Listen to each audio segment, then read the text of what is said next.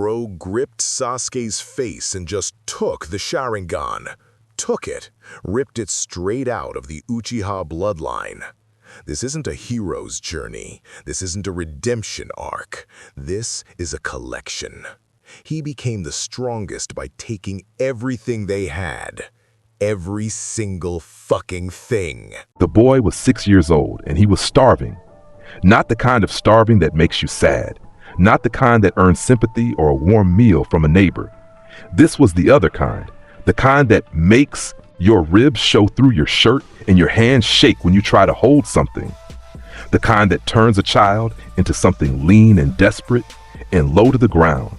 Like a stray dog that has learned the hard way that every human hand is a fist. Waiting to happen. Naruto Uzumaki had not eaten in 2 days. The shops in Konoha's market district had a policy, unspoken, unsigned, but enforced with the consistency of law, that the demon child did not get served.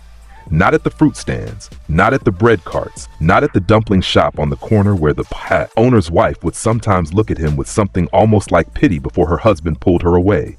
2 days. His stomach had stopped growling around hour 30. Now it just ached, a dull, constant thing, like a bruise that covered his entire torso. So he stole. He was good at it, actually. Small hands, quick feet, a face that most adults refused to look at directly, which meant most adults never saw him coming. He slipped between the legs of a merchant hauling crates, swiped 2 apples from the bottom of a stack, and was gone before the pile even shifted. He made it 4 blocks. The Chunin caught him at the mouth of an alley between a laundromat and a weapons shop. A big man, not famous, not important, just a mid-rank ninja with a flak jacket and a grudge against the thing sealed inside a 6-year-old's belly. His name was Todaki. He had a wife and a son and a fire, style affinity, and absolutely zero hesitation about what he was about to do. He grabbed Naruto by the collar and threw him into the wall. The apples hit the ground. One of them split. "You think you can just take things, demon?" Todaki said. He wasn't yelling. That was worse. Yelling meant someone might hear. Quiet meant he'd done this before. "You think anyone in this village owes you a damn thing?" Naruto hit the ground. His head rang. His vision swam. He could taste copper. Todaki kicked him in the ribs. Then again. Then he picked the boy up by his hair and slammed him against the wall a second time, holding him there, feet dangling. "You should have died with the 4th, Todaki whispered. His breath smelled like sock. "You should have died, and he should have lived, and my brother would still be." His voice cracked. His grip tightened. Naruto couldn't breathe. His vision was going dark at the edges. His hands scrambled against the man's wrist, not fighting, not attacking, just the blind animal reflex of something small and suffocating, reaching for anything, clawing at the thing that was killing it. His fingers closed around Todaki's bare wrist, and the world changed. It did not happen with a bang. There was no flash of golden light, no dramatic eruption of demonic chakra, no swelling orchestral score. It happened in silence, in the dark, in an alley that smelled like old soap and rust. Black and red energy bled from the point of contact. Not light exactly, but something that moved like light shadow, curling around Todaki's forearm like smoke from a fire that burned in a color the human eye was never meant to process. It pulsed, it pulled, and Todaki's face went from cruel to confused to terrified in the span of a single heartbeat. He screamed. Not a battle cry, not a shout, a scream. High and thin and wrong, like the sound a man makes when something is being pulled out of him that was never supposed to move. His legs buckled. His grip on Naruto vanished. He staggered back, clutching his arm, staring at his own hand like it belonged to someone else. His chakra network, the intricate system of pathways that every shinobi in the world relied on like a second circulatory system, was collapsing. Not fading, collapsing. The channels that carried fire nature chakra through his body were being ripped out like wires from a wall. The knowledge of every fire-style jutsu he had ever learned, fireball, phoenix flower, the little ember trick he used to light his son's birthday candles, all of it was being pulled through the point where Naruto's skin touched his, drawn out of him like venom from a wound, except the venom was everything he was. Todaki hit the ground. His eyes were open but empty. His mouth moved, but no words came out. He tried to mold chakra. The most basic instinct of any trained ninja. And nothing happened. Nothing. Like trying to flex a muscle that had been surgically removed. He was hollow. Naruto landed on his feet. He stood there in the dark alley, breathing hard, blood on his lip, bruises blooming across his ribs. His hands were shaking. But not from fear. Not anymore. Fire style. The knowledge flooded into him like warm water filling a glass. Not just the jutsu, the feeling of it. The way fire chakra moved through a network. The way it wanted to burn. The way you had to shape it with your lungs and your will and your hands. He knew hand signs he had never been taught. He understood combustion at a molecular level in a way that no 6-year-old should. He could feel the fire nature sitting inside his chakra network like a new organ, already integrated, already his. He looked at his hands, he looked at Todaki, crumpled, breathing, but broken in a way that no medical ninja would ever be able to fix. And Naruto smiled. Not a child's smile, not a grin of relief or joy, something older. Something that had been waiting behind those blue eyes for 6 years of starvation and beatings and locked doors and whispered curses, waiting for a reason to exist. "Oh," he whispered. His voice was steady. "So that's how it works." He picked up the unbroken apple. He wiped it on his shirt. He took a bite. Then he walked home. The village wasn't a home anymore. It was a store he hadn't finished shopping in. Nobody connected the dots. Why would they? Todaki showed up at the hospital 3 hours later, unable to mold chakra, unable to explain what had happened, raving about black light and the demon child. The medics sedated him. The doctors ran tests. Chakra network collapse. Total, irreversible, cause unknown. A medical anomaly. A tragedy. The kind of thing that happened once in a generation and got written up in journals and forgotten. Nobody thought about the 6-year-old. Nobody ever thought about the 6-year-old. And that was the most dangerous thing about Naruto Uzumaki. Not the power, not the fox sealed in his gut. The fact that an entire village had decided he was beneath notice, beneath thought, beneath consideration, and in doing so had given a predator the perfect camouflage. He was invisible, not because of any jutsu, because of contempt. And contempt, it turns out, is better than any cloaking technique ever invented. Over the next 2 years, Naruto refined his understanding of what he could do. He was careful, patient, the kind of patient that doesn't come naturally to a child, which should have been the first red flag if anyone had been watching. He didn't go on a rampage. He didn't start grabbing people on the street, a drunk genin who cornered him behind the orphanage and tried to carve the whisker marks deeper into his cheeks. Transfer, wind style. The genin woke up the next morning unable to form the most basic jutsu and blamed it on the alcohol, a retired chunin who threw a rock at him during a festival. Transfer, earth style. The old man spent 2 weeks in the hospital and never molded chakra again. The diagnosis? Age-related chakra degradation. Sad but natural. A civilian with latent water nature who shoved Naruto into a drainage ditch and held his head under the water until his lungs burned. Naruto grabbed the man's ankle as he was drowning. Transfer, water style. The man stumbled home feeling wrong, feeling empty, feeling like something essential had been scooped out of him. He never told anyone.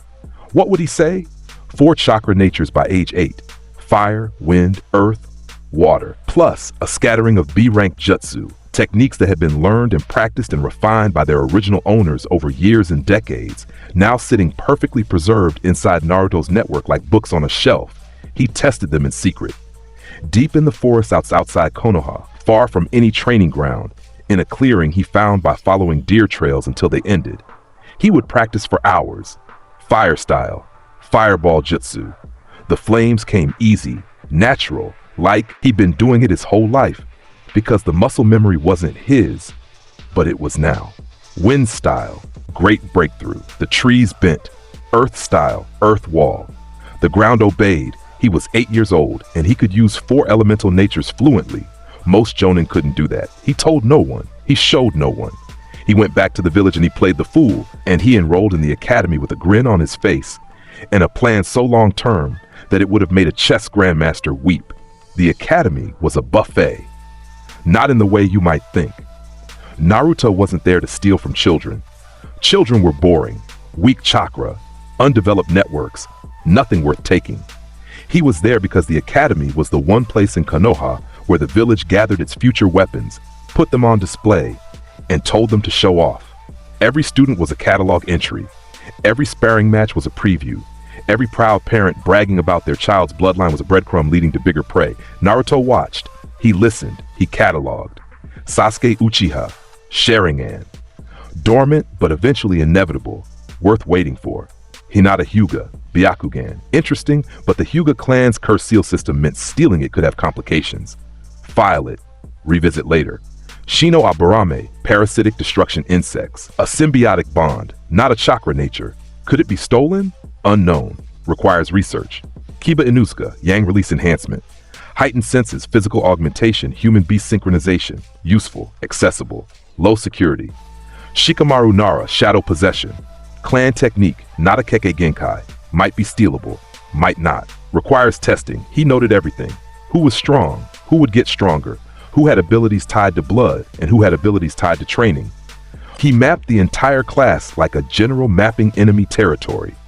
And he did it while sitting in the back row with drool on his chin and a test paper covered in wrong answers.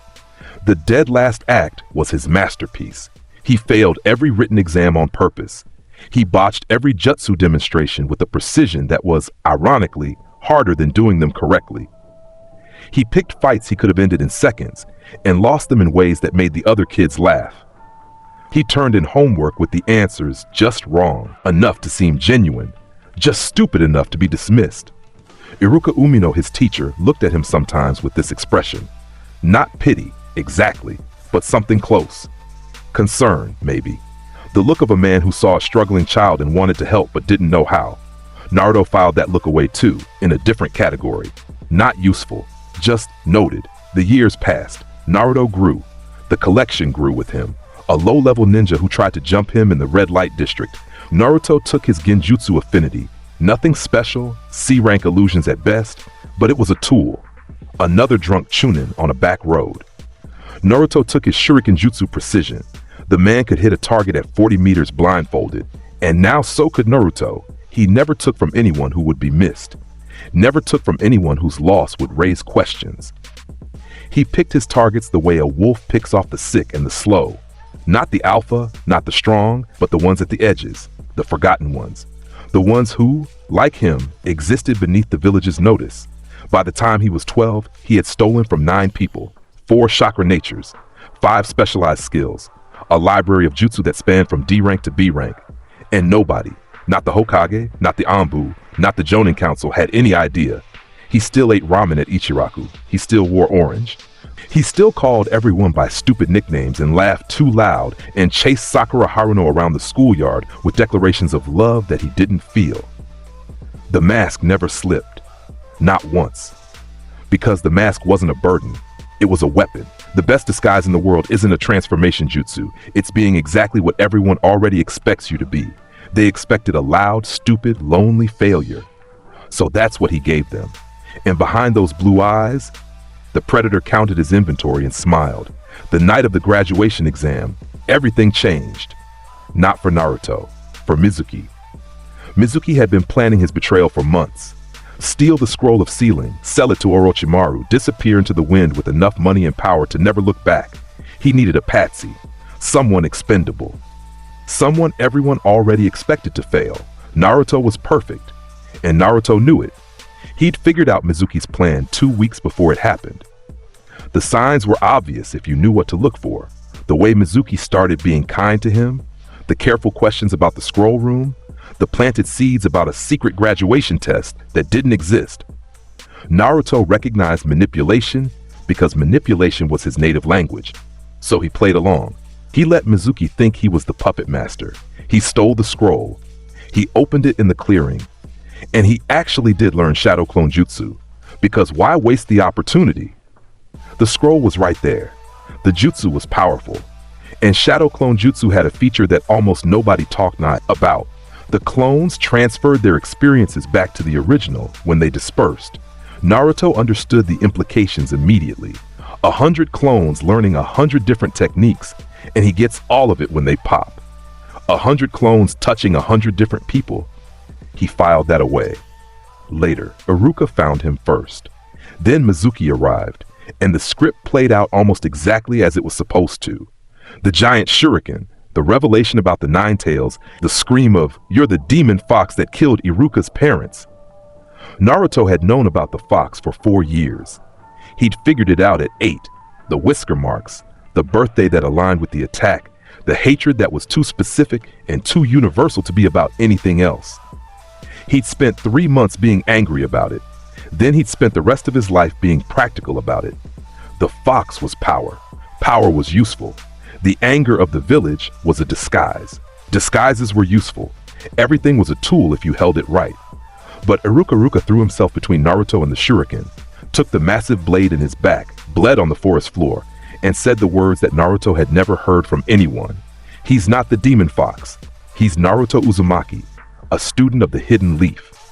Naruto stood there, and for a single, dangerous moment, something cracked. Not the mask. Something underneath it, something he had buried so deep that he'd forgotten it was there. The part of a 6-year-old boy who had once wanted nothing more than for someone to see him as human. That part of him lurched, reached toward Iruka's words like a plant reaching toward sunlight, and Naruto felt an emotion he couldn't catalog and didn't want. He crushed it. Fast, efficient, the way you snuff a candle. But he didn't forget it. And years later, when the dust settled and the bodies stacked and the nations burned, that single moment, Iruka bleeding on the ground, calling him by his name, would be the one thing he could never fully explain away.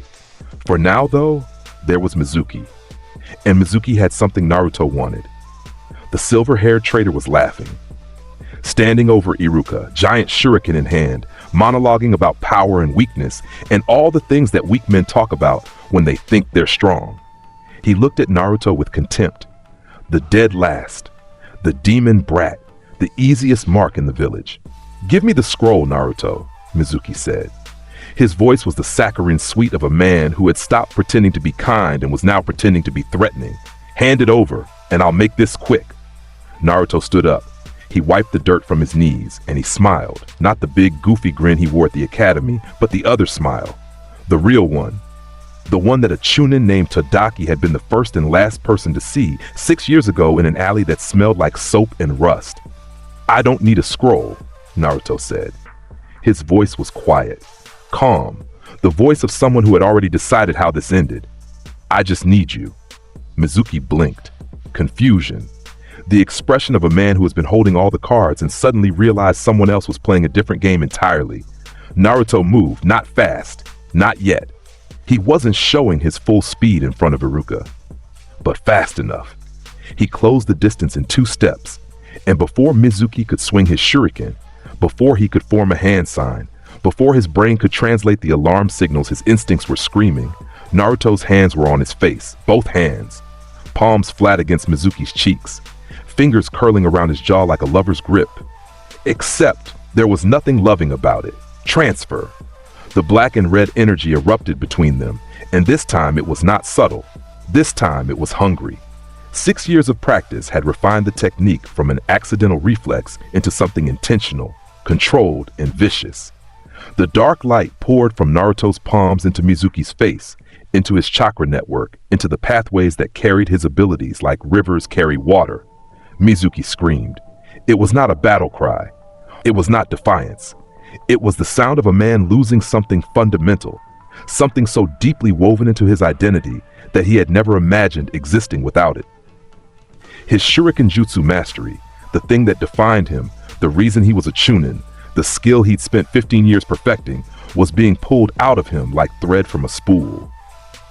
His earth-style affinity, earned through years of training, gone. His advanced chakra control, the thing that let him walk on water and climb trees and mold techniques with precision, stripped away. His eyes went wide, then wider, then empty. He crumbled. Not fell, crumbled, like a building with the supports removed. His knees buckled first, then his back curved, then his arms dropped, and he hit the ground in a heap of limbs that looked like they belonged to a puppet with cut strings. He tried to mold chakra. The reflex was still there, but the ability was not. Like reaching for a limb that had been amputated. Phantom power. Ghost jutsu. Nothing. Mizuki looked up at Naruto. His mouth was open. No words. Just the small animal sounds of a man who has just realized that he is less than he was and will never be more again. Naruto looked down at him. The stolen ability settled into his network. Shuriken Jutsu mastery joining the growing library. Earth style reinforcing what he already had. Chakra control layering on top of his own. He flexed his fingers. Everything fit. Everything was his. He killed Mizuki. Quickly, quietly. A kunai from the weapon pouch on his hip. Not a stolen technique, not a flashy jutsu, just a sharp piece of metal through the throat. Mizuki gurgled once and was still.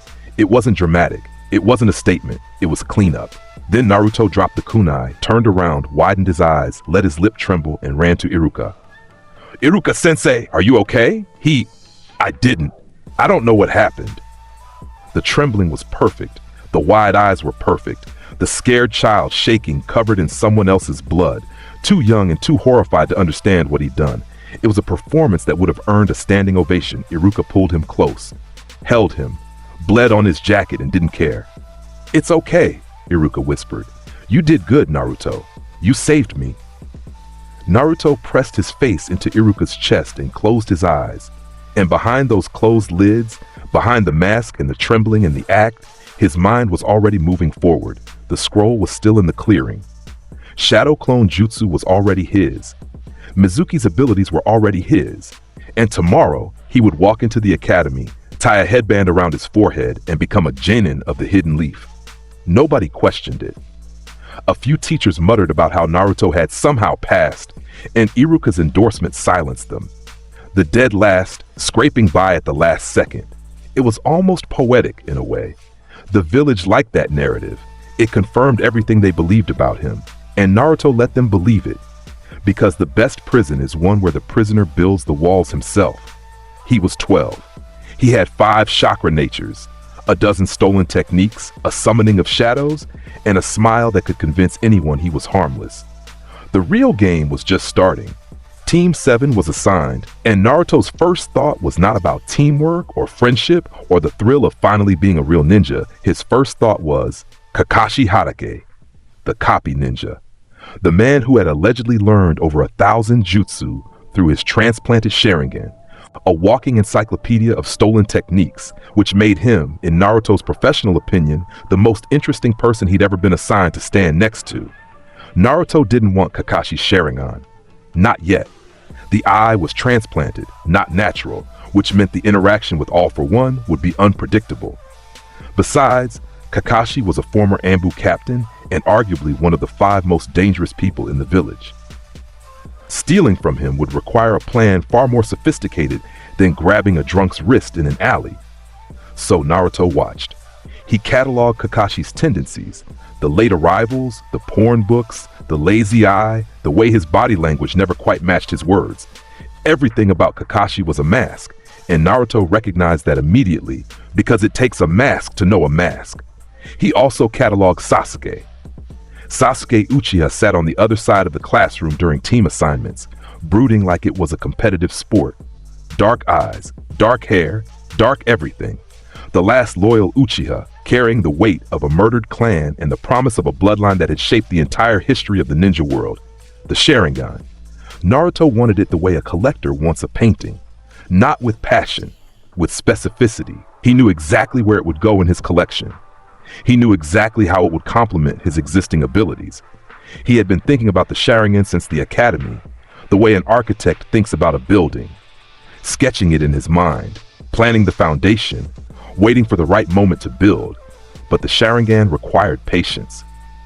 Sasuke hadn't awakened it yet, and stealing a dormant kekkei genkai might yield nothing, or it might take the potential itself. Naruto wasn't sure, and he wasn't willing to risk getting an empty prize. Better to wait. Better to let Sasuke activate those red eyes on his own, and then take them at their peak. So he played rival. He argued with Sasuke. He competed with Sasuke. He pushed Sasuke, not toward friendship, but toward desperation. Because Sasuke, Naruto understood, was the kind of person who only unlocked his potential when he felt like he was falling behind. Every time Naruto pretended to be catching up, Sasuke pushed harder. And every time Sasuke pushed harder, the Sharingan got closer to waking up. Naruto was farming his own harvest. And then there was Sakura, pink hair, green eyes, absolutely useless. Naruto pretended to be in love with her because it was expected and because it made him look stupid, and looking stupid was the single most important jutsu in his arsenal. He didn't dislike her. He didn't like her. She was furniture. Kakashi's bell test came and went. Naruto performed exactly as expected. Aggressive, sloppy, emotional, the first one trapped and the last one to figure out the teamwork lesson. In reality, he'd figured it out before Kakashi finished explaining the rules. But the dead last doesn't figure things out first. The dead last charges in and gets buried up to his neck. So that's what he did. They passed. They became Team 7. And the missions began. The D ranks, the menial labor, the fence painting and cat catching that every genin team suffered through. Naruto complained loudly about every single one. Inside, he was content. D ranks were safe. D ranks gave him time to train in secret, to refine his stolen abilities, to practice jutsu combinations that no 12-year-old should know. Every evening after missions, while Sasuke brooded and Sakura fawned and Kakashi read his books, Naruto slipped into the forest and drilled fire-style, fireball jutsu. The flames had gotten bigger, hotter. Wind-style, great breakthrough. He could level a stand of trees. Earth-style, earth wall. The barriers came up faster, thicker, denser. Water-style, water bullet. He pulled moisture from the air itself. Shadow clone jutsu. And this was the real prize. Multiplied his training exponentially. 100 clones, each practicing a different element, a different technique, a different angle. When they dispersed, Naruto absorbed days of experience in seconds. His growth rate wasn't just accelerated. It was obscene. He also experimented with combinations. Wind fed fire, earth blocked water. Water and wind together felt cold in his hands, almost like ice, but not quite. Something was missing. A catalyst, a template. He needed to see how true ice release worked, how the two natures fused rather than just layering. He filed that away. He would find someone with ice release. He would take it. He would understand the fusion. And then he would have 5 natures and a kekkei genkai. And he would still be sitting in the back of every briefing with his head on the desk and drool on his sleeve. The C-rank mission to Wave Country was announced. And Naruto's reaction, loud, excited, obnoxious, was real for exactly one reason. He had heard rumors about the shinobi in the Land of Water, about the bloodline purges, about the survivors scattered across the eastern islands.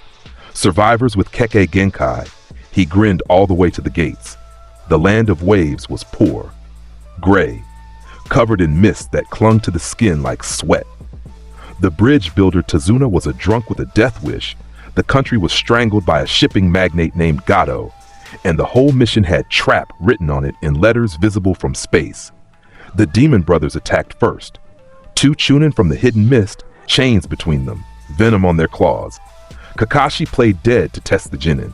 Sasuke performed admirably, quick, precise, textbook. Naruto froze, on purpose. He stood there, wide-eyed, trembling, while the poison chain wrapped around him. He let Sasuke save him. He let Kakashi step in. He let the moment play out exactly the way it was supposed to, the dead last, freezing under pressure, needing to be rescued. Later, by the campfire, he stabbed his own hand with a kunai and swore he'd never freeze again. The blood ran down his wrist. Sakura gasped. Sasuke scoffed. Kakashi bandaged it. None of them noticed that the wound healed in 30 seconds. Zabuza Momochi appeared on the bridge like a nightmare walking out of fog. The demon of the hidden mist. Former member of the 7 Swordsmen. A killer so efficient that he'd earned his graduation from Kiri's Bloody Mist Academy by murdering every other student in his class. 100 children, dead at the hands of a boy who wasn't even enrolled. He was enormous. His sword was bigger. The killing intent he radiated was a physical weight on Naruto's chest, a pressure that made lesser men's knees buckle and stronger men's hands shake. Naruto noted the sword technique, the water-style mastery, the silent killing method. He noted everything, but Zabuza wasn't the prize. Zabuza was the bodyguard. The prize was the masked boy standing behind him, slim, beautiful, silent, radiating a cold that had nothing to do with temperature. Naruto felt it the moment they entered the same space. A kekkei genkai, active, alive, humming with fusion chakra, water and wind, twisted together into something new, ice release. The catalog entry in Naruto's mind lit up like a beacon. The first fight with Zabuza went according to script. Water prison, Kakashi trapped. Team 7 scrambles. Naruto and Sasuke pull off a shuriken trick that's actually clever. Kakashi gets free. Water Dragon versus Water Dragon. Zabuza gets knocked out and spirited away by his masked partner, who Naruto now knew was the ice release user because he could feel the cold spike when the boy came close. They retreated to Tazuna's house. They trained. Tree climbing. Chakra control. Naruto pretended to struggle. He climbed the tree on his first try, internally, using his stolen advanced chakra control, and then fell off on purpose, again and again, until it looked like he'd earned the skill through sweat and determination. Sasuke reached the top first. Then Naruto, hours later, panting and grinning. Everyone was proud of him. The underdog, catching, Naruto smiled his fake smile and waited. The bridge, the mist, the second fight. Zabuza engaged Kakashi. The masked boy, Haku, his name was Haku, engaged Sasuke. Sakura guarded Tazuna. And Naruto arrived late as planned, bursting out of the fog like the cavalry. Haku had already activated his technique. The ice mirrors formed in a dome around Sasuke. Dozens of reflective surfaces hanging in the air, each one containing Haku's image. Each one a portal through which Senbon could fly at impossible angles and speeds. Secret jutsu, crystal ice mirrors. Sasuke was bleeding from a dozen small wounds. His eyes were spinning, and there it was. The Sharingan blooming red, 2 tomoe in each eye, awakened by desperation and pain. Naruto saw it and felt a pulse of satisfaction so deep it was almost physical. Good. Let Sasuke activate it. Let Sasuke ripen. But the ice was right here, right now, and Haku was right there inside it. And the opportunity was so perfect that Naruto could taste it. He charged into the dome. Sasuke, I'm here to save you. Sasuke's response was predictable. You idiot! You were supposed to attack from outside. Naruto stumbled into the mirror space, tripped over his own feet, and landed in a heap. Classic dead last entrance. Haku looked down at him from within the mirrors. That porcelain mask hiding a face that Naruto had briefly glimpsed in the forest, where they talked about precious people and the strength that comes from protecting them. Haku was kind. Naruto had recognized that immediately. Kind and talented and utterly devoted to Zabuza, a tool who loved his master, a weapon who had a heart. That made what came next both easier and harder. Naruto let Haku fight. He dodged poorly, on purpose. He took hits, non-lethal, because Haku was too precise and too merciful to aim for organs. He let the Senbon pierce his arms, his legs, the meat of his shoulder. He bled. He stumbled. He shouted defiance that sounded brave and stupid and exactly like what a 12-year-old dead last would shout when outmatched. And he watched.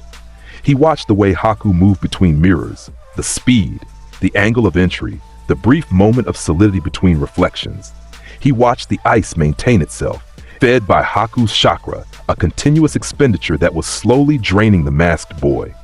He watched the way the ice release manifested, not just as a jutsu, but as a bloodline, a fundamental rewriting of chakra nature that allowed water and wind to exist simultaneously in the same pathway. He needed to understand the fusion, not just steal it, understand it. Because if he stole a kekkei genkai without understanding how the fusion worked, he might end up with the raw power but not the control. An uncontrolled ice release was just cold water and sharp wind, so he waited. He watched. He let Haku tire. Beside him, Sasuke was pushing himself to the limit, Sharingan spinning, tracking the mirrors, starting to predict the angles. Naruto noted that too, the Sharingan's development pattern, the way it improved under stress. Useful data. Then Haku decided to end it. The masked ninja accelerated.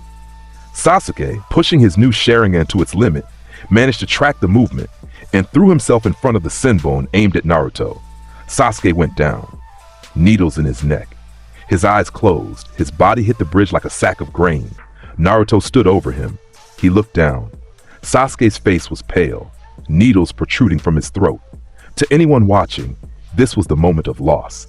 The moment where the dead last's only friend falls, where grief and rage ignite, where the power of bonds and love overwhelms the cold calculation of a killer. To Naruto, it was convenient.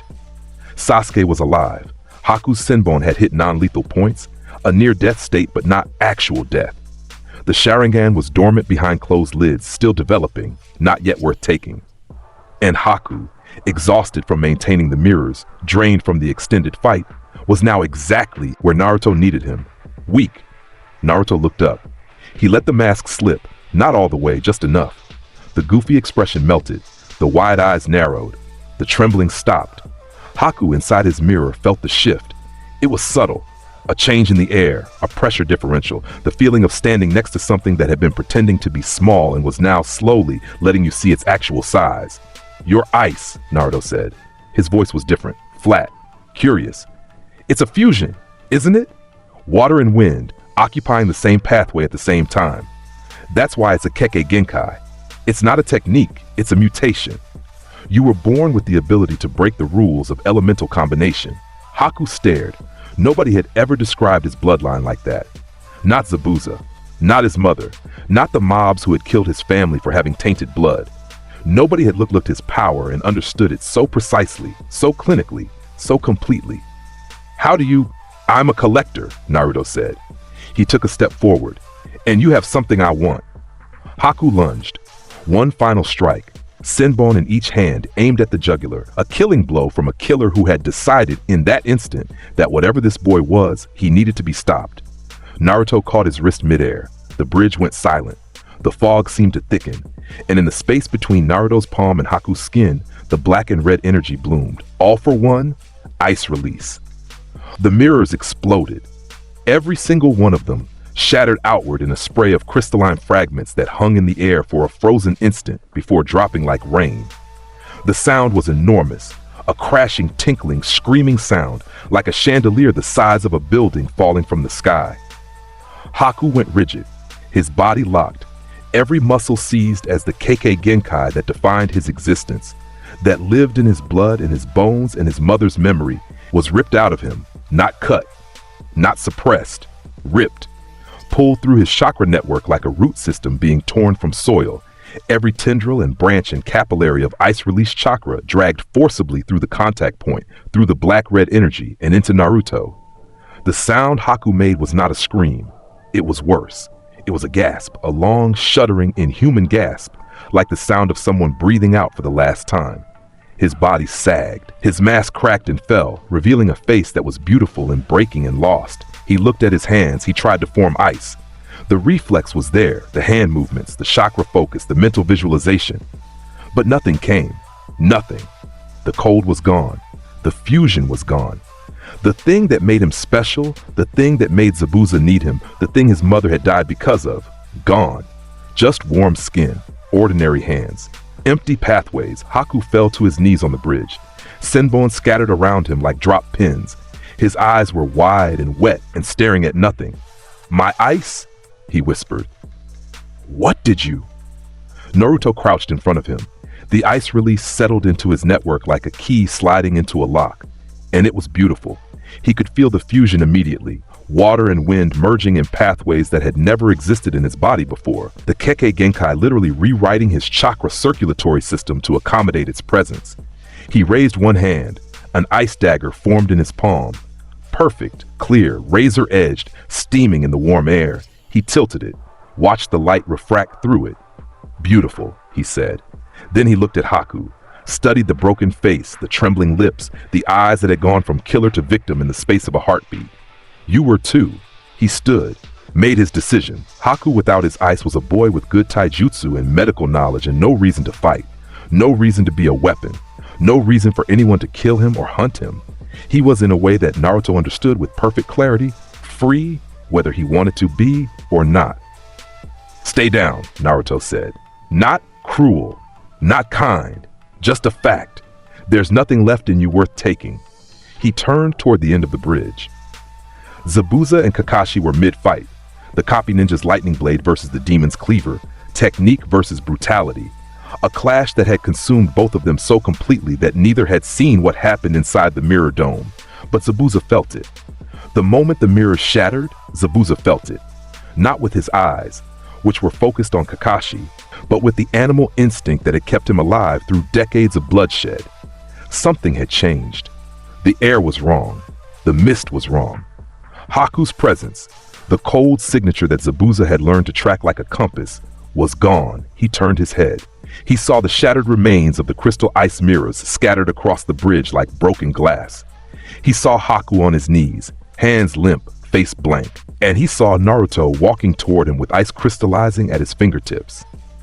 Zabuza Momochi, the demon of the hidden mist, a man who had killed 100 children and never flinched, looked at a 12-year-old boy and felt his hands shake, not from fear of the technique, from fear of the implications. A child who could take a kekkei genkai, a child who had just stolen the one thing that made Haku useful. A child with blue eyes and an orange jacket and a smile that didn't reach anywhere near his soul. What the hell are you? Zabuza breathed. Naruto stopped walking. He considered the question. Hungry, he said. Then Gato arrived.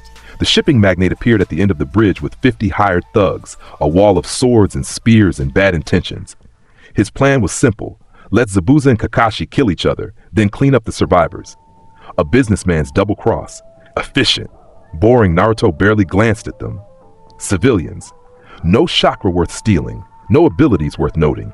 Just bodies. The scene played out. Gato mocked Zabuza. Zabuza found what was left of his pride and charged through the army with a kunai in his teeth and died on the bridge in a pile of his own blood after cutting Gato down. It was poetic and tragic, and Naruto watched it happen with the detached interest of a naturalist watching a predator's last hunt. Zabuza died next to Haku. Snow fell, natural snow, not jutsu, just weather, and it covered them both like a blanket. Naruto stood apart from the scene. Kakashi was wounded. Sakura was crying. Sasuke was waking up, groggy, alive. Tazuna was thanking every god he could name. Naruto looked at the ice dagger still in his hand. He dissolved it into mist. He had what he came for. The return to Konoha was uneventful. Naruto slipped back into his mask like putting on a comfortable jacket. Loud, obnoxious, bragging about the mission, pestering Sasuke, annoying Sakura. Kakashi filed his report. The mission was upgraded to A rank. The Hokage frowned and smoked his pipe and said something about being proud of Team 7. Nobody mentioned the shattered ice mirrors. Nobody asked how Haku had been defeated.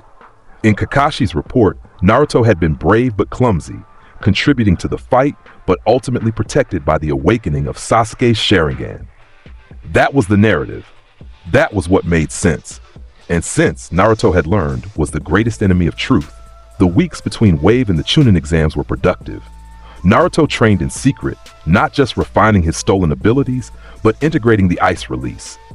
The kekkei genkai required adjustment. Unlike the basic elemental natures, which slotted into his network like puzzle pieces, the fusion was a living system that demanded its own space, its own pathways, its own logic. His body ached for days as the new channels formed. It felt like growing a new limb, painful, disorienting, but ultimately exhilarating. By the time the Chunin exams were announced, he could form ice constructs with a thought. Walls, weapons, mirrors. Haku's mirrors, perfect replicas, born from stolen muscle memory. Use them. He wouldn't. Not where anyone could see, but he had them, and having them was enough. The Chunin exams were Konoha's grand stage, a tournament where genin from every nation gathered to prove their worth, where alliances were forged and rivalries settled, and the villages showed off their weapons like merchants at a trade fair. For most genin, it was a test. For Naruto, it was an opportunity. New villages meant new bloodlines. New bloodlines meant new items for the collection. He walked into the exam hall with his hands in his pockets and a grin on his face and a shopping list in his head. The written test was a joke. Naruto knew the answers. 4 chakra natures and a stolen Chunin's worth of academic knowledge made the questions trivial. He wrote wrong answers. He sweated. He panicked. He slammed his fist on the desk and declared he'd never give up, even if he got every question wrong. The dead last being the dead last. Predictable, safe, invisible. Abiki Morino, the proctor, was mildly impressed by the display of gutsy stupidity. He shouldn't have been. Gut and stupidity were exactly what Naruto wanted him to see. The Forest of Death was next, and the Forest of Death was where things got interesting. Not because of the giant snakes or the deadly traps or the survival element, because of Orochimaru. The snake Sanin entered the forest wearing a grass ninja's face, literally peeled off and stretched over his own features like a mask of human skin. Naruto felt him before he saw him. Not the chakra, though that was monstrous, a pressure that made the trees lean, but the intent, the sheer, alien intensity of a mind that viewed human beings as experimental materials, Naruto recognized it. It was the same way he viewed them, minus the pretension. Orochimaru engaged Team 7 in a clearing. The fight was one-sided in a way that made the word fight feel generous. Orochimaru moved like the forest belonged to him, because it did. He had trained here. He had killed here. This was his territory in a way that transcended ownership. Sasuke fought bravely. Naruto could give him that much. The two Tomoe Sharingan spinning, fire style and shuriken in a desperation that was almost admirable. Orochimaru toyed with him. The snake played with his food, and then Orochimaru struck, his neck extended, an inhuman serpentine motion that no human body should be capable of, and his teeth sank into Sasuke's shoulder. The curse mark bloomed on Sasuke's skin like a bruise in Fast Forward, 3 black Tomoe spinning into existence, burning with a foreign chakra that tasted like poison and power. Sasuke screamed. He collapsed. The mark pulsed. Naruto watched from behind a tree. He had positioned himself out of the direct fight early, playing scared, playing frozen. The dead last overwhelmed by an opponent so far beyond his level that even acknowledging the gap was terrifying. Nobody questioned why Naruto wasn't fighting. Of course he wasn't fighting. He was the dead last. What could he do? But his eyes were open, and his mind was working. The curse mark, Orochimaru's signature. A seal that injected the Sanin's own chakra into a host, enhancing their power at the cost of slowly binding their will to Orochimaru's. A leash disguised as a gift. Naruto understood the mechanism immediately. Not the technical details, but the philosophy. Give someone power they didn't earn, and they become dependent. Make the power come from you, and they become yours. It was all for one's mirror image. Naruto took. Orochimaru gave. The result was the same, control. Naruto didn't want the curse mark. He didn't want anything with strings attached. But Orochimaru himself, the body modification techniques, the immortality research, the vast jutsu library, was an encyclopedia worth reading. Not today. Not here. Orochimaru was too strong, too alert, too aware. But somehow, there was a smaller opportunity. As Orochimaru withdrew, satisfied with his new mark vessel, already planning Sasuke's defection, he summoned a massive snake to guard his retreat.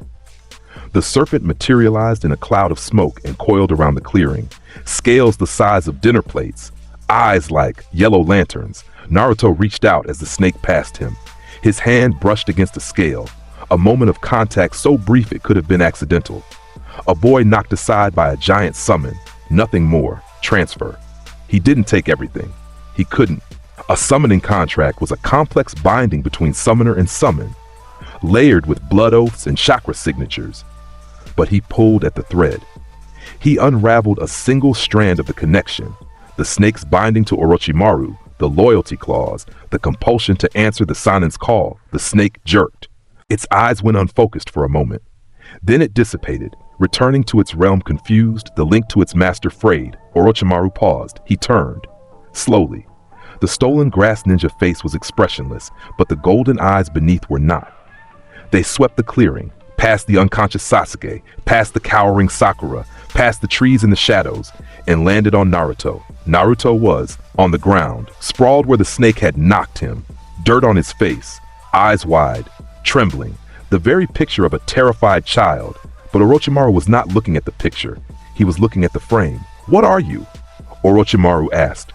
The question was quiet, curious, the voice of a scientist encountering an anomaly. Naruto met his golden eyes, and for just a fraction of a second, so fast that even Orochimaru's perception almost missed it, the mask flickered, the trembling stopped, the wide eyes narrowed, and something looked back at Orochimaru that was not a scared child. "I am the one who takes." The mask snapped back into place. Naruto scrambled backward, whimpering, playing scared. Orochimaru stared. Then he laughed, low, rolling, and for the first time in decades, perhaps longer, it was not a laugh of superiority or amusement. It was a laugh of recognition, of excitement, and underneath that excitement, so faint that even Orochimaru might not have identified it in himself, something very close to dread. He vanished into the forest. The mocking echo of his laughter lingered after him like perfume. Naruto lay on the ground, breathing hard, selling the performance. Inside, his mind was racing. The summoning contract unraveling was a proof of concept. He could interfere with bonds between summoner and summon, With more contact, more time, he could sever them entirely, or redirect them, Orochimaru's snakes answering Naruto's call instead. Later. Everything was later. He was patient the way a predator is patient. Sasuke lay unconscious with the curse mark burning on his neck. Sakura was crying over him. The forest hummed with danger and death and the distant sounds of other teams fighting for scrolls. Naruto sat up, rubbed his head, and said, "What happened? Did we win?" Sakura hit him. He let her. The preliminary rounds of the Chunin exams took place in a concrete arena beneath the Forest of Death's tower. An underground amphitheater with a fighting stage and an observation balcony where the remaining genin and their senseis watched and waited. The matchups were random. The fights were elimination. The stakes were exactly as high as a room full of teenage killers could make them. Naruto waited. He watched the early fights with the detached interest of a talent scout at a minor league game. Sasuke versus that sound ninja. Sasuke won, barely, curse mark flaring, Kakashi dragging him away immediately after. Shino versus Zaku, interesting use of the parasitic destruction insects. Tamari versus Tenten, wind against weapons, a mismatch from the start. Shikamaru versus Ken, clever, the shadow technique proving harder to steal than Naruto had initially hoped. Then the screen flashed. Naruto Uzumaki versus Kiba Inuzuka. Kiba grinned. Akamaru barked. The dog boy leaned over the railing and shouted, "Finally! An easy one!" Naruto grinned back. "You said it, dog breath!" They took the stage. Kiba bounced on his toes, cracking his knuckles. Akamaru crouched beside him, already shifting into combat mode. The yang release enhancement that defined the Inuzuka style was already active. Kiba's muscles were denser, his reflexes faster, his senses sharper than any normal genin had a right to possess. The human-beast synchronization hummed between him and Akamaru like a live wire. Naruto saw all of it, cataloged all of it, wanted all of it. The proctor raised his hand. "Begin!" Kiba charged. Beast mimicry, all fours jutsu. His body dropped to a quadruped stance, nails lengthening, eyes going feral, every muscle in his body accelerating as the yang enhancement kicked into high gear. He closed the distance in under a second, swiping at Naruto's face with claws that could tear through wood. Naruto dodged, barely, making it look like luck. His feet scrambled. His expression was wide-eyed panic. "Hey, watch the face!" Kiba pressed. "Akamaru, now!" Beast mimicry, man-beast clone. Akamaru transformed, a puff of smoke, and suddenly there were two Kibas, both feral, both fast, moving in tandem with the fluid coordination of a single mind in two bodies. They split, flanked, converged. Fang over fang! The twin rotating strikes launched, two spiraling drills of chakra-enhanced flesh and claw, screaming through the air toward Naruto from opposite sides. The technique was a signature Inuzuka move, devastating speed, overwhelming force, the kind of attack that ended fights against genin in a single hit. Naruto didn't dodge, he braced. The crowd in the balcony shifted. Kakashi's visible eye narrowed. Hinata's hands went to her mouth. Even the proctor took a half step back. Naruto raised one hand and caught the leading Kiba's rotation mid-air. The impact was enormous. The force of fang over fang was enough to crater stone. And Naruto's feet skidded back 6 inches on the arena floor, his arms shaking with the strain.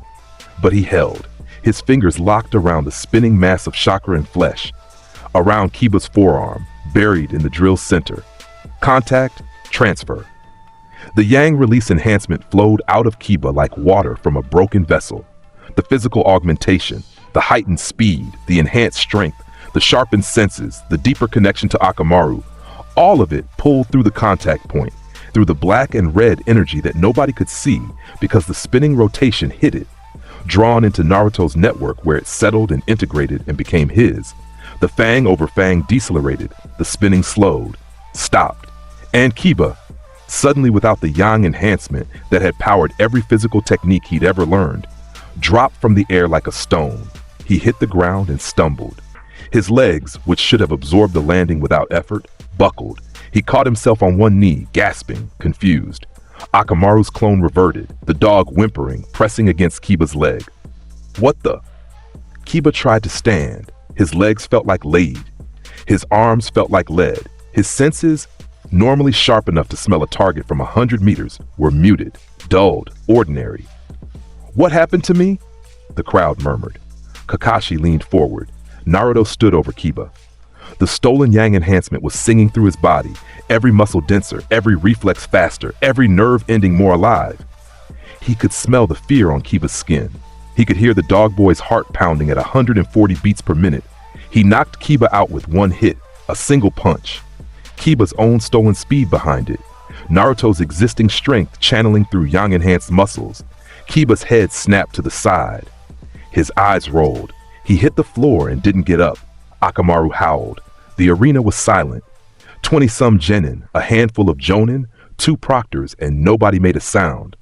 Then Naruto turned to the balcony, threw both fists in the air and screamed, "Yeah, believe it! Did you see that? Dead last my!" The crowd started murmuring again. The moment was broken, just an upset, just a loud kid getting lucky against the overconfident dog boy. Flukes happened. It was the Chunin exams. Kakashi watched from the rail. His single visible eye was unreadable. He had seen the moment of contact. He had seen Kiba's speed evaporate. He had noticed that Naruto's punch, the finishing blow, had moved faster than any punch Naruto had ever thrown before. Faster than any punch Naruto should be capable of. He filed it away, said nothing, because there was nothing to say. What accusation could he make? I think my student somehow stole another student's physical enhancement during a punch. He'd sound insane, and Kakashi Hatake did not sound insane. But he watched Naruto walk back to the balcony. He watched the grin, the celebration, the obnoxious victory dance. And for the first time since he'd been assigned Team 7, Kakashi wondered if the idiot was actually an idiot. He dismissed the thought. Almost. The month between the preliminary rounds and the final tournament was supposed to be training time. Naruto was assigned Jiraiya, the Toad Sage, the legendary Sannin, Naruto's father's teacher. Though Naruto wasn't supposed to know that last part, he knew. He had known since he was 9. The resemblance was in the Hokage's office, hanging in a portrait on the wall. The 4th Hokage, blonde hair, blue eyes, the same jawline, the same cheekbones. Naruto wasn't stupid. He was pretending to be stupid. There's a difference so large you could fit an entire hidden village inside it. Jiraiya taught him summoning, the Toad contract, blood on the scroll, chakra in the palm, slam it on the ground. Summoning jutsu, Gamabunta appeared, the chief Toad, a mountain of amphibian muscle in a battle vest, smoking a pipe, annoyed at being called by a child. The dynamic was supposed to be comedic. The little brat and the giant Toad, learning to work together, building a bond. Naruto let it play out that way. He rode Gamabunta. He earned the Toad's respect. He signed the contract in blood and became a full summoner. But what he really learned from Jiraiya was not the summoning technique. It was information. Jiraiya talked, constantly, about his travels, about his spy network, about the ninja world's power structures and hidden players. He talked about the Akatsuki, a shadow organization of S-rank missing nin collecting tailed beasts. He talked about Orochimaru's obsession with immortality. He talked about the elemental nation's geopolitical balance and how fragile it was. Naruto absorbed every word. He memorized names, locations, capabilities. He built a map in his head of the world's most powerful people and what they could do, because every name was a potential acquisition. Itachi Uchiha, Mangekyo Sharingan, the evolved form, worth more than Sasuke's base model, Kasame Hoshigaki, Samahada, the sentient sword that ate chakra. Could he steal the bond between swordsman and sword? Pain, the leader of Akatsuki, rumored to possess the Rinnegan, the legendary eye technique of the Sage of Six Paths.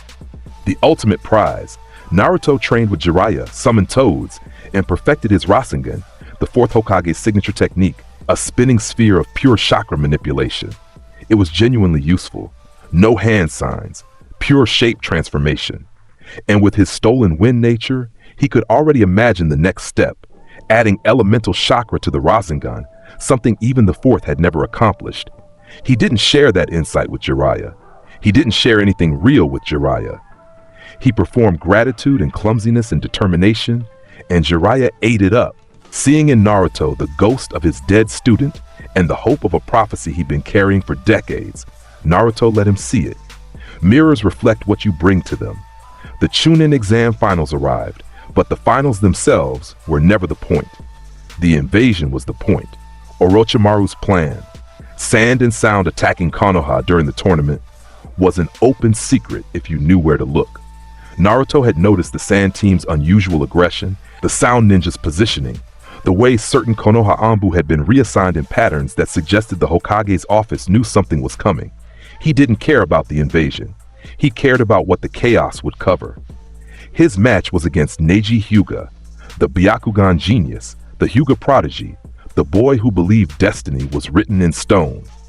Naruto beat him. He had to.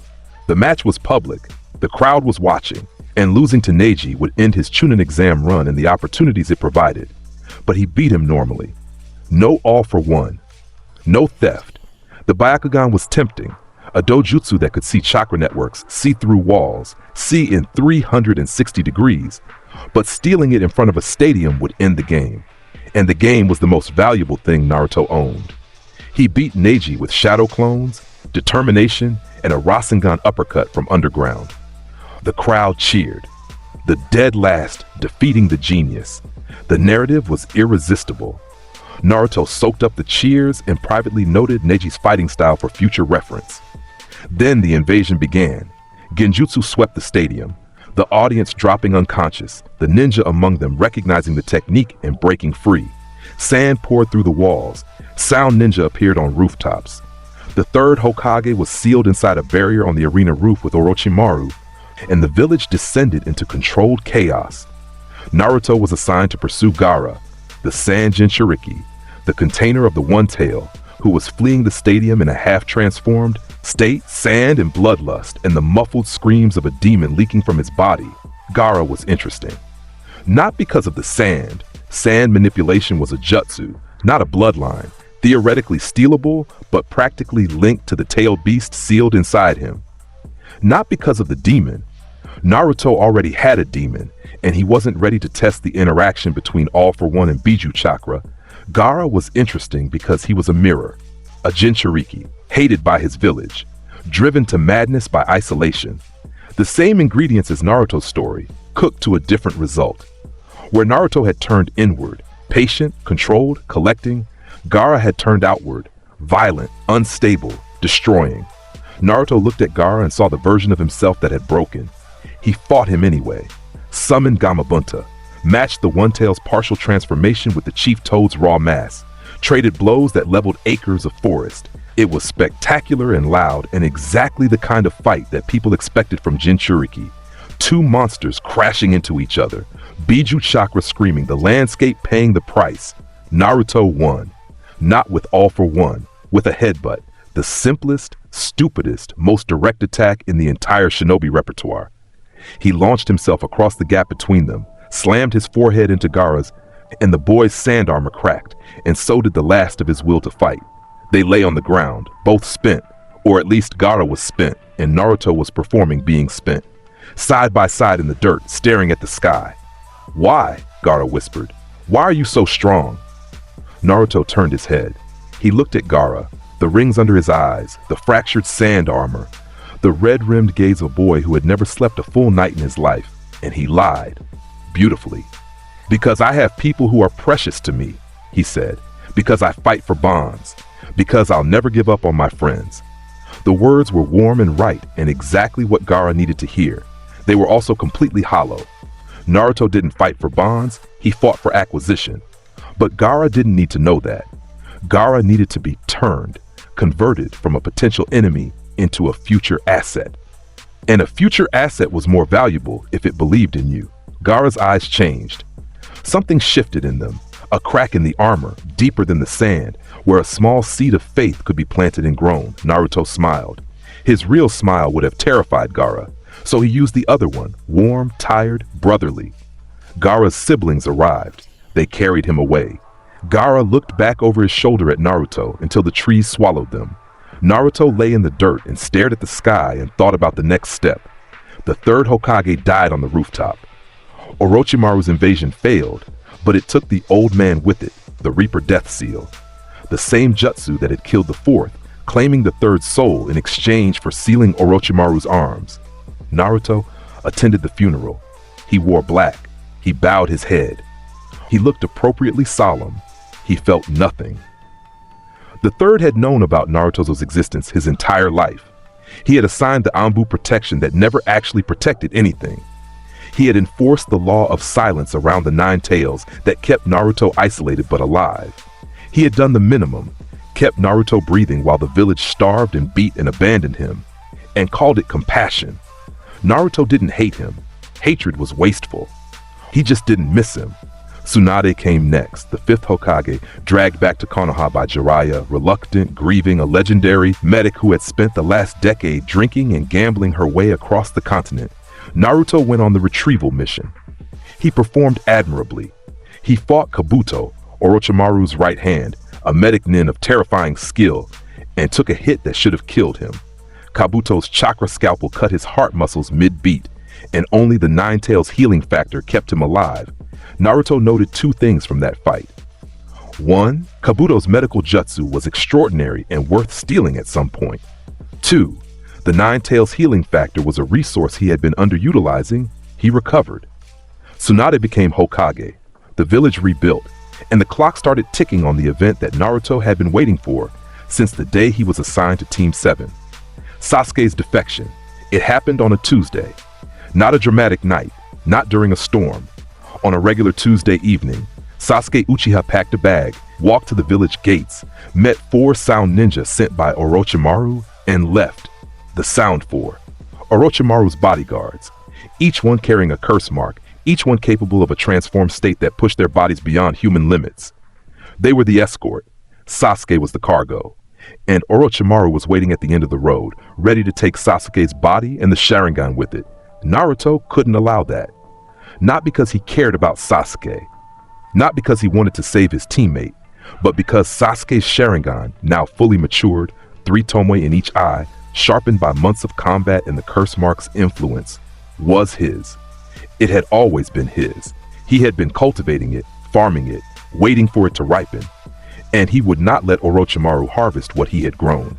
Tsunade assembled the retrieval team, Shikamaru as leader, Naruto, Kiba, still diminished from the preliminary round, but though he didn't understand why, Neji, and Choji.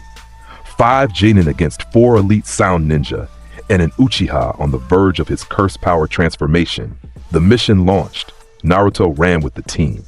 He was impatient in a way he hadn't been before, not outwardly, where he performed the same loud determination and promised to bring Sasuke back that everyone expected, but internally, where the predator was pacing. The Sharingan was getting farther away with every minute. Orochimaru's reach was extending. The window was closing. The Sound Four engaged the retrieval team one by one, peeling off members, forcing individual battles that stretched across miles of forest. Choji versus Jirobo, Neji versus Kidomaru, Kiba versus Sakon and Ukon, Shikamaru versus Tayuya. Each member of the retrieval team stayed behind to fight, creating space for the rest to push forward. A standard delaying tactic? Sacrifice the pieces to advance the king. Naruto ran ahead. He didn't look back. He didn't hesitate. The others could handle themselves, or they couldn't. Either way, his target was Sasuke, and nothing between here and the Valley of the End mattered. He passed through the Sound Four's battlefields like a ghost, heard the sounds of fighting behind him, felt the explosions in the ground through his feet. Let the team do its job. He reached the Valley of the End at sunset. The valley was everything. 2 statues, Hashirama Senju and Madara Uchiha, facing each other across a chasm split by a waterfall that dropped 200 feet into a river basin. The founders of Konoha, frozen in stone at the moment of their final battle. The first Hokage and the man who challenged him. Light and shadow, order and chaos. Naruto stood on Madara's head. The irony was not lost on him. Sasuke stood on Hashirama's. The curse mark was spreading across his skin. Black flames licking up his neck, across his face, darkening his eyes. He was halfway to the transformation, halfway to the monster Orochimaru wanted him to become. The Sharingan blazed red, 3 tomoe in each eye, spinning, analyzing, predicting. Even from this distance, Naruto could feel its pull, the gravity of a power he had wanted for years, sitting right there in Sasuke's skull, ripe and ready. Naruto. Sasuke's voice was flat, dead. The voice of someone who had already decided what they were doing and had no patience for negotiation. Go home. Naruto looked at him. For a long moment, neither of them moved. The waterfall roared. The spray caught the sunset and turned it into a rainbow that neither of them noticed. I don't care about your hatred, Sasuke. Sasuke's jaw tightened. Then why are you here? Naruto put his hands in his pockets. Casual, relaxed, the posture of someone who had come to collect a package, not fight a battle. Because your eyes are mine, he said. You just don't know it yet. Sasuke stared. The Sharingan spun, reading Naruto's body language, searching for deception, for jutsu preparation, for any sign that the dead last was bluffing. He found nothing, because Naruto wasn't bluffing. He was stating a fact. You've lost your mind, Sasuke said. Not yet, Naruto replied. But the day is young. Sasuke attacked. He launched from Hashirama's head like a missile, curse mark power flooding his muscles, Sharingan tracking every micro movement of Naruto's body, predicting responses before they happened. He led with a spinning kick that would have caved in a normal Genin's ribs. Naruto blocked it with a forearm reinforced by stolen Yang enhancement. The impact cratered the stone beneath his feet, but didn't move him. He redirected Sasuke's momentum, sent him spinning, and followed up with a wind style, great breakthrough that turned the air between them into a horizontal hurricane. Sasuke substituted, replacing himself with a log that the wind shredded into splinters. He appeared behind Naruto, hands flashing. Fire style, fireball jutsu. The flames erupted, massive, Uchiha signature, hot enough to melt the stone where they hit. They engulfed the space where Naruto was standing. Naruto walked out of the fire, not dodged, not blocked, walked out. An ice shell, thin, precise, crystallized in a fraction of a second, evaporated off his skin as he emerged from the flames. Steam curled from his shoulders. His jacket was singed. His expression was bored. Sasuke's Sharingan widened. Ice? He whispered. Naruto formed an ice lance in his right hand and threw it like a javelin. It crossed the distance between them in an instant. A projectile that combined water-style density with wind-style sharpness, a weapon that shouldn't exist, forged from a stolen kekkei genkai. Sasuke dodged. Barely. The lance embedded itself in Hashirama's stone head and detonated into a spray of razor shards. How? Sasuke started. Naruto didn't let him finish. Earth-style, earth wall. A barrier erupted from Madara's statue, angling towards Sasuke like a closing jaw. Sasuke jumped. Fire style, phoenix flower. Naruto's own fire, stolen from a Chunin a lifetime ago, fired in a spread pattern that forced Sasuke into a predictable evasion path. Wind style, air bullet, a compressed sphere of air that caught Sasuke's dodge trajectory and slammed him sideways. Sasuke hit the stone hard, rolled, stood up, bleeding from a cut on his temple. His Sharingan was spinning wildly now, analyzing, copying, trying to make sense of a 12-year-old dead last who was using 4 elemental natures and a kekkei genkai with the fluency of a veteran jonin. What are you? Sasuke breathed. The same question, asked by different people in different tones, and always with the same answer. You already know, Naruto said. You just don't want to believe it. Sasuke's curse mark pulsed. The black flame spread, covering his entire body, transforming him. His skin went gray, his hair lengthened and bleached white. A dark cross appeared on his face. And from his back, 2 wing-like hands of dark chakra erupted, spreading wide, lifting him off the ground. Curse mark stage 2. The transformation was monstrous and powerful, and exactly what Naruto had been waiting for. Because the curse mark, at full activation, was burning through Sasuke's chakra reserves at an unsustainable rate. The power was enormous, but the tank was draining. Every second in stage 2 brought Sasuke closer to the moment when the curse mark would have nothing left to feed on. And when that moment came, Sasuke would be weaker than he had ever been. Depleted, vulnerable, open. Naruto just had to survive until then. And surviving was his specialty. Sasuke attacked with renewed fury. The curse mark's power was real. His speed doubled, his strength tripled. The dark chakra forming techniques that twisted physics in ways that normal chakra couldn't.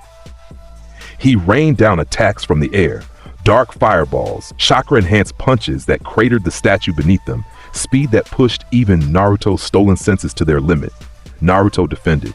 He used earth-style barriers, ice walls, wind redirections.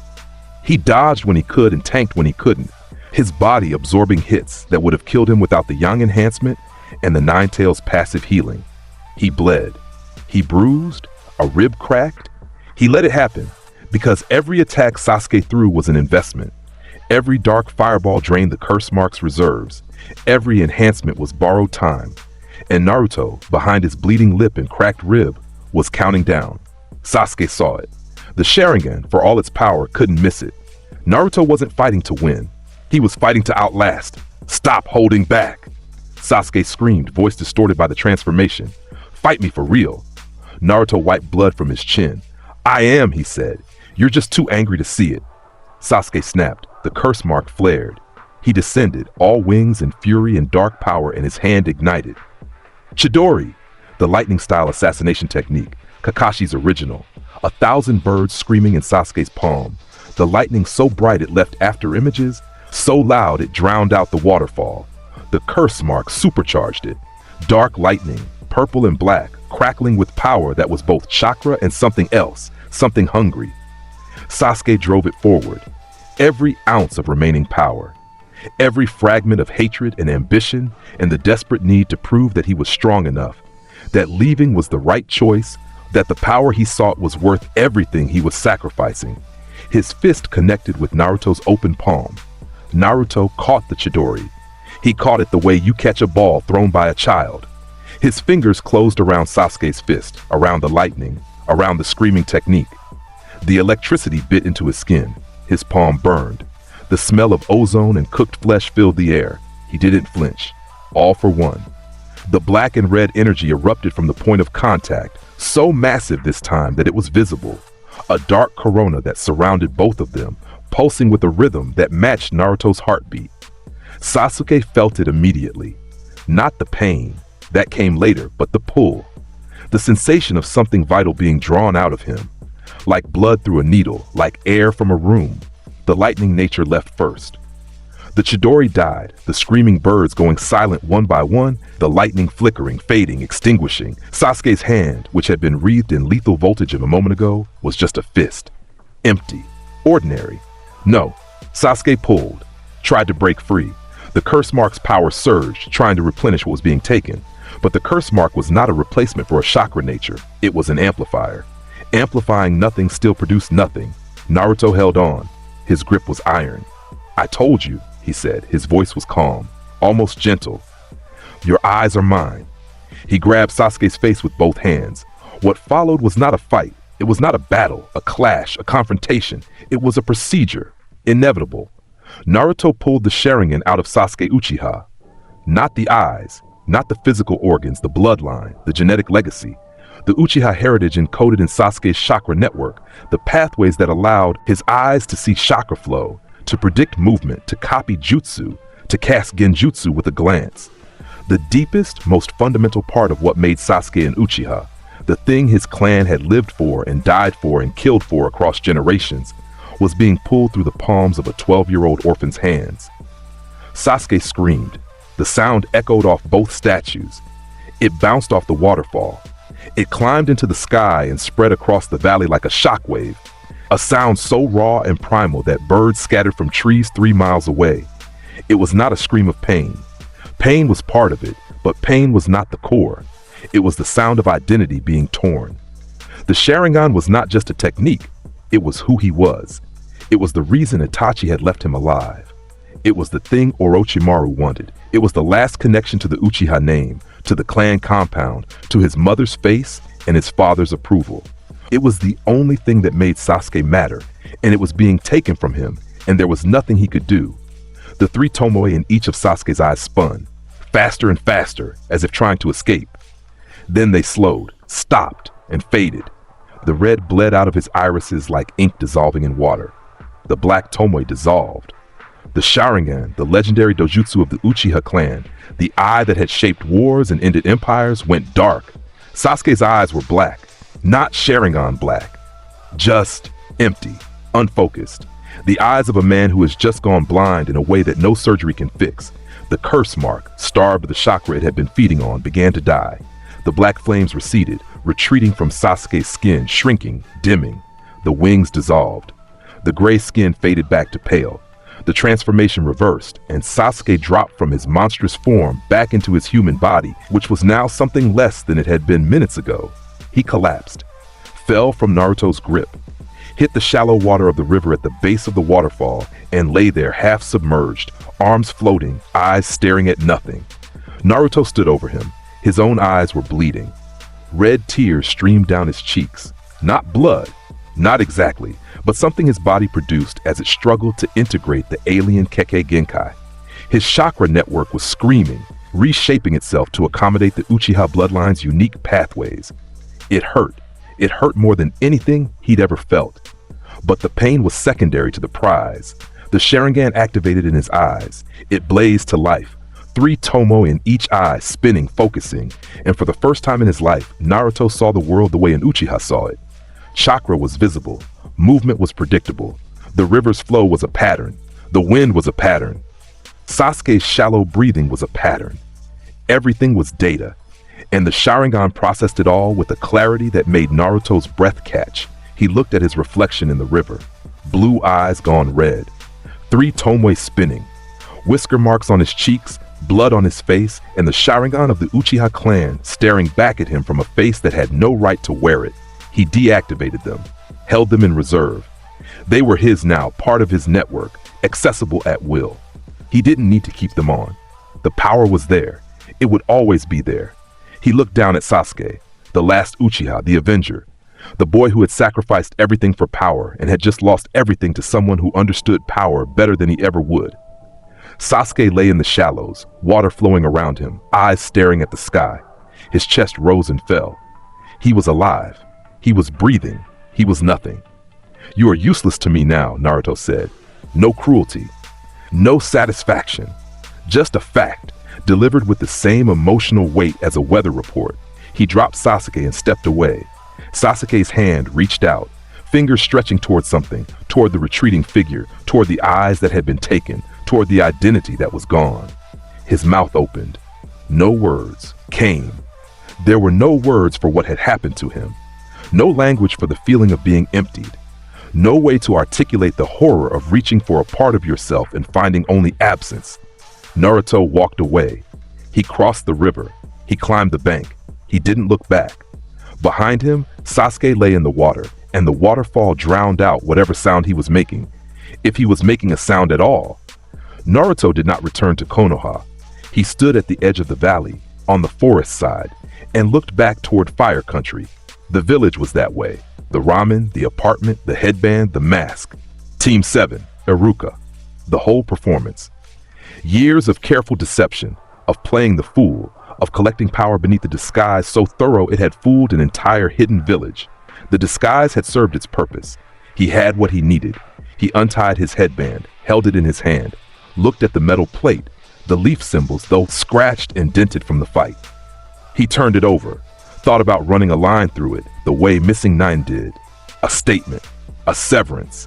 He put it in his pocket instead. Statements were for people who wanted attention. Naruto wanted something far more useful than attention. He walked into the forest, away from the valley, away from Konoha, away from everything he was supposed to be. He didn't announce it. He didn't make a speech. He didn't look at the sky and clench his fist and swear revenge on anyone. He just left. The way you leave a job you've outgrown. Quietly, completely. And as he walked, he took stock. Fire style, water style, wind style, earth style, lightning style. Freshly taken, still settling. Ice release, stolen, integrated, functional. Bone pulse, no, not yet, but soon. Yang enhancement. Kibas layered over his natural reserves, making his body a weapon. Sharingan, dormant behind blue eyes like waiting to be activated. Shuriken Jutsu mastery. Advanced chakra control, shadow clone jutsu. Rasengan, summoning. Toads. And the Nine Tails, still sealed in his gut, still untapped, still the most dangerous thing about him. He was 13 years old. He was the most dangerous person who had ever graduated from Konoha's academy, and nobody knew. The first person he met on the road was not who he expected. He was 3 hours from the valley, moving through dense forest at a pace that was faster than any genin should be capable of. Yang enhancement driving his legs, Sharingan passive behind blue eyes, senses stretched to their maximum. He was heading northeast, no destination yet, just away. Then the trees thinned and there was a figure on the road. Kimimaro, the last member of the Kaguya clan, a bloodline so feared that the hidden mist had wiped them out entirely, except for this one boy. He was bone thin, chalk white, and coughing blood into a cloth that was already more red than white. His illness was killing him. had been killing him for years. But the jutsu that made him dangerous didn't care about his lifespan. Shikotsumyaku, the dead bone pulse, the ability to manipulate his own skeletal structure, growing bones through his skin, extending them, sharpening them, using them as weapons that were harder than steel and sharper than any blade. He could pull his own spine out and use it as a sword. He could grow a forest of bone from the ground. He could make his body a weapon in the most literal sense possible. He had been sent to retrieve Sasuke. He had arrived too late, but he had found Naruto instead. Kimimaro stood in the road, swaying slightly, blood on his lips, bone protrusions visible at his knees and elbows. His eyes were calm, focused, the eyes of a weapon that did not question its purpose. "Where is Sasuke-sama?"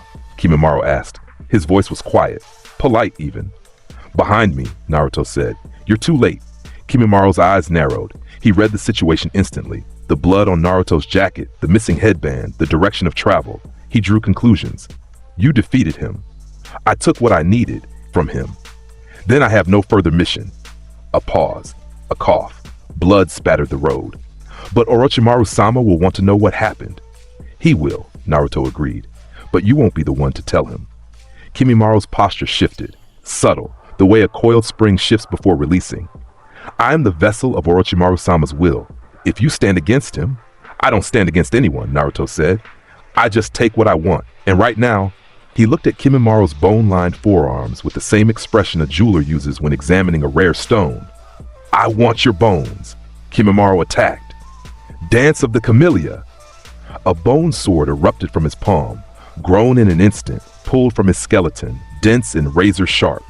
He lunged with speed that belied his dying body, the blade singing through the air in a sweeping arc aimed at Naruto's neck. Naruto caught the blade with an ice-coated hand. The bone met the ice and stuck. Kimimaro pulled. Naruto held. The dead bone pulse user stared at the impossible, a boy who had just stopped his clan's signature weapon with frozen water. Dance of the Clematis, Vine. Kimimaro's spine rippled, extended, shot from his back like a chain, segments of bone linked by cartilage whipping around to strike from an angle the sword couldn't reach. Naruto activated the Sharingan. Red eyes. 3 Tomoe. The bone vine's trajectory was visible before it arrived, a path drawn in the air, predictable, avoidable. He sidestepped, let the vine crack the ground where he'd been standing, and closed the distance. Dance of the Seedling Fern. Kimimaro slammed his palm to the earth. The ground erupted, a forest of bone spikes exploding from the soil in every direction, a killing field of calcium that would impale anything within 50 meters. Naruto was already in the air. Wind style, air current, riding the wind upward, above the bone forest, above Kimimaro's reach. He looked down at the devastation below, impressive. The Kaguya bloodline was extraordinary. Even from a dying host, the power was staggering. He dropped, straight down, through the bone forest, ice forming around him like armor, a shell that deflected the spikes, that cracked and reformed with every impact, that carried him through the killing field like a meteor through atmosphere. He hit the ground 6 feet from Kimimaro, and before the bone user could react, Naruto's hand was on his chest. Transfer. Kimimaro gasped. The dead bone pulse, the bloodline that had defined the Kaguya clan, the power that Orochimaru had coveted above almost all others, was being pulled from his body. The bones retracted. The protrusions shrank. The bone forest behind them groaned and collapsed as the chakra sustaining it was severed at the source. It took 4 seconds. Kimimaro's body, already dying from disease, couldn't resist the extraction. The bloodline left him quickly, quietly, like a tenant vacating a condemned building. Kimimaro fell. He lay on the ground, surrounded by the ruins of his own technique, and coughed. Blood came up, but the cough was different now, lighter, because the bones that had been pressing against his lungs, growing where they shouldn't, piercing organs and crushing tissue, they were gone. The Shikotsumyaku was gone, and with it, the constant internal destruction that had been killing him. He was still dying. The disease had done too much damage, but the end would be quieter now, less painful. The bones wouldn't tear him apart from inside. It was the kindest thing anyone had ever done to Kimimaro, and Naruto didn't even realize it. Naruto flexed his hand. A small spike of bone pushed through the skin of his knuckle, testing, probing, sharp as a needle. He retracted it, tested again. The dead bone pulse responded to his will with the precision of a lifelong skill. He looked at Kimimaro on the ground. "Thank you," he said, and he might have meant it. For the power, if nothing else, he walked on. The Sound Four found him next. Or rather, he found them. 3 of the 4 had survived their battles with the retrieval team, Tayuya, Sakon, and Jirobo.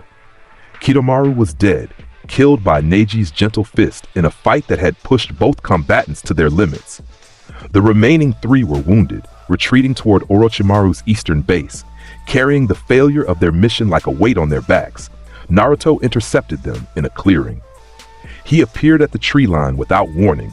No sound, no chakra flare, just a boy stepping out of the shadows with red eyes and bone spines at his knuckles and frost forming where his feet met the ground. Sakon reacted first. "Who the kid," Tayuya said.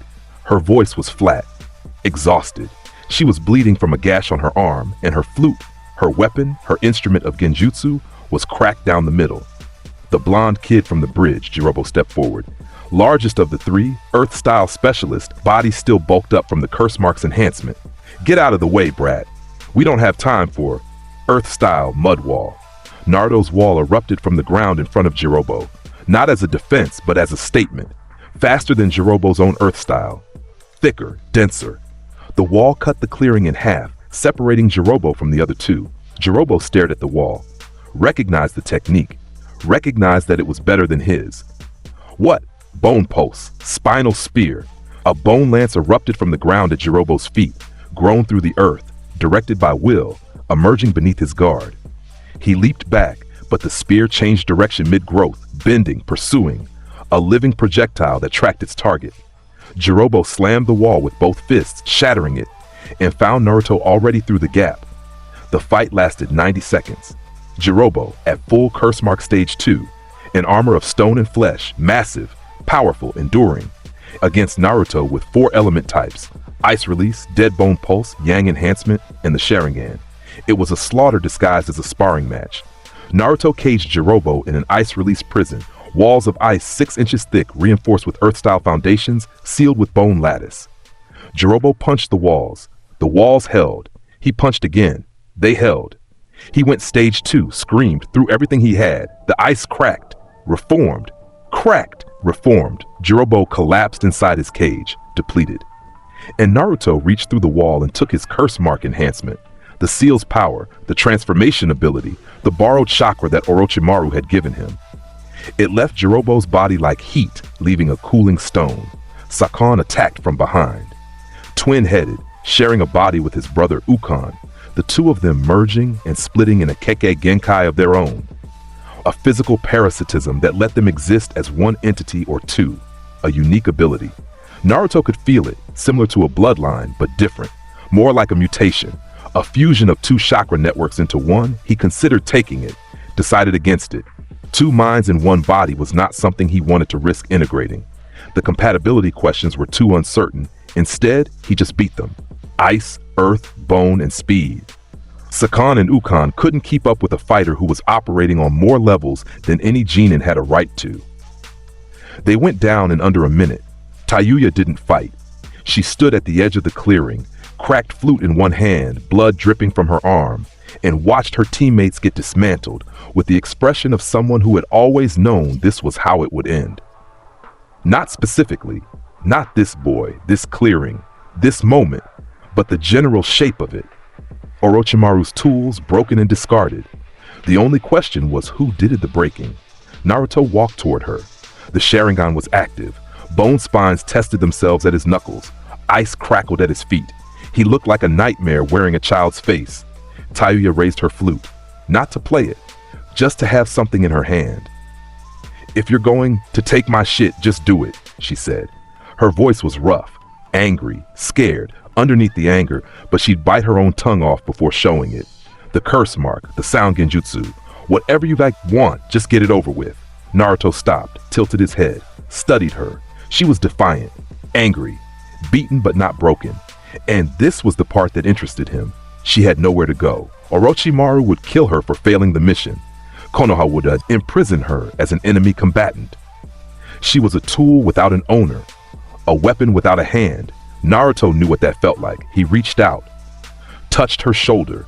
The black and red energy flickered, and he pulled the curse marks enhancement, the borrowed Orochimaru chakra that had been her leash for years. It left her body with a sharp, bright pain that made her gasp and stagger. The curse mark faded from her skin. The seal went dark. The connection to Orochimaru, the constant background hum of the snake's influence, the whispered promises and threats, went silent. Tayuya stood there, breathing hard, hand pressed to her neck where the mark had been. She felt lighter, cleaner, like a coat she hadn't realized was heavy had been lifted from her shoulders. What? She touched her neck again. Smooth skin, no seal. You took it. I took the leash, Naruto said.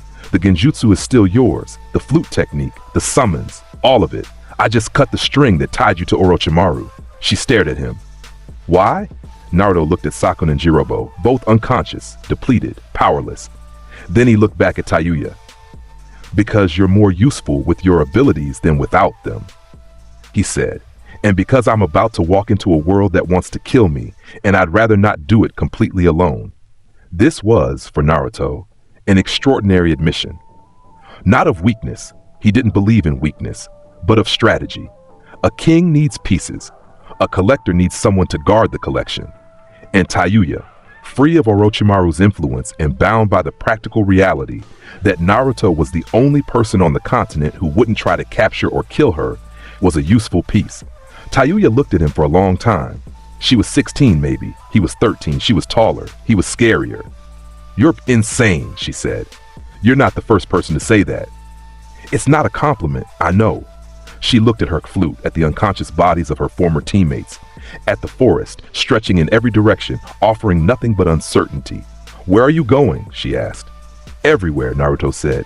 I have a list. A list of what? He smiled. The real smile. And Tayuya, who had served Orochimaru for years and had learned to read danger the way normal people read books, felt her blood go cold. Things I'm going to take, he said. She should have run.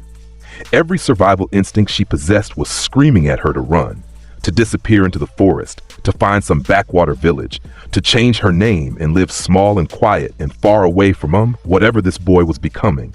She stayed. She told herself it was pragmatism. He was powerful. He was going to get more powerful. Being on his side was safer than being in his way. It was a calculated decision, strategic, rational, but that wasn't the whole truth, and she knew it. The whole truth was that she recognized something in Naruto's eyes, the same thing she had seen in Orochimaru's years ago when the snake had first offered her power.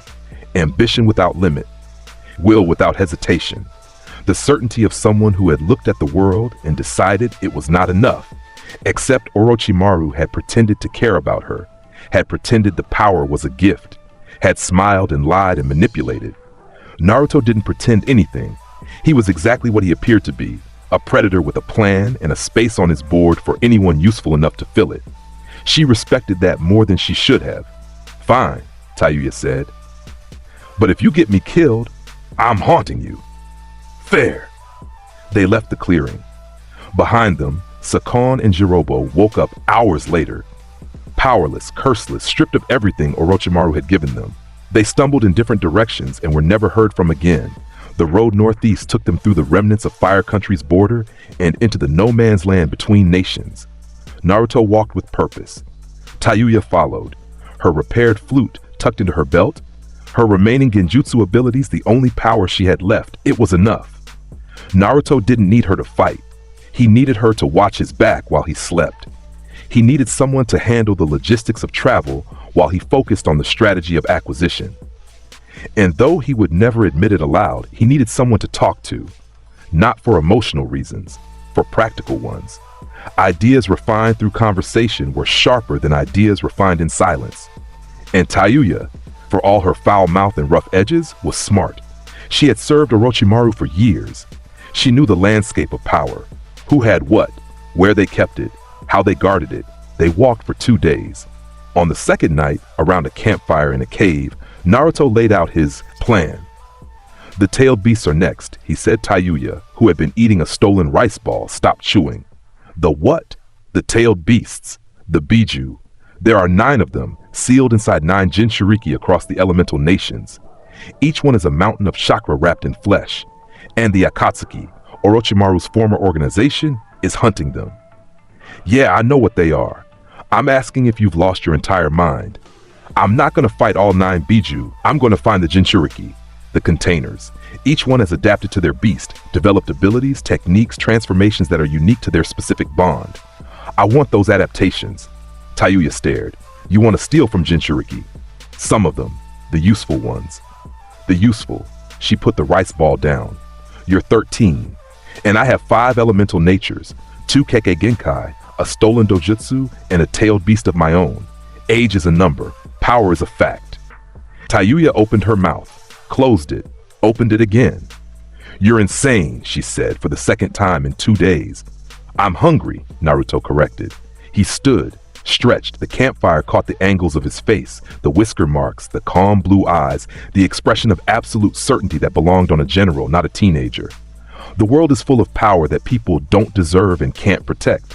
I'm just redistributing it. To yourself, to myself. He didn't even blink. Tayuya looked at him across the fire.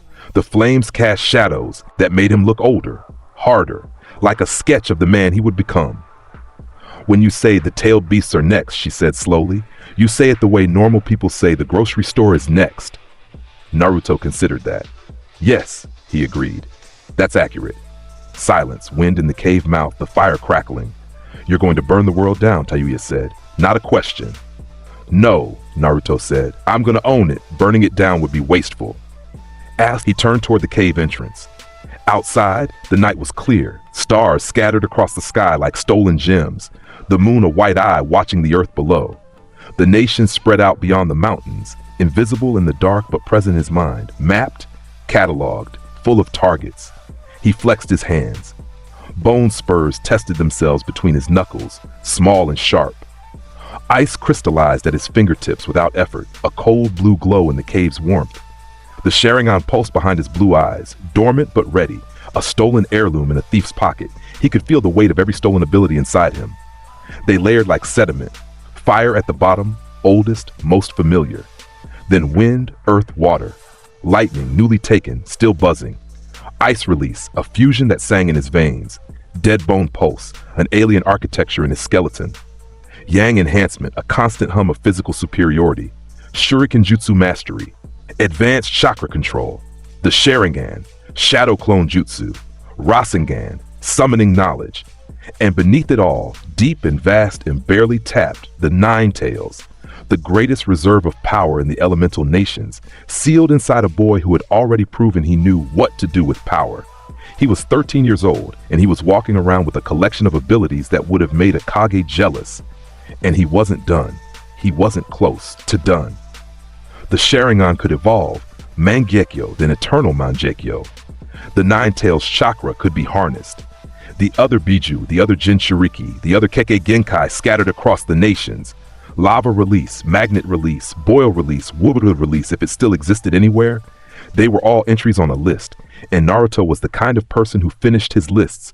He stood at the cave mouth and looked out at the world. Behind him, Tayuya watched. She was afraid of him. She would never say it, and she would punch anyone who suggested it, but she was afraid, not of what he could do. She had served Orochimaru. She was familiar with monstrous power. She was afraid of what he was. The calm, the certainty, the complete absence of hesitation or doubt. He was 13, and he talked about stealing from Jinchuriki the way other kids talked about playing shogi. He was going to shake the world to its foundations. She was as sure of that as she was sure of anything. The only question was whether she wanted to be standing next to him when it happened, or underneath him. She stayed by the fire. She finished her rice ball. She didn't run. The weeks became months. Naruto moved through the border regions like a ghost. No headband, no village affiliation, no name attached to the trail of inexplicably powerless shinobi he left in his wake. He was careful, selective. Every target was chosen for a reason, and every theft was conducted in conditions that minimized witnesses and maximized yield. A missing nin from the hidden cloud with a lightning-style variant that created electromagnetic fields. Naruto took it in a border town inn, hand on the man's shoulder while he slept. The man woke up unable to mold chakra and fled before he could figure out why.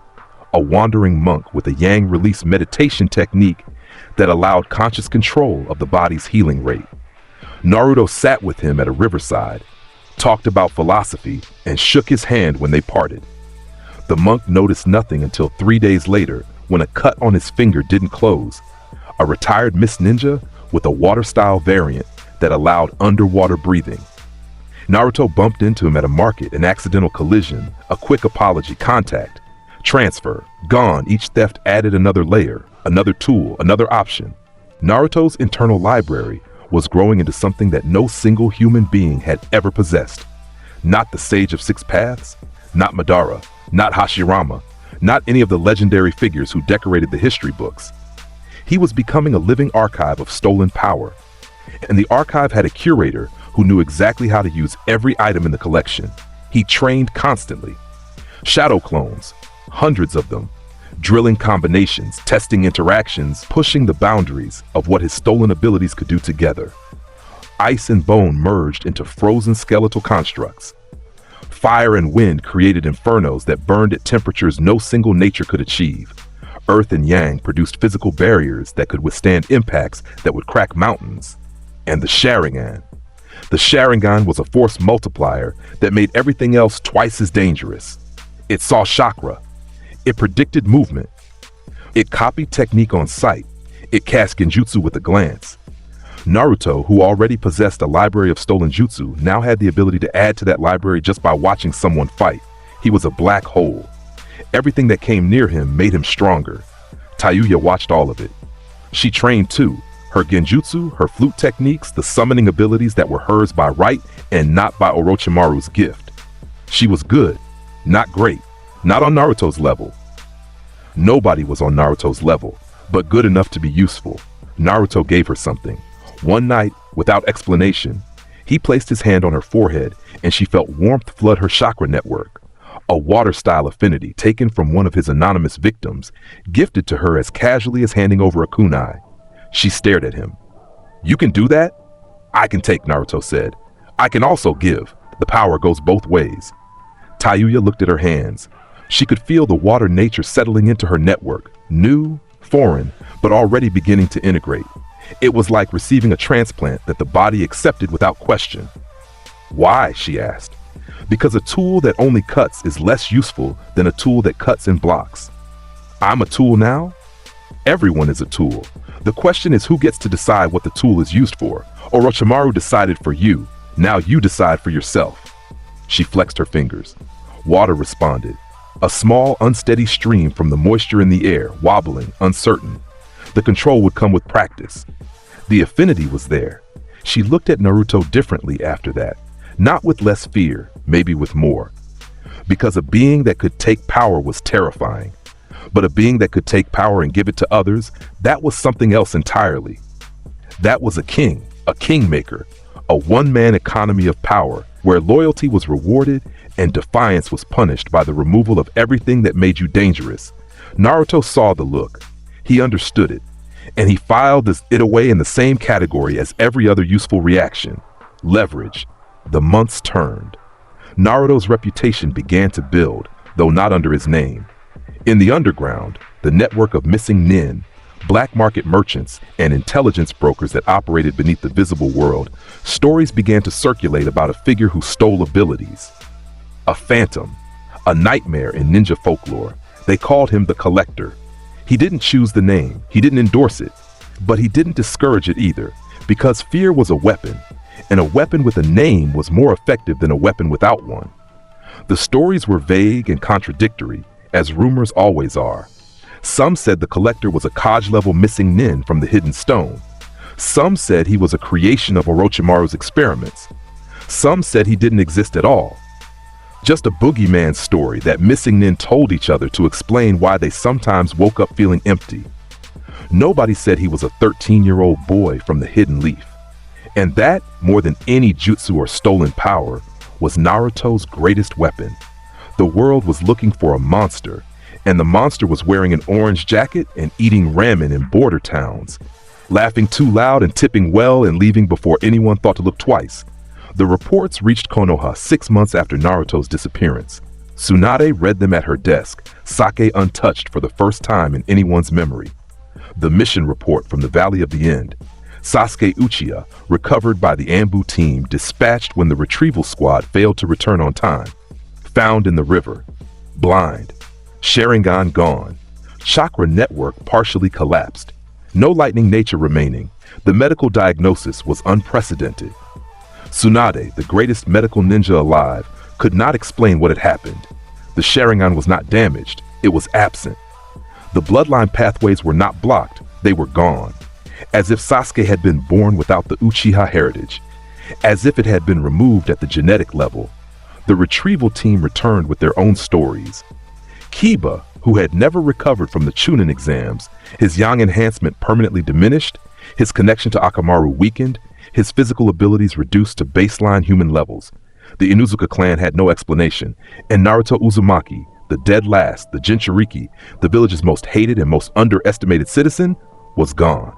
No body, no headband, no note, just an empty apartment and a trail that went cold at the Valley of the End. Kakashi stood in Tsunade's office and said the thing that nobody wanted to hear. He was never an idiot. Tsunade looked up. Explain. The fight with Kiba, the mission in Wave, the Forest of Death. Every time something inexplicable happened, a power loss, a sudden ability, a technique that shouldn't exist, Naruto was there. I noticed the anomalies. I dismissed them because... He paused. His visible eye was flat, haunted. Because he was Naruto, the dead last, the knucklehead. Nobody suspects the loudest person in the room. And now? Now I think he's been stealing abilities for years, maybe since before the academy, and I think he left because he got what he wanted. Tsunade's sake sat untouched. She looked at the reports, at the medical files, at the mission log that described a 13-year-old boy walking away from the fight of his life with abilities that belonged to other people. Jiraiya's network has picked up rumors, she said. A figure called the Collector. Steals jutsu and bloodlines through physical contact. The stories come from every nation. Different descriptions, different locations, but the mechanism is always the same. Silence. It's him, Kakashi said. I know. More silence. What do we do? Tsunade picked up the sake, poured it, looked at it, put it down again. We can't send a team after someone who can steal their abilities on contact. Every ninja I send becomes a potential supply run for him. The stronger I send, the more he gains. Then, I don't know. She said it with the weight of a Hokage admitting something that Hokage were never supposed to admit. I don't know what we do about a threat that gets stronger every time you try to stop it. Kakashi stood there. He thought about Naruto, the grin, the orange jacket, the stupid catchphrases, the mask that had fooled everyone, including a former Anbu captain with a Sharingan of his own. He fooled me, Kakashi said quietly. I looked at him every day for 6 months and I didn't see it. He fooled everyone. That's not the same. It wasn't, and they both knew it. Kakashi had been entrusted with 3 students and had missed the most important thing about one of them, that the weakness was a performance, the failure was a disguise, and the smiling boy with the dead last grades was the most dangerous person on his team. Not because of the Nine Tails, because of something far worse. Back on the road, Naruto didn't know about the meeting in Tsunade's office and wouldn't have cared if he did. He was focused on the present, and the present was a cliff at the edge of Fire Country, looking out over the land that stretched below like a map waiting to be redrawn. The afternoon sun was warm. The wind carried the smell of distant forests and cooking fires. The nation spread below, fire to the south, wind to the west, earth to the north, water to the east, lightning beyond. And between them, the disputed territories, the no-man's lands, the pockets of civilization where power was unchecked and abilities were unguarded. Tayuya stood behind him. She had gotten stronger in the months since joining him. The gifted water style was developing, her genjutsu had sharpened, and the simple absence of Orochimaru's leash had done something to her that training alone couldn't explain. She stood taller, spoke louder, swore more if that was possible. Naruto looked at his hands. He opened them, palms up. Then he flexed. Bone spurs tested themselves between his knuckles, white and sharp, emerging from his skin without pain, retracting at will.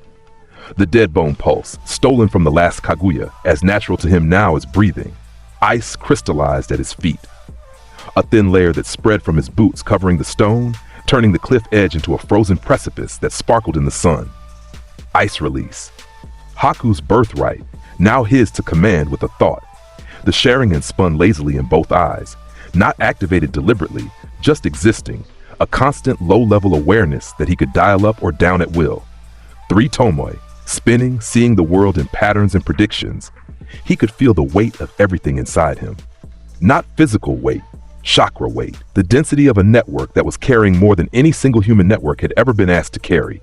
Fire, earth, wind, water, lightning, ice release, dead bone pulse, yang enhancement, electromagnetic manipulation, healing meditation, underwater breathing, shurikensu mastery, advanced chakra control, genjutsu affinity.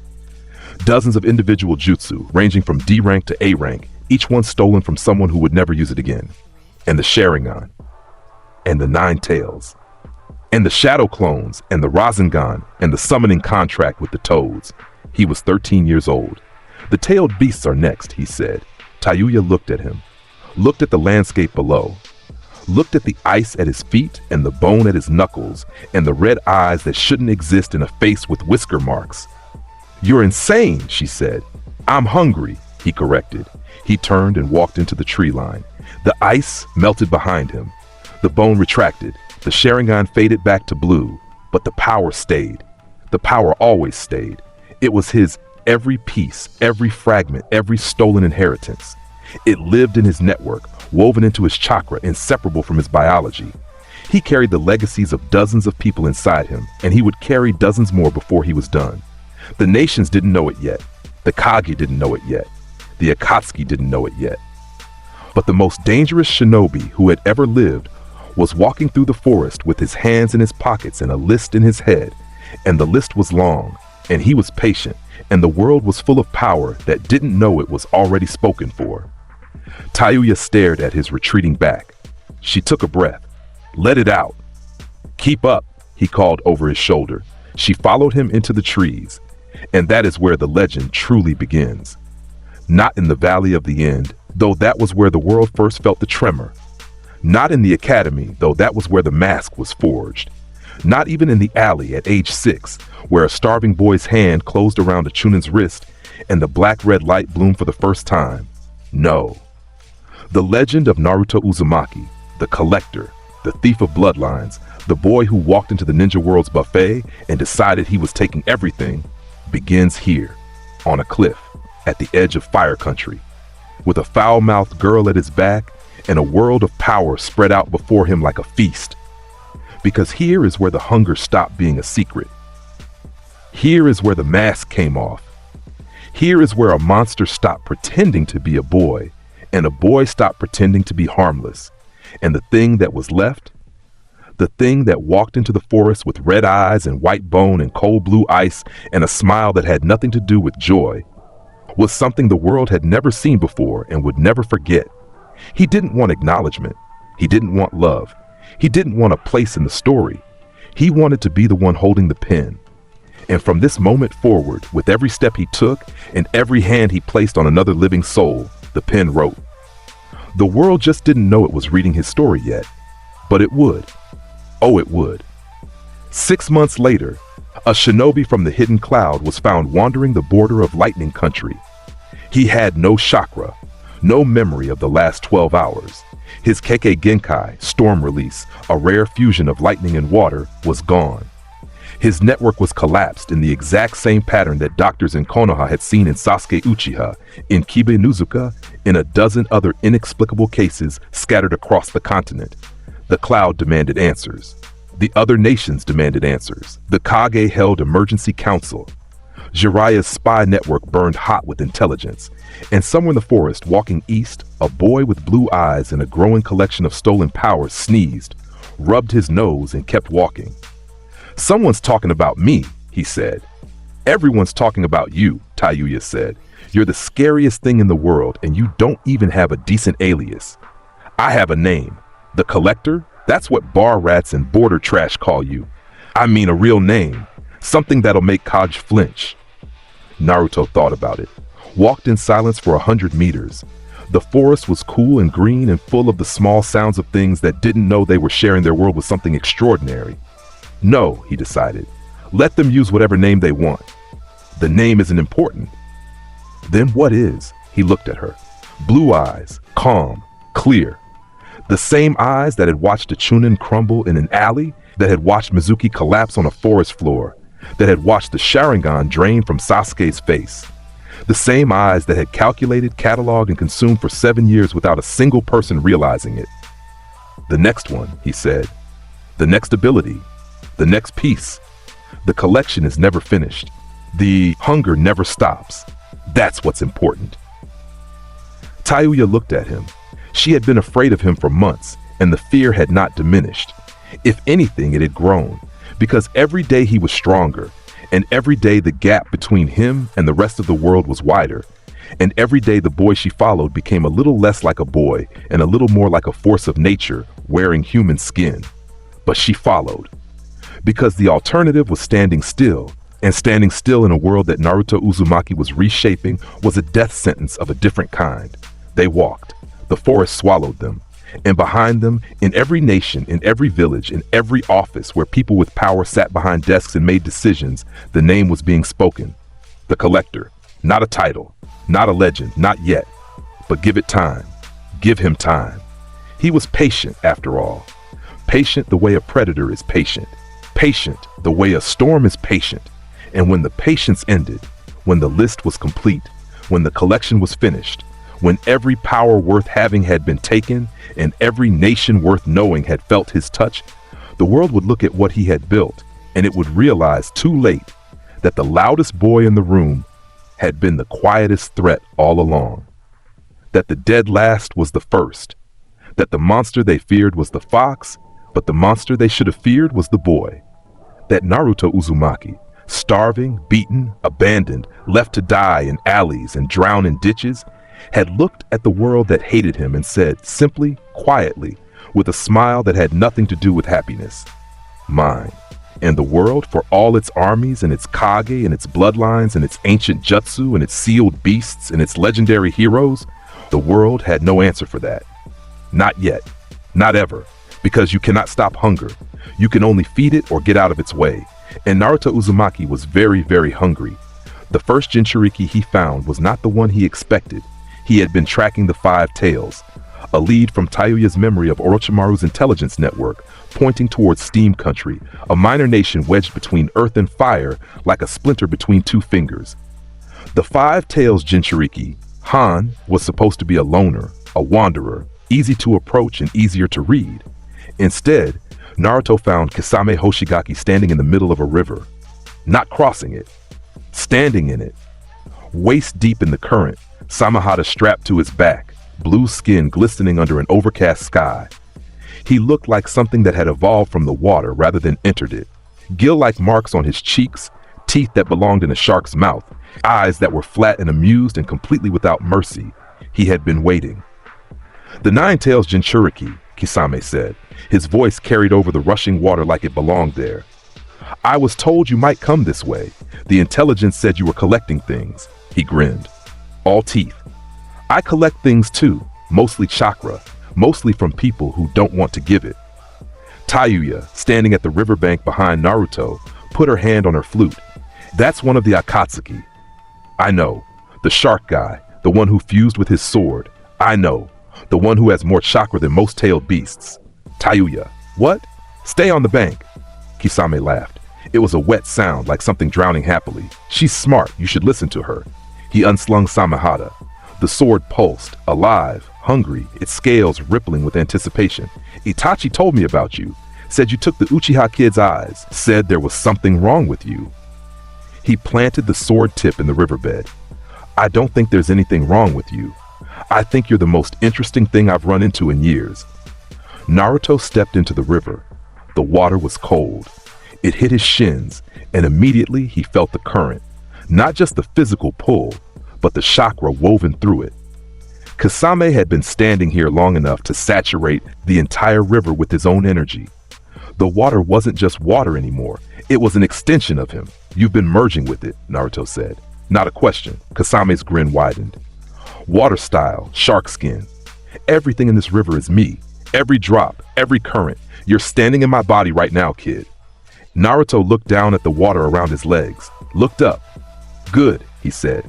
That saves me the trouble of closing the distance. Kasame moved. Water style, exploding water colliding wave. The river erupted.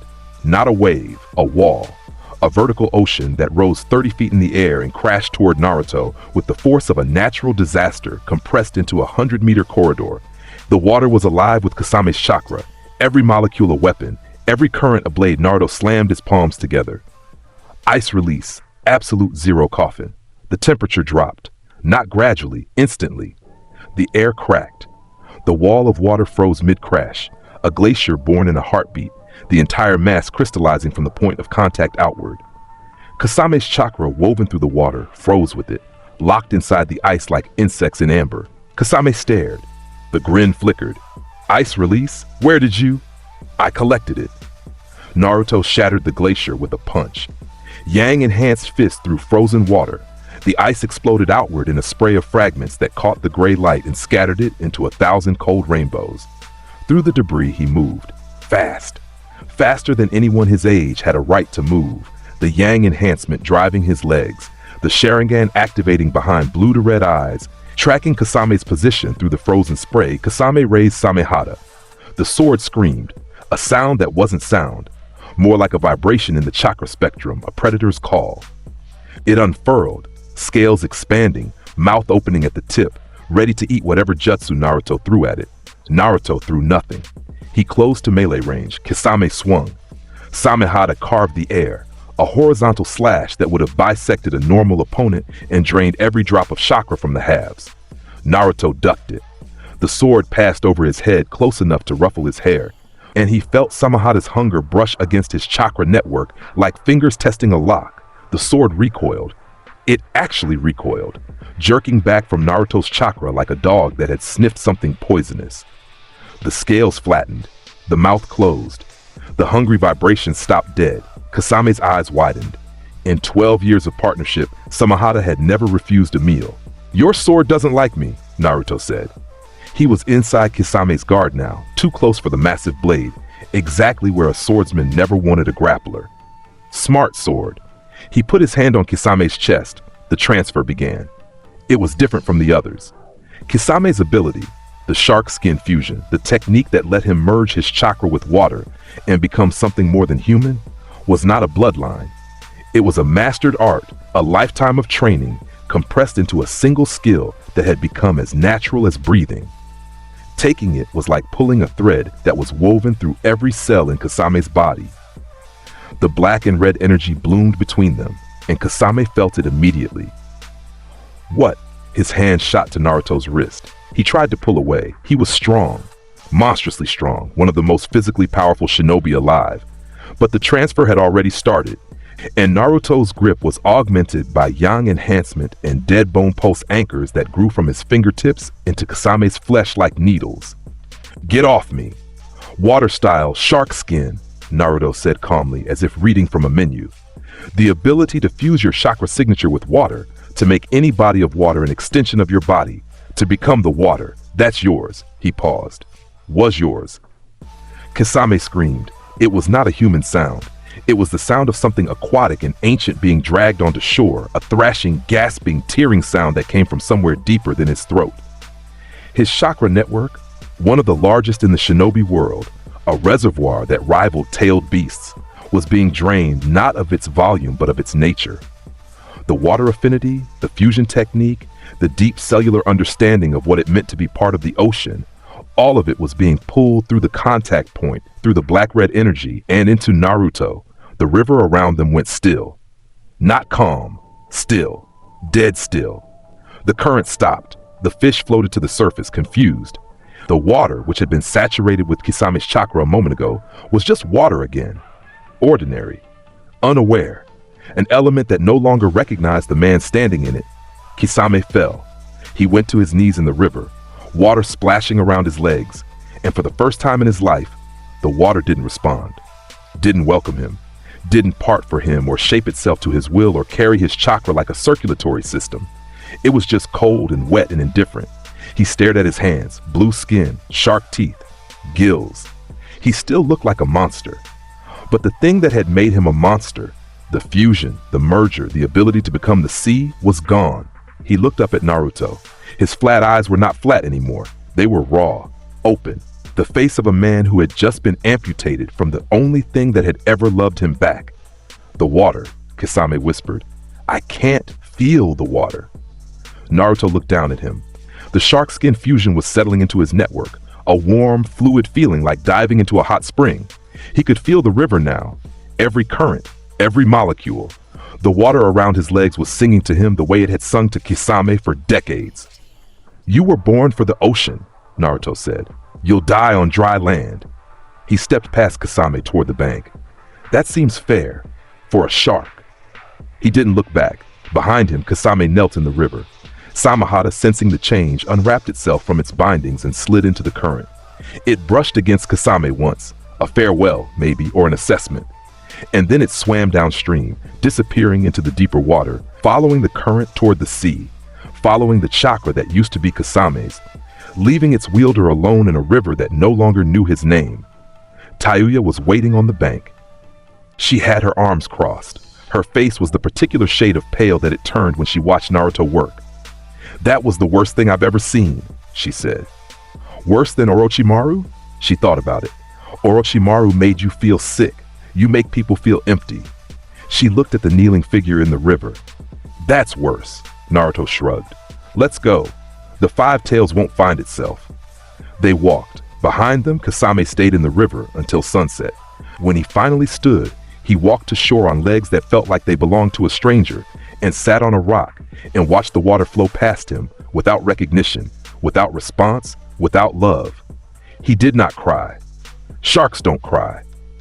But something behind his flat eyes broke in a way that would never heal, and the river ran on without him, and the ocean, somewhere far away, deep and dark and full of the things that had once been his. The ocean didn't notice he was gone. Deidara found him 3 weeks later. Or rather, Deidara's art found him. The first explosion hit the dunes 200 meters to Naruto's left, a detonation that turned sand into glass and glass into shrapnel. The second hit to his right. The third, directly overhead. Katsu! The sky split. A clay bird, massive, white, beautiful in the way that weapons are sometimes beautiful, dove through the smoke trail of its own bombardment. Wings spread, mouth open, dropping smaller clay figures that fell like seeds and bloomed like flowers made of fire and pressure and killing intent. Naruto stood in the center of the bombardment and didn't move. Ice release, mirror dome. Haku's mirrors, stolen perfected, now his to command, formed in a hemisphere around him. Not for travel this time, for defense. The ice was 3 feet thick, reinforced with Earth-style density, and the explosions broke against it like waves against a cliff. The sand outside the dome melted. The air outside the dome burned. Inside, it was cold and still, and Naruto was examining his fingernails. Tayuya was 2 miles back at camp. He had felt Deidara's chakra signature approaching an hour ago and told her to stay. She had argued. He had looked at her. She had stayed. Come out and appreciate my art. Deidara's voice was manic, joyful. The voice of a man who loved his work so much that the distinction between creation and destruction had ceased to exist. He circled above on his clay bird. Hands, those strange mouth-bearing hands, churning out more explosives, raining them down in patterns that were genuinely creative. Each detonation was a different shape, a different color. The man was an artist who painted with fire. Naruto dissolved the mirror dome. He stood in the crater it had protected him from and looked up. You're Akatsuki, he called. Which one? Deidara, the greatest artist in the shinobi world. And you're the brat who's been stealing things, yeah? The collector? Deidara's bird swooped lower. His visible eye was bright with excitement. I've been looking for you. They said you could take abilities. I want to see it. I want to see if your theft is as beautiful as my art. It's not, Naruto said. It's ugly, but it works. Ha! Functional over aesthetic. The cry of the talentless. Let me show you what real power looks like. Deidara reached into his clay pouches. Both hands churned, the mouths in his palms chewing, molding, infusing the clay with explosion-release chakra. He produced a figure that was larger than the others, a grotesque humanoid shape with spread arms and an open mouth. C3! He dropped it. The figure fell toward the desert floor, expanding as it fell, growing. The explosion released chakra inside it, building toward a detonation that would flatten everything within a mile. It was Deidara's masterpiece, his largest single-target explosion, his most devastating creation, his answer to the question of what happens when art reaches its final form. It never reached the ground. Naruto jumped. The Yang enhancement launched him upward with force that cracked the sand beneath his feet. 60 feet, 70, 80, and he met the C3 figure in midair. His hands closed around its torso. The black and red energy erupted. But this time, Naruto wasn't stealing from a person. He was stealing from a technique. The explosion released chakra infusing the clay, the fusion of earth and lightning natures that Deidara had been born with. The kekkei genkai that turned inert material into living bombs was being pulled backward, not out of the clay, out of the source. Through the clay, through the residual chakra connection that linked creation to creator, back along the invisible thread to Deidara himself. The C3 figure went inert. The clay cooled, hardened, became nothing more than a large, ugly statue falling toward the sand, and Deidara, circling above on his bird, felt something that no explosion had ever made him feel: cold. The explosion release left his body like heat, leaving a cooling furnace. The mouths on his hands, the physical manifestation of his bloodline, the orifices through which his art was born, clenched, tightened, and closed, sealed shut, like wounds healing over. The lips fused, the teeth locked, the tongues went still. In 5 seconds, the mouths that had defined Deidara's existence, that had chewed clay and molded chakra and birthed beautiful destruction for 20 years, were smooth skin. Scars where openings used to be. Nothing. His hands were just hands. The bird he was riding, sustained by explosion-released chakra, began to lose cohesion. The wings stiffened. The clay dried. It dropped from the sky like a stone, and Deidara dropped with it, tumbling through the air, hands scrabbling at the clay that no longer responded to him, mouths that no longer opened, art that was dead. He hit the sand hard, rolled, lay there. Naruto landed beside him, light as a cat.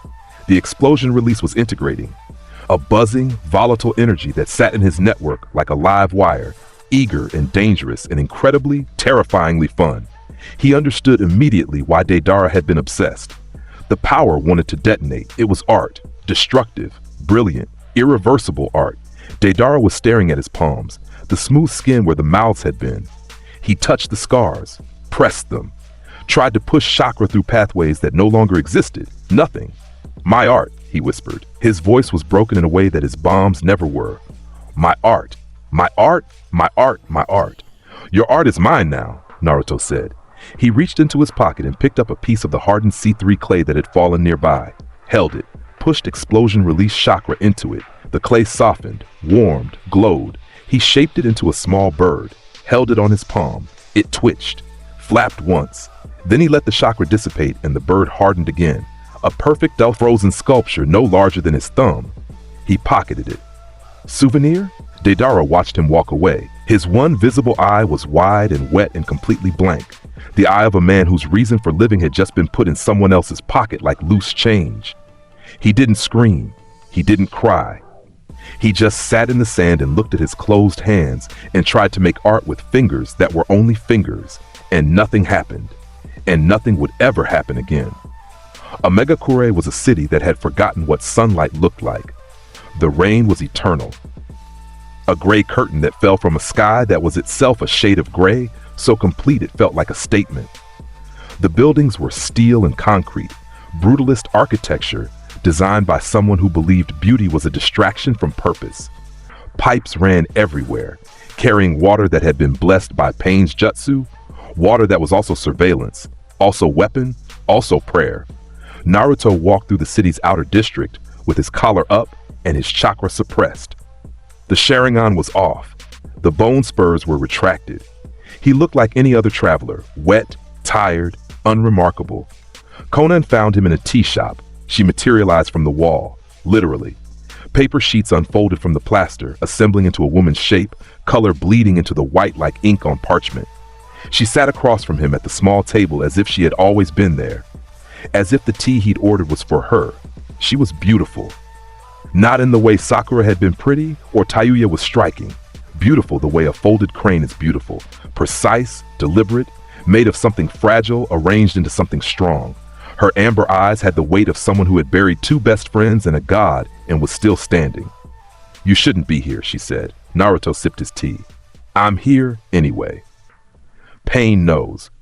I know Pain knows. The rain told him. That's the point. He set the cup down. "I didn't come to hide. I came to talk." "We don't negotiate with."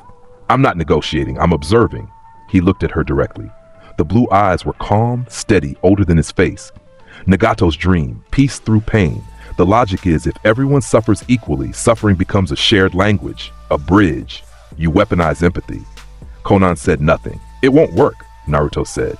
"Not aggressively, gently, almost, the way you tell someone their loved one didn't make it. People don't learn from pain. They learn from loss. And even then, they only learn until the pain fades, and then they forget, and then they do it again." Nagato knows this. He's been doing it for years, and nothing has changed. You don't know what Nagato. I know he's dying. I know the Rinnegan is eating him alive because he wasn't born to carry it. He was given it by Madara through a transplant he doesn't even know about. I know the 6 paths of pain are life support as much as weapon.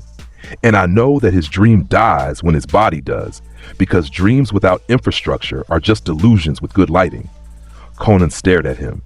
"How do you know about the transplant?" "Jiraiya talks in his sleep, his spy network has leaks, and I'm very, very good at listening." Silence. The rain hammered the window. Somewhere in the city, Pain's bodies patrolled streets that were clean and orderly and afraid. "What do you want?" Conan asked. "Nothing. Today." Naruto stood. Left money on the table. Exact change, no tip, because it was a transaction, not a kindness. "I wanted you to hear me say it. Nagato's dream is dead before it starts because pain cannot create order without first becoming it. You can't bomb the world into peace. You have to own it." He walked to the door. "And when you own it?" Conan's voice was quiet, controlled. The voice of someone asking a question they were afraid to have answered. Naruto paused. He didn't turn around. "Then the bombing stops, because it's my world, and I don't break my own things." He left. Conan sat in the tea shop for a long time after. The paper in the walls resettled. The rain continued, and in the highest tower of Omegakure, a skeletal man with purple eyes watched through 6 bodies and said nothing. But he thought about it. He thought about it for a very long time. The League, Naruto never called it that. Tayuya did, and the name stuck the way mold sticks to bread. Grew not through recruitment, but through gravity. He was a mass that attracted bodies, and the bodies that fell into his orbit stayed because the alternative was drifting in a world that was becoming increasingly hostile to the unaffiliated. Jugo was the second. Naruto found him in a basement. One of Orochimaru's abandoned research facilities, a concrete bunker buried under a forest in Rice Country, filled with empty cages and rusted equipment and the faint, persistent smell of antiseptic and suffering. The kind of place where science went when it wanted to do things that science wasn't supposed to do. Jugo was in the deepest cell, chained. Not because the chains could hold him. He had broken them 6 times already, and 6 times the automatic restraint system had re-engaged, but because Jugo wanted to be chained. The chains were his request, his last defense against himself. He was large, orange hair, gentle face, the face of someone who fed birds and apologized to plants he stepped on.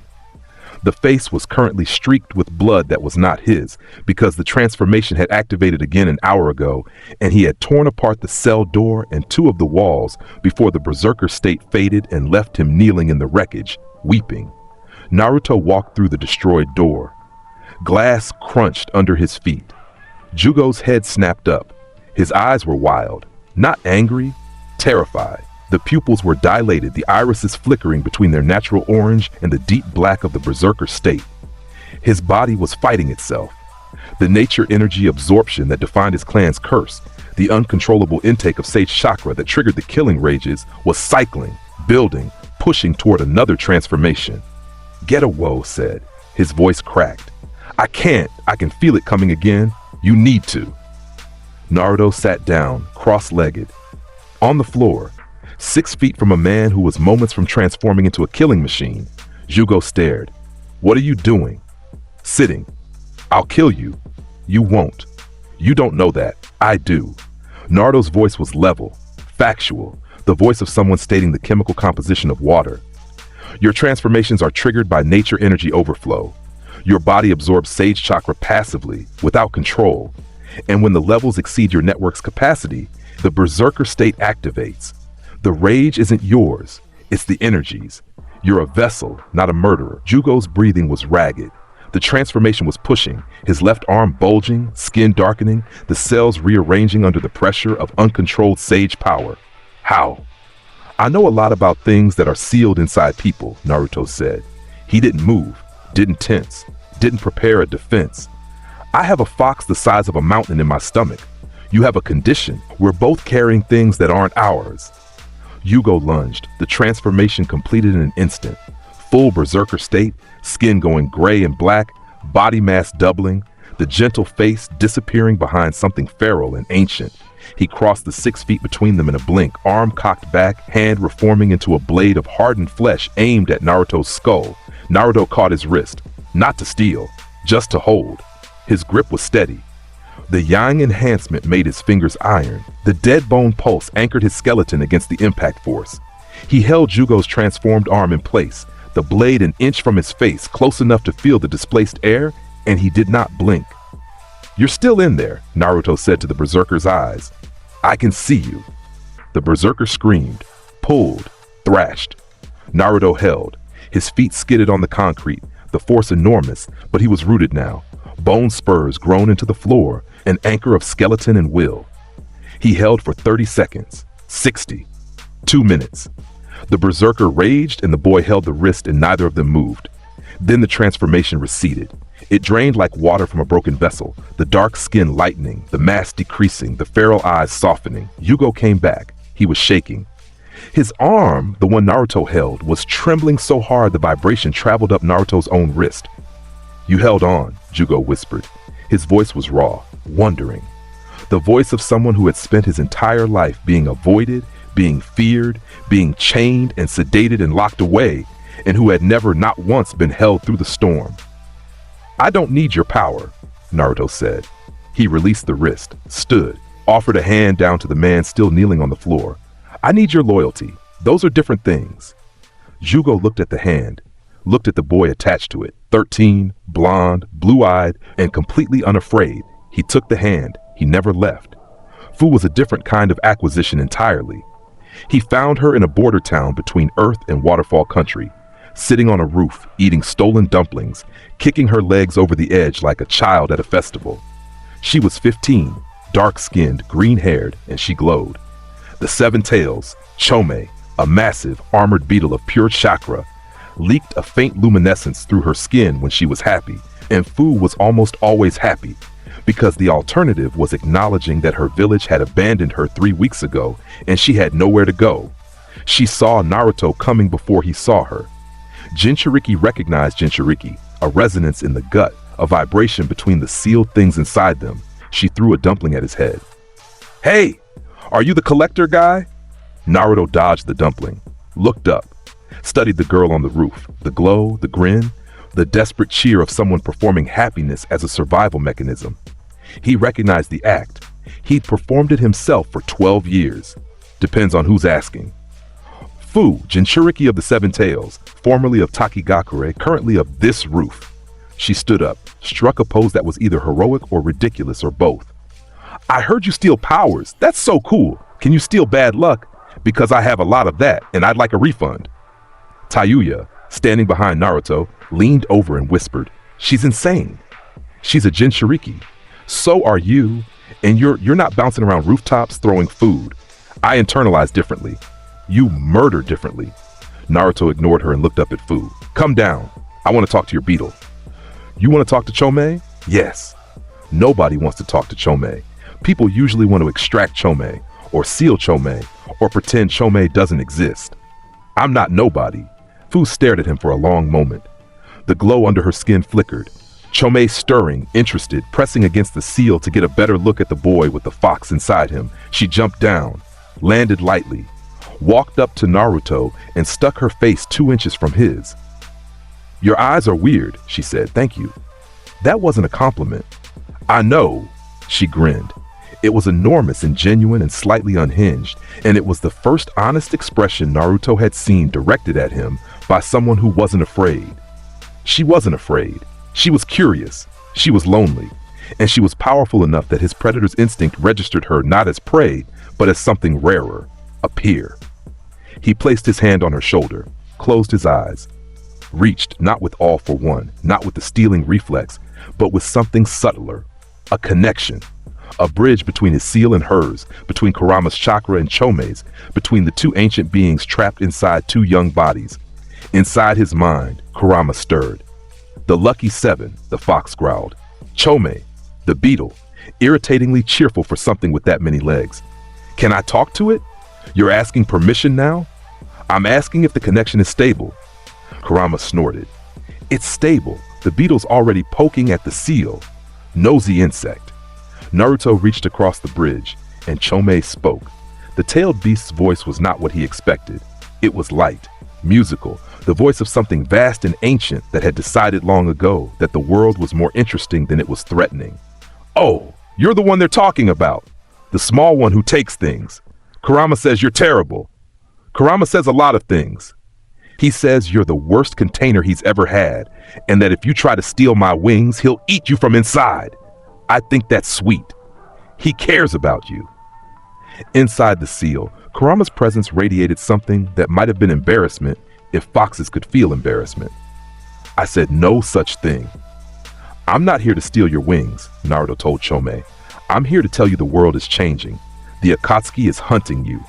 Your village abandoned Fu. I'm building something that can protect both of you, but I need you to be a part of it, not a prize in it." Silence. Then Chomei laughed, a sound like wind chimes in a hurricane. "You talk like a king, little one, but you have a fox's eyes. Let me think about it." The connection closed. Naruto opened his eyes. Fu was staring at him, her own eyes wide, the glow under her skin pulsing. "You actually talked to Chomei," she breathed. "Yes. Nobody's ever done that. Not the village elders, not the seal masters, not anyone. They all just talked about Chomei. At Chomei. You talked to Chomei." She grabbed his hand with both of hers and the glow brightened. "I'm coming with you." "I haven't invited you." "I'm coming with you." Tayuya stepped forward. "We don't need a glowing bug girl. You don't get a say, Red. I saw you first. You threw a dumpling at him. It was a greeting dumpling. Different thing." "There is no such thing as a greeting dumpling." Naruto walked away while they argued. They followed, still arguing, their voices rising and falling in a rhythm that would become as familiar to him as his own heartbeat over the months and years that followed. He did not smile, but something behind his eyes shifted, a degree warmer, a fraction less cold. And if anyone had been watching closely enough, they might have called it the beginning of something. The camp that night was a cave. Not the same cave from months ago, a different one, farther northeast, carved into a hillside by water erosion and time. The fire was small. Jugo sat at the entrance, massive frame blocking the wind, occasionally letting birds land on his shoulders. Fu had fallen asleep first, curled on the opposite side of the fire from Tayuya, who had refused to sleep within 6 feet of that luminous psychopath. Tayuya was awake. She was always the last one awake, because sleeping near Naruto required a kind of trust that she built slowly, brick by brick, night by night. She sat with her back against the cave wall, arms crossed, eyes on the fire. Naruto sat beside her. Not close. The distance of two people who were adjacent, not intimate. "Your beetle girl is going to be a problem," Tayuya said. "She's not my beetle girl." She grabbed your hand like she was proposing. "She's tactile. Jinchuriki often are. We don't get touched much growing up." Tayuya looked at him. The firelight caught the angles of his face, sharper now than they'd been a year ago. The baby fat gone, the jaw defined. He was 14. He looked older. He always looked older.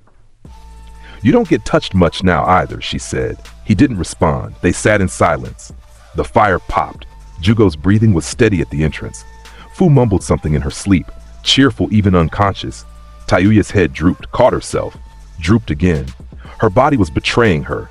Exhaustion stronger than stubbornness. The long day of travel and Deidar's aftermath and Fu's arrival catching up. Her head landed on Naruto's shoulder. She stiffened, pulled back an inch, then stopped, stayed. Her breathing evened out. Her weight settled against him, warm and present and trusting in a way that the waking version of Taiyuya would have denied under torture. Naruto did not move. He sat with her weight against his shoulder, and the fire burned, and the cave was quiet. And for a few hours, the most dangerous person alive was just a boy with a sleeping girl leaning on him in the dark. In the morning, she was on her side of the cave, awake, sharpening a kunai. Neither of them mentioned it. The months folded, the collection grew, and the world tightened around the fact of him like skin, around a wound that wouldn't close. Jiraiya's spy network tracked the collector's movements with the obsessive precision of a man who had realized too late that the child he trained was the most dangerous thing on the continent. Reports filtered into Konoha weekly. Sightings in Lightning Country, thefts in Water Country, a meeting with the Rain Village that the intelligence community couldn't explain. Tsunade added pins to a map. The pins formed a pattern. The pattern was a spiral, closing inward, and at the center of the spiral was a question that nobody in Konoha wanted to answer. What was he building toward? Kakashi requested permission to form a pursuit team. Tsunade denied it. "Every ninja I send is a delivery," she said. "I'd be mailing him our abilities in convenient, mobile packages." Then what? We wait, we watch, and we pray that whatever he's becoming, it loses interest in us before it finishes. Kakashi left the office. He didn't pray. He'd stopped believing in that kind of protection the day he'd realized his most underestimated student had been the most overqualified predator in the room. Orochimaru's body was failing. The Sannin had known for months. The arms sealed by the third Hokage's Reaper Death Seal were rotting, the decay spreading inward, the chakra pathways necrotizing like diseased tissue. He needed a new vessel. He had prepared for this. His entire life was preparation for this. But the vessel he'd chosen, the Uchiha boy, was damaged goods. Sharinganless, broken. A luxury car with the engine removed, Orochimaru adapted. He always adapted. If Sasuke's body was worthless, he would find another. But the finding would take time, and time was the one thing his body was no longer willing to give. He retreated to his deepest base, a labyrinth under the mountains of Rice Country, miles of tunnels and laboratories and sealed vaults. He summoned Kabuto and began the preparations for the living corpse reincarnation, choosing a lesser host, a strong body, not ideal, but functional enough to buy another 3 years. Naruto arrived on a Tuesday, not dramatically, not with an army or an announcement. He walked through the base's front door, which had been sealed with 7 layers of security jutsu, because ice release froze the chakra locks. Dead bone posts grew skeleton keys into the mechanical ones, and the Sharingan saw through the genjutsu triggers before they could activate. He walked through the halls like he owned them. Guards tried to stop him. He walked past them. Some attacked. He touched them as he passed. Brief, almost absent-minded contacts, the way you'd brush cobwebs from a doorframe. They fell behind him, powerless, confused, clutching parts of themselves that felt wrong. He found Orochimaru's chamber at the bottom. The snake Sannin was there, seated in a chair that was half throne and half medical apparatus, tubes running into his arms, monitoring seals glowing on his skin. He looked terrible, gray, skeletal, the golden eyes dimmed by pain and the slow erosion of a body that had been borrowed too many times. Kabuto stood beside him. Silver glasses, alert. Chakra scalpels already glowing at his fingertips. Naruto walked in and sat down across from Orochimaru without being invited. He crossed one leg over the other, looked around. "Nice place," he said. "Smells like formaldehyde and regret." Orochimaru laughed. It cost him, a wet, painful sound followed by a cough that sprayed flecks of something dark onto the cloth at his chin. But he laughed. "You walked into my most secure facility," Orochimaru said. His voice was a rasp. "Alone. I'm never alone. I have everyone I've ever taken with me." The two of them looked at each other, the boy and the snake, the thief and the experimenter, two predators who operated on the same frequency but in different wavelengths. Orochimaru collecting knowledge, Naruto collecting power, both of them viewing humanity as raw material. "I have a proposal," Orochimaru said. His tongue, too long, too pale, serpentine, wet his cracked lips. "A trade. My knowledge for your forbearance. I will give you everything I've learned. Jutsu theory, kenjutsu, the mechanics of the curse mark, the secrets of the Edo Tensei, the full scope of my body modification research. Freely. No strings. No tricks. In exchange for, you don't destroy what I've built, my labs, my research, my legacy. Naruto studied him. The Sharingan activated, red eyes and a face that Orochimaru had once laughed at in a forest. The Tomoe spun, reading chakra flow, reading micro-expressions, reading the truth beneath the offer. Orochimaru was afraid. Not terrified. Orochimaru had transcended simple terror decades ago, but afraid in the way that intelligent beings become afraid when they recognize a superior predator. He was bargaining from weakness, and they both knew it. Done, Naruto said. Orochimaru blinked. He had expected negotiation, counteroffers, the dance that powerful people did when they wanted to appear reasonable while extracting maximum value. That's it. That's it. Give me the knowledge. I'll leave your lab standing. Orochimaru stared. Then he nodded to Kabuto, who produced a sealing scroll, massive, thick, containing decades of research, compressed into ink and paper and classified information. Naruto took it, unsealed the first section, scanned it with the Sharingan. The information burned into his memory. Jutsu formula, kenjutsu mechanics, the precise architecture of the curse mark seal. Years of Orochimaru's life's work, absorbed in minutes. He closed the scroll, stood. You thought giving me things voluntarily would protect you, Naruto said. He looked at Orochimaru across the medical chair, across the tubes and the monitors and the slowly failing body. You're right, it did. He turned toward the door. Today. The word hung in the air. Orochimaru heard it. Kabuto heard it. The guards in the hall heard it. It was not a threat. Threats were for people who might not follow through. It was a timestamp. Naruto walked out. Kabuto looked at Orochimaru. Lord Orochimaru. I heard him. Orochimaru sat in his chair. His golden eyes were dim. The tubes pumped fluids that kept him alive, but not well.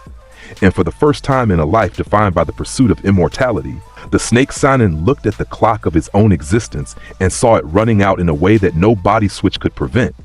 Because the boy would come back. Not today, not tomorrow, but eventually.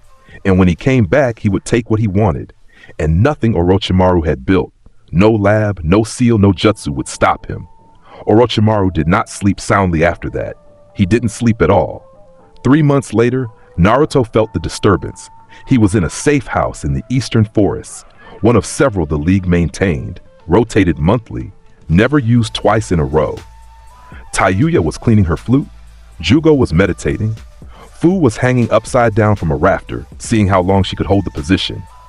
The answer was indefinitely, because Chomei's chakra enhanced her grip strength, and Fu treated physical limitations as personal insults. The disturbance came through the Sharingan first, a ripple in the ambient chakra, a wrongness that resonated at the frequency of soul transfer. Orochimaru's frequency, the living corpse reincarnation, he was making his move, taking a new body. Right now, Naruto stood. I need to go. Where? Tayuya's hand went to her flute automatically. Orochimaru, he's transferring. The soul is exposed. And you want to. I want the curse mark technique, the formula, the ability to imprint power into others. He looked at her. If I get this, I can give what I take, not just steal, distribute, build a network. Tayuya understood immediately. Her eyes widened. Go, she said. He went. He arrived at the base in under an hour, moving at full speed, yang enhancement plus wind-style air currents, covering ground faster than most birds. The base's defenses were weaker now, the guards depleted from his earlier visit. He went through them like smoke through a screen. He found the chamber. Orochimaru was mid-transfer. His soul, visible to the Sharingan as a snake-shaped mass of purple-black chakra, was half out of his old body and half into the new one. Kabuto stood at the edge of the room, monitoring the process, medical jutsu keeping both bodies stable during the transition. Naruto walked in. Kabuto spun. You, move. Kabuto didn't move. He raised his hands. Chakra scalpels glowed blue. Naruto touched his wrist as he passed. The medical jutsu, Kabuto's pride, his identity, the thing that made him one of the most dangerous medic nin alive, drained out of him in 2 seconds. The scalpels died. Kabuto's hands went limp. He fell to his knees, staring at his palms, and Naruto didn't even slow down. He reached into the transfer space. His hands closed around Orochimaru's exposed soul body, the chakra construct that carried the Sainin's consciousness between vessels. All for one, curse seal formula. The theft was precise. He didn't take Orochimaru's soul. He didn't take his jutsu library. He already had the scroll for that. He reached into the exposed mechanics of the living corpse reincarnation, into the scaffolding of the technique itself, and pulled out the one thing he'd come for, the curse marks architecture. The formula for imprinting power into another person's body, the method Orochimaru used to create the sound for, to enhance Sasuke, to build an army of augmented soldiers, each one carrying a piece of his power. Naruto took the blueprint, the mechanism, the ability to inject stolen abilities into other people, to give what he had taken, to distribute power from his own stockpile without losing the original. It was the most important theft of his life. Orochimaru's soul body convulsed. The transfer failed. Halfway between bodies, the Sainin's consciousness flickered. Destabilized by the extraction, the delicate process of body swapping disrupted at the most critical moment. Orochimaru's soul snapped back into his original body. The new vessel collapsed, brain dead, empty, a discarded container. And Orochimaru's original body, already dying, already rotting, now bearing the additional trauma of a failed transfer, gave up. The Sanin lay in his medical chair. The golden eyes were open but fading. His mouth moved. No sound came. Naruto stood over him. The curse mark formula sat in his network like a new circuit, buzzing with potential. He could feel it, the ability to shape power and send it outward, to mark another person's body with a piece of himself, to build bridges between his stockpile and others' networks. Orochimaru looked up at him. The snake's eyes were clear for one final moment, clear and bitter and grudgingly impressed. "You didn't even have the decency to take my jutsu by force," Orochimaru whispered. "You let me give them to you, and then you came back anyway." "I told you," Naruto said. "Today was today. This is another day." Orochimaru closed his eyes. His breathing slowed, stopped. The greatest scientist the shinobi world had ever produced died in a chair in a basement, robbed not by an army but by a teenager who had learned the most important lesson Orochimaru himself had taught the world. Everything is a resource if you're ruthless enough to use it. Naruto left. The base was quiet behind him. Kabuto knelt on the floor, hands useless, eyes vacant. The man who had been Orochimaru's right hand now reduced to a man with talented fingers and nothing to do with them. The league changed after Orochimaru, not in composition. The members were the same, but in capability. Because Naruto could now give, he could take the abilities stored in his network, the vast, layered collection of stolen powers, and imprint fragments of them into others. Not the full abilities, not the kekkei genkai, but elemental affinities, enhanced chakra control, physical augmentations. The building blocks of power, distributed like provisions to an army. Taiya received a water-style affinity, then an earth-style one. Her genjutsu, already formidable, gained elemental backing that made her illusions physical. Water-based mirages that could actually drown you. Earth-based traps that were real until they weren't. Jugo received chakra control techniques that let him manage his nature energy intake. Not a cure. The condition was too fundamental for that. But a valve. A dimmer switch where before there had been only an on-off toggle. His berserker states became less frequent. When they did trigger, he could pull himself back faster. Fu received nothing. She didn't need it. Chome was already the most generous of the tailed beasts, and Fu's connection with the beetle was deep enough that external augmentation would have been redundant. But Fu saw what Naruto did for the others. She saw him distribute power with the same precision he used to steal it. Carefully, deliberately, building each person into something stronger while keeping the master copy in his own network. She saw the League become more than a collection of strays. She saw it become a structure. "You're building a village," Fu said one night, her tone wondering. "No," Naruto said, "villages failed. I'm building something that works." Naruto turned 15, then 16. The world shaped itself around his absence from Konoha and his presence everywhere else. The Kaji convened for the first time in a generation. Not the formal summit, an emergency session held in neutral territory at a temple in Iron Country where the samurai guaranteed safe passage. The topic was singular, urgent, and terrifying. Naruto Uzumaki, The Collector, classified threat tier Omega, the Raikage. A, fourth Raikage, a mountain of muscle and lightning release armor, wanted military action, a combined task force, the 5 villages' best, working together, overwhelming the Collector with numbers and variety. He steals on contact, Kakashi said from the Konoha delegation. Not Hokage yet, but Tsunade had sent him because he was the only person in the village who had spent 6 months standing next to the Collector and lived to describe the experience. Every ninja you send is a grocery delivery. The stronger the team, the more he gains. The Tsuchikage, Onoki, ancient and irritable, floating in his chair because his back couldn't support his body, wanted isolation protocols, seal the borders, restrict movement, starve the Collector of targets. He already has 5 elemental natures, 2 kekkei genkai, a dojutsu, and a tailed beast, the Mizukage said. Mei Terumi, beautiful, deadly, speaking with the wariness of someone who had already done the math. Isolating him doesn't reduce his power, it just delays the next encounter. The Kazekage was quiet. Gaara sat in his chair. Kazekage at 16, the youngest in history, still carrying the sand and the silence and the memory of a boy who had headbutted him in a forest and told him a lie about precious people. He listened. He waited. He let the others argue. Then he spoke. I knew him. The room went silent. Gaara's voice was calm, measured, sand-dry. Not well, but enough. He helped defeat Shukaku when he had no reason to. He said things to me that changed the course of my life. They were lies, I know that now. But the person who told those lies was already carrying powers he'd stolen from at least 4 people and was pretending to be the dead last of his class. He paused. Whatever you're planning, Gaara said, assume it isn't enough. The room absorbed that. Before anyone could respond, every window in the summit hall shattered simultaneously, not from force, from precision. Bone needles, white, thin, fired from a range so extreme that no sentry had seen the shooter, passed through the glass at calculated angles, embedding in the table surface in front of each Kage's chair. Each needle had a strip of paper wrapped around it. The Raikage ripped his open first. His face went dark, the same handwriting on every strip. You can plan faster if you invite me. I'll be outside. The Raikage stood. His lightning release armor flared, a corona of electricity that made the air crackle and every hair in the room stand on end. I'll kill him. Sit down, Gaara said. He's right outside. And he came alone, and he announced himself, and he could have killed every person in this room instead of delivering notes. Gaara's sand stirred at his feet. He wants to talk. Let him talk. The doors opened.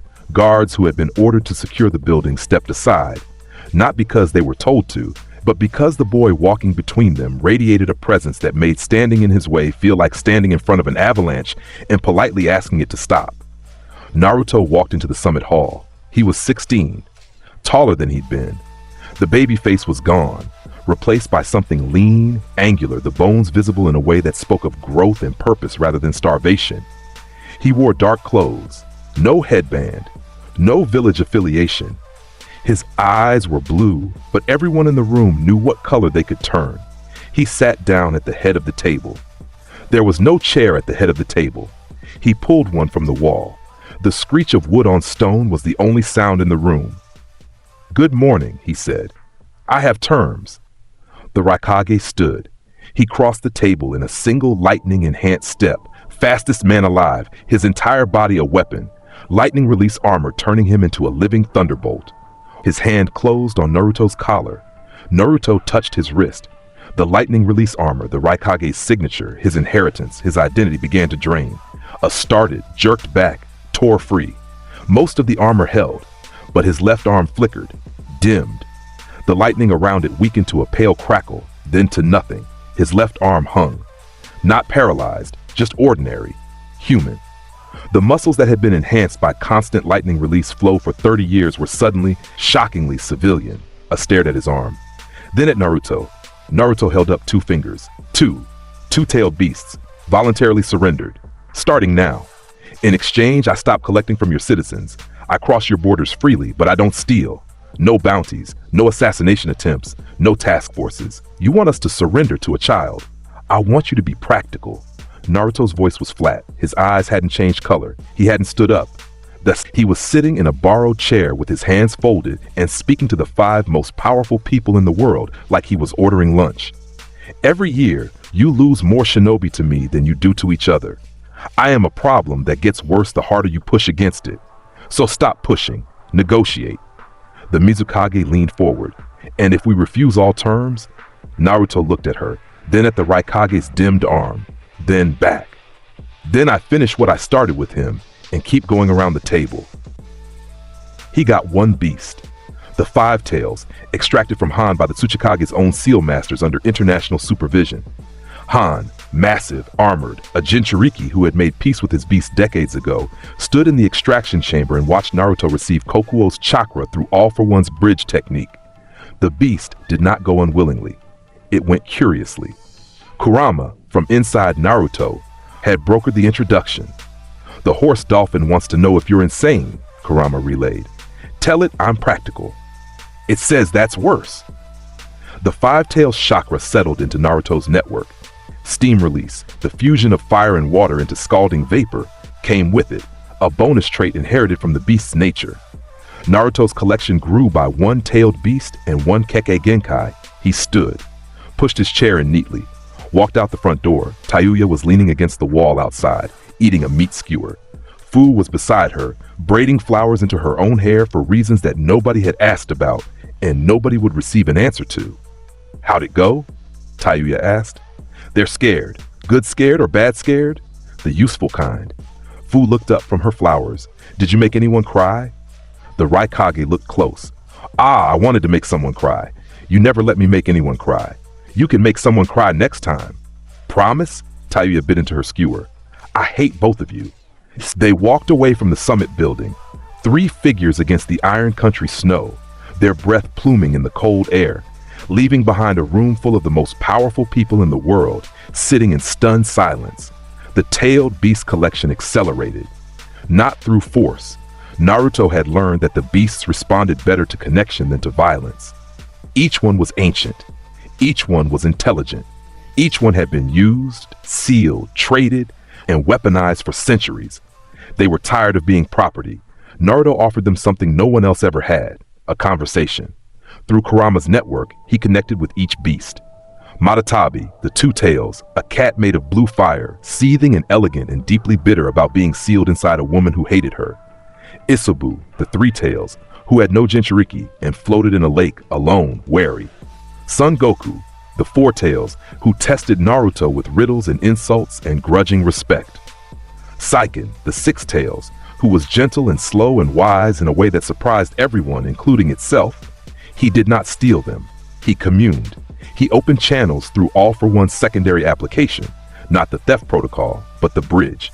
The same mechanism, reversed. Instead of pulling power through contact, he created a shared space, a meeting ground in the chakra network where he and the beast could exist simultaneously. Kurama hated it. You're turning my cage into a hotel, the fox complained as Son Goku's presence settled into an adjacent space in Naruto's network. The monkey smells. Your tails are in my face, Son Goku retorted. You have 4 tails yourself. Both of you, shut up, Naruto said. Don't tell me to. I will lock you in a smaller cage. Kurama went quiet. Not from fear, from the grudging acknowledgement that Naruto would absolutely do it, and that the smaller cage was real, and that picking this fight was not worth the square footage he'd lose. The collection continued. Each beast brought new capabilities. Matatabi's blue fire, Son Goku's lava release, Saiken's corrosive alkali. Naruto absorbed them into his network not as stolen goods, but as alliances, each beast maintaining its own consciousness, its own will, connected to him through a web of chakra bridges that Kurama reluctantly managed. The turning point came with Kurama himself. They had been connected for 16 years. The fox sealed inside the boy since birth. Their relationship defined by the cage and the captor and the mutual contempt that came from being chained together against both their wills. Kurama had spent 12 of those years trying to break free. He had spent the remaining 4 watching Naruto become something that the fox couldn't quite categorize. Naruto stood in his mindscape, the sewer that represented his inner world. The pipes, the water, the massive gate behind which Kurama's orange-red form shifted and breathed. They faced each other across the bars. "You could fight me forever," Naruto said. "You're the strongest tailed beast. You've been alive since the sage himself. You have more experience, more power, more raw chakra than I could ever steal from you." Kurama's red eyes narrowed. "Is this the part where you try to make a speech about friendship?" "No, this is the part where I tell you the truth." Naruto looked up at the fox, the massive, ancient, furious thing behind the bars. "You could fight me forever, or you could help me and watch the world bend correctly." Kurama stared. "Bend correctly? You've watched humans use you for 16 years, use the other beasts for centuries. Every time you break free, they seal you again. Every time a beast escapes, they hunt it down. The cycle doesn't end because the system doesn't change. I'm going to change the system. By stealing it, by owning it. And when I own it, no one seals you again. No one uses you. You're not a weapon. You're an ally. And allies get respect." Kurama was quiet for a long time. The water in the sewer dripped. The pipes groaned. The ancient, massive presence behind the bars shifted, not physically, but in some other way. A recalculation, a reassessment. The fox looked at the boy who had carried it for 16 years and saw, perhaps for the first time, not a captor but a compatible predator. "You're the worst thing that ever happened to me," Kurama said. Then he opened the gate. The chakra hit Naruto like standing in the path of a river that had been dammed for 16 years and was now released. It was vast. It was warm. It was ancient in a way that made the stolen Sharingan feel like a child's toy. Orange-red energy flooded his network, integrating with everything. The stolen natures, the kekkei genkai, the tailed beasts already connected. It amplified everything, multiplied everything. The Nine Tails chakra mode activated. Naruto's body glowed, golden light, burning bright, the marks of Kurama's power tracing across his skin like circuit lines on a living board. His speed tripled, his strength quintupled, his sensory range expanded until he could feel every living thing within 50 miles. He stood in the mindscape, golden and burning and full. "Thank you," he said. "Don't thank me," Kurama growled. "Just don't bore me." Naruto smiled. It was almost real. The Naruto who emerged from that communion was not the same Naruto who had entered it. Not in personality. He was still cold, still calculated, still the predator in a boy's body. But in scope, the combination of full Kurama cooperation, 6 allied tailed beasts, 5 elemental natures, 3 kekkei genkai, the Sharingan, Deadbone Pulse, Yang Enhancement, Explosion Release, Storm Release, Shark Skin Fusion, and an arsenal of stolen jutsu made him, in practical terms, the most powerful being on the planet. And he was 16. The intimate thread was not something Naruto planned. He planned everything. Every theft, every encounter, every word spoken in public was pre-scripted and purpose-built. But the things that happened in the quiet spaces between the plans, the warmth of a shoulder against his in a dark cave, the sound of someone laughing at him instead of fearing him, the way a touch that wasn't a theft felt on skin that was built for stealing, those things were not on any list. Fu was the one who broke the pattern. It happened after the fight with an Akatsuki holdout.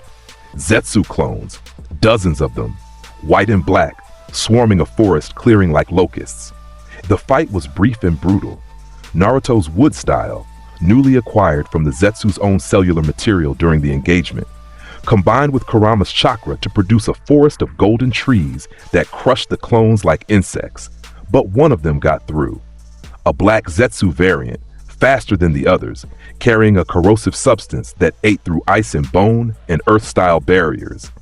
It hit Naruto in the side, a glancing blow, but the corrosion ate through his jacket and into flesh, burning a wound 3 inches long and an inch deep along his ribs. He ignored it. Finished the fight. Walked back to camp. Sat down. Didn't mention it. Fu noticed the blood 20 minutes later. "You're bleeding," she said, in the tone of someone who had been watching him not be bleeding and now had to reconcile this new information with her worldview. "Since when?" "Since the fight." "That was 20 minutes ago." "It's shallow." "It is not shallow. I can see your ribs. Those are normal. Everyone has ribs. Not from the outside." She pushed his hand away. He let her. This was perhaps the most significant thing, that he let her. Naruto did not allow physical contact that he hadn't initiated. Every touch in his life was a transaction, a weapon, a theft. But Fu's hands on his side, pressing a cloth to the wound, were neither. They were just hands. Small, warm, slightly clumsy in a way that was more endearing than it should have been. She cleaned the wound. The Nine-Tails healing factor was already closing it, slowly, because the corrosive substance was resistant even to Kurama's chakra. But Fu didn't know that, or didn't care, and she cleaned and bandaged it anyway. "You need to stop doing this," she said. Her voice was quieter now. The manic energy that defined her was dialed down, replaced by something that she usually hid underneath the noise. Concern. Actual, genuine concern for someone other than herself. Stop doing what? Pretending things don't hurt. She looked up at him. Her green eyes were steady, serious. The glow under her skin was dim. Chomei pulled back, giving her privacy, because the beetle was smarter about human things than anyone gave it credit for. You're not invincible. You just act like it. And one day the acting is going to get you killed, and I'm going to be really mad at you. You're always really mad at me. That's different mad. That's normal mad. Death mad is worse. Something happened to her expression then. A shift. The seriousness deepened. Her hands were still on his side, the bandage done, no practical reason to keep touching him, and she hadn't moved them. He hadn't moved them. The camp was quiet. Tayuya was on patrol. Yugo was sleeping. The fire crackled. The forest pressed close, dark and warm, and full of the small sounds of a world that didn't care about the two people sitting in its center. Fu said something. It was dumb.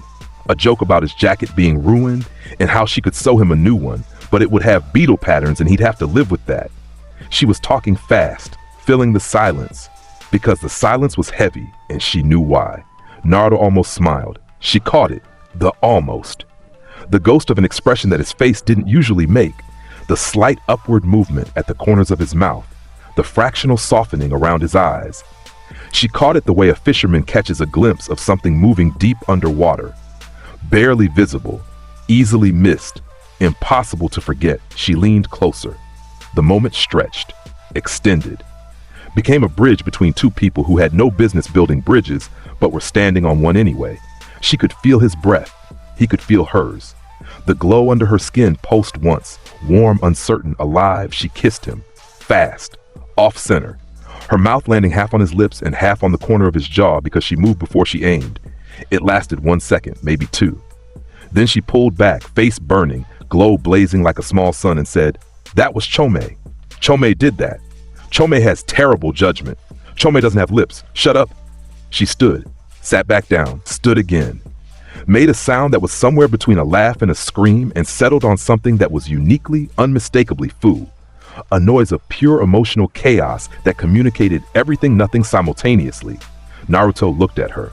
The warmth from the contact, not chakra, not theft, just warmth, sat on his skin like a handprint. He didn't play it off. He didn't joke. He looked at her with those blue eyes that had watched people crumble and nations tremble and never changed expression. And something in them was different.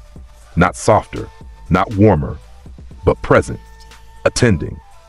The full weight of his attention, usually reserved for targets and plans and the endless architecture of acquisition, focused entirely on her. "Do it again," he said. She stared. "What? Do it again, and aim this time." She hit him in the shoulder. Then she kissed him again. And this time she aimed. Tayuya found out 3 days later. She didn't find out through observation or conversation. She found out because Fu walked into their shared camp space with the specific kind of smug radiating off her that only comes from one source. And Tayuya, who had survived Orochimaru's compound for 4 years and knew exactly what that expression meant, threw a kunai at the wall and said, "Are you kidding me? I don't know what you're..." "You kissed him. How do you know? You're glowing. You are literally physically glowing more than usual. Your stupid bug is doing a victory lap." From inside Fu, Chomei's presence pulsed with unmistakable glee. The argument that followed lasted 4 hours, spanned 3 locations. Tayuya kept walking away and Fu kept following, and included language that would have made a sailor ask them to tone it down. Naruto sat in the clearing, ate an apple, and let them sort it out. Jugo sat next to him. He said nothing for a long time.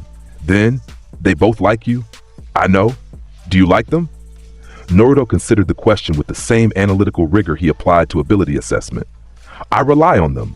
I trust their capabilities. I find their presence." He paused. searched for a word that his vocabulary, built for strategy and acquisition and the clinical language of power, didn't readily provide.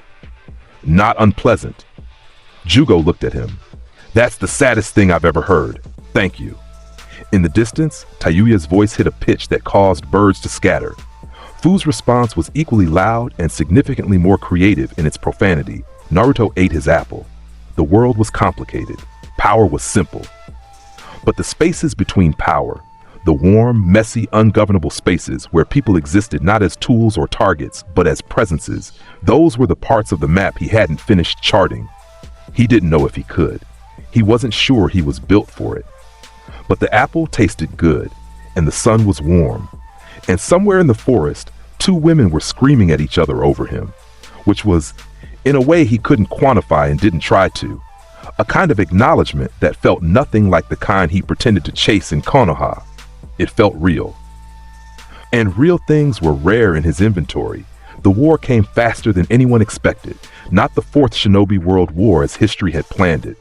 The alliance versus the Akatsuki, shinobi nations united against a common threat. That war died when the Akatsuki dissolved. When Nagato turned, when Naruto broke the pieces off the board one by one until the game couldn't be played anymore. This war was smaller, sharper, and it had only one cause, Kabuto. The former medic nin, stripped of his medical abilities by Naruto's touch, had spent the years since Orochimaru's death doing the one thing he could still do without chakra, research. He'd found Orochimaru's notes on the Edo Tensei, the reanimation jutsu, the technique that summoned the dead back to an imperfect life. And he'd found a workaround, a version of the summoning that didn't require the caster's own chakra. Instead, drawing on the stored energy of Orochimaru's old experiments, he activated it in a cave on the eastern seaboard, and the world cracked. The dead rose. Not an army. Kabuto didn't have the resources for an army, but he had enough for a statement. He summoned the heavy hitters, the legends, the nightmare fuel, Madara Uchiha. The name alone was enough to shift the balance of every nation on the continent. Madara, the co-founder of Konoha, the rival of Hashirama, the man who had controlled the Nine Tails, who had awakened the eternal Mangekyo Sharingan, who had fought a god and nearly won. He was the standard against which all power was measured, and he had been dead for decades, and now he was standing on a battlefield with dust on his armor and amusement in his red eyes. Kabuto sent him toward the closest concentration of shinobi forces, a joint patrol camp on the border of Earth and Fire Country. It was a message, a declaration, a tantrum from a man who had lost everything and wanted the world to feel it. Naruto intercepted Madara 3 miles from the camp. He stood in the center of a field, alone. The League was positioned in a perimeter, Tayuya maintaining a wide-range genjutsu to keep civilians away, Jugo in reserve, Fu providing aerial surveillance from above. Nagato's 6 paths of pain, borrowed, maintained, Naruto's remote enforcers, were stationed at each compass point, their Rinnegan eyes feeding visual data back to Naruto through the connection he'd built. Madara walked out of the tree line. The Edo Tensei body was perfect, the same as it had been in life, the same ornate armor, the same flowing hair, the same Uchiha arrogance carved into a face that had been dead for half a century. His eyes were the eternal Mangekyo Sharingan, red and black, the pattern spinning with a lazy confidence that said this body had never known genuine fear. He saw Naruto. He stopped. He looked at the boy, 16, blonde, standing in a field with no backup, no army, wearing dark clothes and an expression of absolute composure. He activated the Sharingan fully. The read came back, 5 elemental natures, multiple kekkei genkai, tailed beast chakra, not 1, not 2, but multiple beasts registering in the boy's network. And in the eyes, behind the blue, waiting like a weapon in a holster, the Sharingan. An Uchiha Sharingan stolen, sitting in a non-Uchiha face. Madara laughed. It was genuine. Rolling. The laugh of a man who had been resurrected expecting to fight insects and had instead found something interesting. He laughed the way a chess master laughs when a student makes a move he didn't expect, with delight, with respect, with the specific joy that only comes from meeting a worthy opponent after a long absence. You took the Uchiha's eyes, Madara said. His voice was deep, resonant, carrying the authority of someone who had shaped nations. How did they feel when you looked through them? Like looking through someone else's window, Naruto said. I'm working on an upgrade. Madara's laugh deepened. An upgrade. You stand before Madara Uchiha and talk about upgrades. He drew no weapon. He didn't need one. He was the weapon. Show me. Madara moved. Wood style, advent of a world of flowering trees. The ground erupted. Not a wall, not a barrier, a forest. Trees, massive, ancient, thick as towers, burst from the earth in every direction, growing at impossible speed, branches reaching, roots spreading, the entire landscape transforming in seconds from an open field to a primordial woodland. The trees bloomed, flowers, pink and white, releasing pollen that was laced with sedative chakra, a subtle weapon hidden inside a beautiful one. Naruto activated the Sharingan. The pollen was visible, golden motes in the air, each one a tiny payload. He exhaled. Wind style, great breakthrough. The pollen scattered, blown clear, the air around him clean, then he retaliated. Fire style, majestic destroyer flame. The jutsu was not one he'd stolen from a chunin. It was one he'd seen in Orochimaru's scroll. An S-rank fire style technique, massive in scale, requiring all 5 nature transformations to stabilize. Fire poured from his mouth in a wall that was not flame, but inferno, a horizontal cascade of destruction that consumed the wooden forest Madara had grown, turning trees to charcoal and charcoal to ash in a wave of heat that made the air itself shimmer and crack. Madara leaped above the flames. Interesting. He formed hand signs at a speed that even the Sharingan struggled to track. Tengai Shinsei! A shadow fell. Naruto looked up. A meteor, a literal stone the size of a building, was descending from the sky, pulled from the upper atmosphere by gravity manipulation, falling toward the battlefield with the inevitability of extinction. Oh, Naruto said. He raised both hands. Kurama's chakra flooded his body, the golden cloak manifesting, the giant fox's form emerging around him like armor. 2 massive chakra hands reached up, met the meteor, and held it. The ground beneath Naruto cracked. His feet sank into the earth. The weight was astronomical, not just physical, but chakra weight. Madara's gravitational jutsu pressing down with a force that was designed to crush mountains. He held it. Kurama's avatar roared. The meteor slowed, stopped, hung in the air, balanced between Madara's technique and Naruto's resistance. Then Naruto pushed. Tailed beast bomb. The orb formed in Kurama's mouth, a dense sphere of positive and negative chakra, compressed to a point of critical density. It fired upward, into the meteor, and the stone disintegrated. The explosion was visible from 3 countries. The shockwave flattened everything within a mile, and the debris that rained down was intercepted by an ice-release dome that Naruto raised over the battlefield in the time between the detonation and the impact. Madara landed in the crater where the forest had been. His Edo Tensei body was damaged, cracks in the reanimation, dark lines running through his form. But regenerating. The technique's immortality was absolute. You could destroy the body and it would rebuild. Impressive, Madara said. He was not smiling anymore. You have a tailed beast and stolen eyes and more natures than I can count, but you're still looking at me with borrowed power. All power is borrowed, Naruto said, yours included. The Sharingan came from your bloodline. The wood style came from Hashirama's cells you grafted onto yourself. The Rinnegan came from the combination. Everything you have, you took from someone else's legacy. He dropped the ice dome, stepped forward. The only difference between us is that I'm honest about it. Madara's eyes narrowed. For the first time, the amusement was gone. What replaced it was something colder, something that acknowledged the boy across the battlefield not as an insect or an amusement, but as an actual threat. He activated the Susanoo. It materialized around him. A skeletal frame at first, then muscle, then armor, then the full form. The perfect Susanoo. 100 feet tall.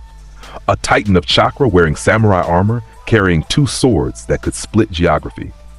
It was the Uchiha clan's ultimate expression, the physical manifestation of an eye technique pushed to its absolute limit. It swung. The first sword split the ground in a line that extended for a mile.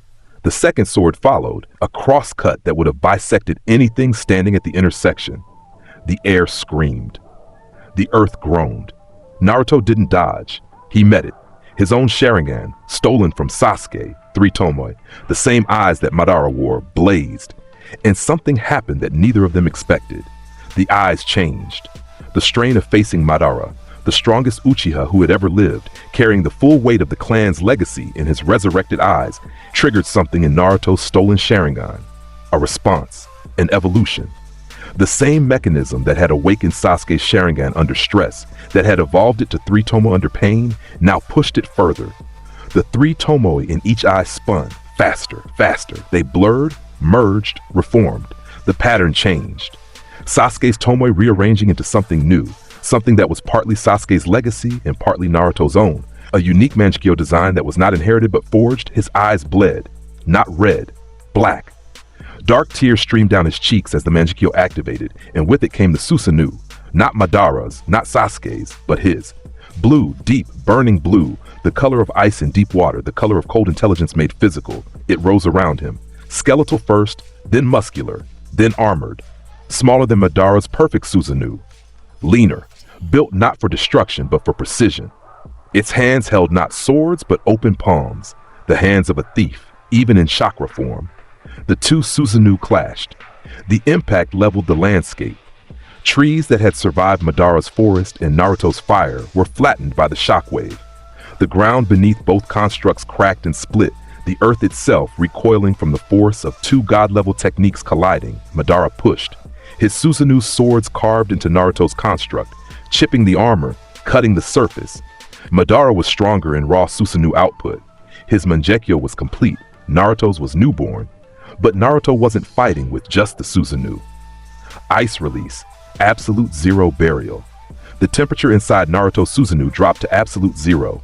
The blue armor frosted, then crystallized, then became something harder than steel. Ice-reinforced chakra, a construct wrapped in a shell of frozen impossibility. Madara's sword struck it and bounced, the blade edges chipped. Explosion release, internal detonation. Naruto's Susanoo slammed both palms against Madara's construct. The explosion release, Deidara's stolen legacy, detonated from inside the point of contact. The blast directed inward, cracking Madara's Susanoo from the inside like an egg hit with a hammer. Madara staggered. Dead bone pulse, white god spears, bone lances erupted from the ground beneath Madara's Susanoo, grown through the earth, directed by will, sharp enough to pierce the chakra construct's weakened armor. 3 spears hit. One pierced the Susanoo's leg, another caught its arm. The third hit center mass. Madara's Susanoo cracked, fractured, broke apart in sections, the massive construct disintegrating from the accumulated damage, and Madara himself dropped from the air, landing on the ruined field, Edo Tensei body already regenerating from the impacts. He tried to form the Susanoo again. The chakra gathered, and then Naruto was there, moving at Kurama-enhanced speed, crossing the gap in an instant. Appearing in front of Madara before the resurrection could complete, he put one hand on Madara's chest. All for one, legacy extraction. The black and red energy, the original, the core, the power that had started everything in an alley when a starving boy grabbed a Chunin's wrist, erupted between them. But this time, the energy was informed by 16 years of practice, 6-tailed beasts, and a Mangekyo Sharingan. It was not the desperate reflex of a child. It was a precision instrument. Naruto reached into Madara's Edo Tensei shell and pulled. The wood style came first. Hashirama's cells, grafted to Madara's body during life, stored in the chakra memory of the resurrection. The cellular material transferred through the contact point, and Naruto felt it integrate. The Senju legacy, the ability to grow life from chakra, merging with his existing earth and water natures to create something that had been extinct for generations. Wood sprouted from his free hand, a branch, small, green, alive. He looked at it and felt something vast. Hashirama's inheritance, the god of shinobi's power. He's now his. Madara's Edo Tensei cracked. The body destabilized, not from the extraction itself, but from the loss. The wood style had been load-bearing in the resurrection's architecture, and without it, the shell began to fail.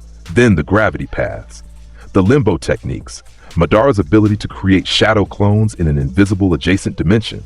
Naruto pulled those too, the Renegade's secondary abilities flowing into his network, giving him access to dimensional manipulation that most shinobi didn't know existed. And finally, as Madara's Edo Tensei cracked and splintered, and the reanimation began to release, Naruto reached for the eyes. He took the eternal Mangekyo imprint. Not the physical eyes, those were Edo Tensei constructs, temporary, bound to the resurrection. but the chakra memory, the pattern, the blueprint of an eternal Mangekyo Sharingan, which, when layered onto his own newly awakened Mangekyo, completed the evolution. His eyes bled black, reformed. The pattern in each iris shifted, the new Mangekyo design fusing with Madara's template, stabilizing, becoming something that would not degrade with use. Eternal, then the eyes shifted again. The Mangekyo pattern dissolved. In its place, 6 concentric rings, purple, ancient. The final evolution of the Sharingan's lineage, the Rinnegan. It was not complete. Not the full Rinnegan that the Sage of Six Paths had carried, not the god-tier version that Nato's transplant mimicked. But it was real. A partial awakening, triggered by the combination of Uchiha chakra, stolen from Sasuke, Senju chakra, stolen from Zetsu and now Madara, and the sheer volume of natural energy flowing through Naruto's network from 6-tailed beasts. It was enough. His eyes shifted back to blue. The Rinnegan retreated, held in reserve with everything else. Another weapon, another option, another layer in a collection that was rapidly approaching the theoretical maximum of what a human body could contain. Madara was on the ground, dissolving. The Edo Tensei was releasing, Kabuto's control severed by the extraction's disruption, the soul beginning its return to the pure world. Madara's form was transparent, fading, the legendary Uchiha departing for the second and final time. He looked up at Naruto. The red eyes were calm, at peace, almost. The amusement was back, a final flicker of the arrogance that had defined him in life. "You are not a shinobi," Madara said. His voice was fading with his body. "You are something else." "I know," Naruto said. He crouched, a collector. He placed one final hand on Madara's dissolving form. The last fragments of chakra memory transferred. Techniques, knowledge, the accumulated experience of a lifetime of war. Small things, finishing touches. Then Madara was gone. Dust. Memory. A crater in the earth where the greatest Uchiha had stood. Naruto stood up. The battlefield was silent. The League, watching from the perimeter, said nothing. The 6 paths of pain, their Rinnegan eyes capturing everything, relayed the data back through the network without comment. In a megakure, Konan watched the feed through an origami bird and pressed a hand to her mouth. In the distance, a joint patrol of Earth and Fire Country shinobi, the ones Madara had been heading toward, stood on a hilltop and watched a 16-year-old walk out of a crater that had been a battlefield, glowing faintly gold, with eyes that cycled through colors no single human should possess. Nobody cheered. Nobody clapped. They were too afraid. Kaguya was not a surprise. She was an inevitability. Black Zetsu, the one piece on the board that nobody had been tracking, completed his work in the shadow of Madara's distraction. The god tree bloomed. The infinite Tsukuyomi activated. The sky turned white. And across the world, people dropped. Civilians, shinobi, kage, children, wrapped in cocoons of root and light, their chakra being harvested by a tree that predated civilization. The League was free. Naruto's distributed Rinnegan abilities, channeled through Pain's remaining paths, extended to his inner circle, shielded them. The Mangekyo's protection covered Naruto himself. Tayuya, Fu, Jugo, Konan, all of them woke from the initial flash and found the world asleep around them. Looked at the cocoons covering the landscape. Her expression, usually manic, usually grinning, was flat. "Everyone's in those things," she said. "Not everyone," Naruto said. "Us." "What do we do?" Naruto looked at the god tree. Massive, impossibly ancient. A pillar of wood and chakra that connected the earth to the moon, its roots spreading across continents, its branches reaching into space. At its peak, a flower was opening, and inside the flower, something was waking up. "We collect," he said. Kaguya descended from the flower like a god returning to a world she owned. White skin, white hair, a third eye in her forehead, the Rinne Sharingan, the original dojutsu, the eye that had existed before all others. She was tall, alien, beautiful in the way that natural disasters are beautiful, awe-inspiring and lethal, and completely indifferent to the small things that lived in her shadow. She looked at Naruto. He looked at her. And something shifted in his expression that nobody had ever seen before. Not the mask, not the calm, not the predator's assessment or the strategist's calculation. Something older, deeper, recognition. He recognized her. Not the person, the shape. Someone who takes, someone who collects, someone who looked at the world and decided it was hers. "You were first," Naruto said. "I'll give you that." Kaguya didn't respond with words. She responded with an attack that rewrote the landscape. Dimensions shifted. The battlefield replaced by ice, then by lava, then by a desert of bone-white sand, then by an ocean of acid. She controlled space itself, moving them between pocket dimensions like a dealer shuffling cards, each one designed to kill. Naruto survived them all. In the ice dimension, he was home. Ice release turned the environment from weapon to ally. The cold fed his techniques, his mirrors formed without effort. The entire frozen landscape became an extension of his body, the way the river had once been Kasame's. In the lava dimension, he used the Five Tails' steam release to create thermal barriers. In the bone desert, dead bone pulse grew him armor from the scattered remains. In the acid ocean, shark skin fusion let him swim through the corrosive liquid as though it were warm water. Every dimension she threw him into, he adapted. Every environment she created to kill him, he conquered.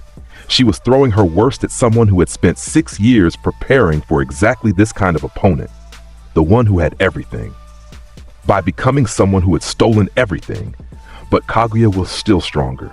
Her truth-seeking balls, black spheres of nullification that erased anything they touched, were the equalizer. They couldn't be stolen because they weren't abilities. They were anti-abilities. They unmade.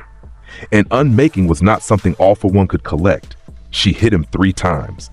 The first destroyed his ice armor. The second obliterated a shadow clone. The third grazed his arm, and the flesh didn't burn. It ceased. A patch of his forearm simply stopped existing. The cells erased. The tissue gone. Kurama's healing factor couldn't regenerate what had been nullified. The wound was permanent. Naruto's first scar from something he couldn't fix. He looked at the gap in his arm, noted it, adjusted. "You're the source," he said. "All chakra comes from you, through the tree, through the fruit. You gave it to humanity, and then you wanted it back."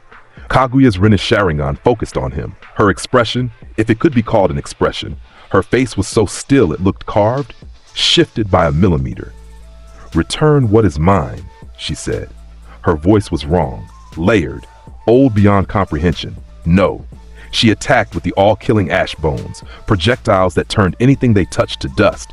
They fired from her hands, her back, the tips of her hair, bone arrows that tracked their target with perfect accuracy. Each one carrying enough destructive power to end Akage. Naruto dodged.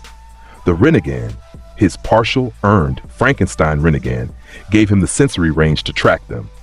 The Mangekyo gave him the Susanoo to block the ones he couldn't dodge. And the tailed beasts, all of them now, feeding chakra into his network in a combined output that made the air hum, kept him alive through the damage that got through. The fight lasted an hour. It felt like years. Naruto learned her patterns. He studied her dimensions. He mapped her techniques. He waited, patient, bleeding, burning through reserves that would have killed any other person 10 times over, for the moment. The moment came when Kaguya tried to absorb him. She opened a dimension, the most dangerous one, the core of the God Tree itself, a space where chakra was pulled inward like light into a black hole. She intended to unmake him, to dissolve his body and absorb his chakra back into the tree, returning everything he'd stolen to the system he'd taken it from. She had to manifest fully to do it. All of her, in one physical space, reaching for him with both hands. He reached back. All for one, chakra origin. The black and red energy, the power that had defined his life since age 6, erupted from every point of contact simultaneously. Both hands, both arms, every place where his skin touched hers. The energy was vast this time. Not the controlled extraction of a kekkei genkai or a chakra nature.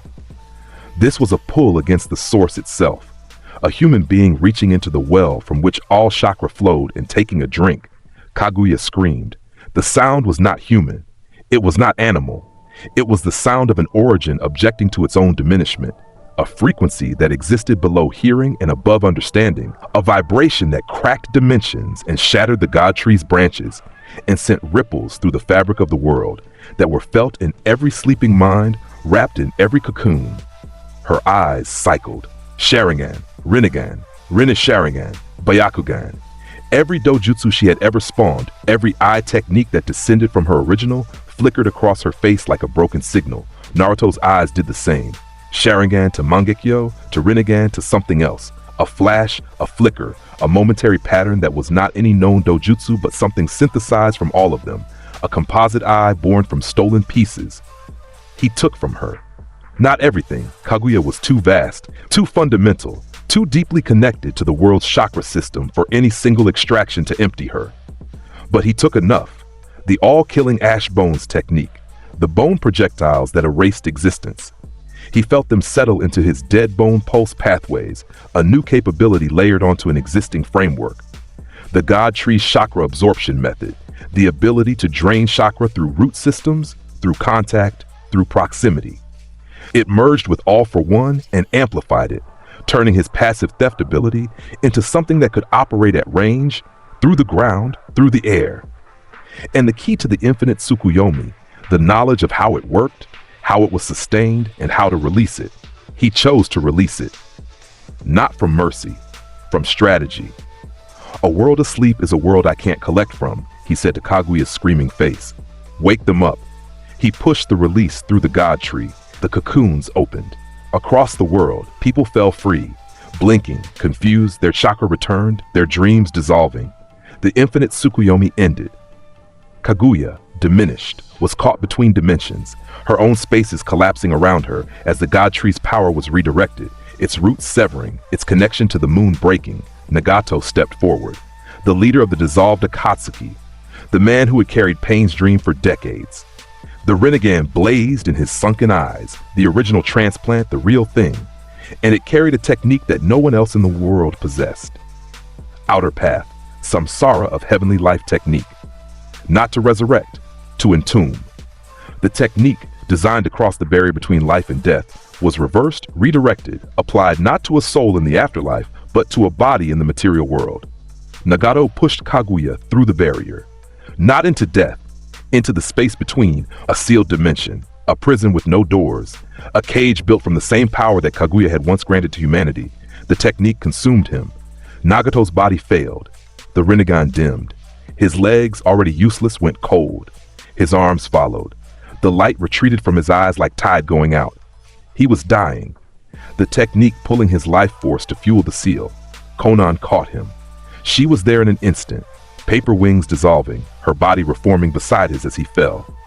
She held him the way you hold something that is breaking and precious and impossible to save. Nagato, it's done. His voice was a whisper, a satisfied whisper. The voice of a man who had spent his life searching for peace through pain and was now at the end, finding peace through purpose. She sealed. He looked at Naruto.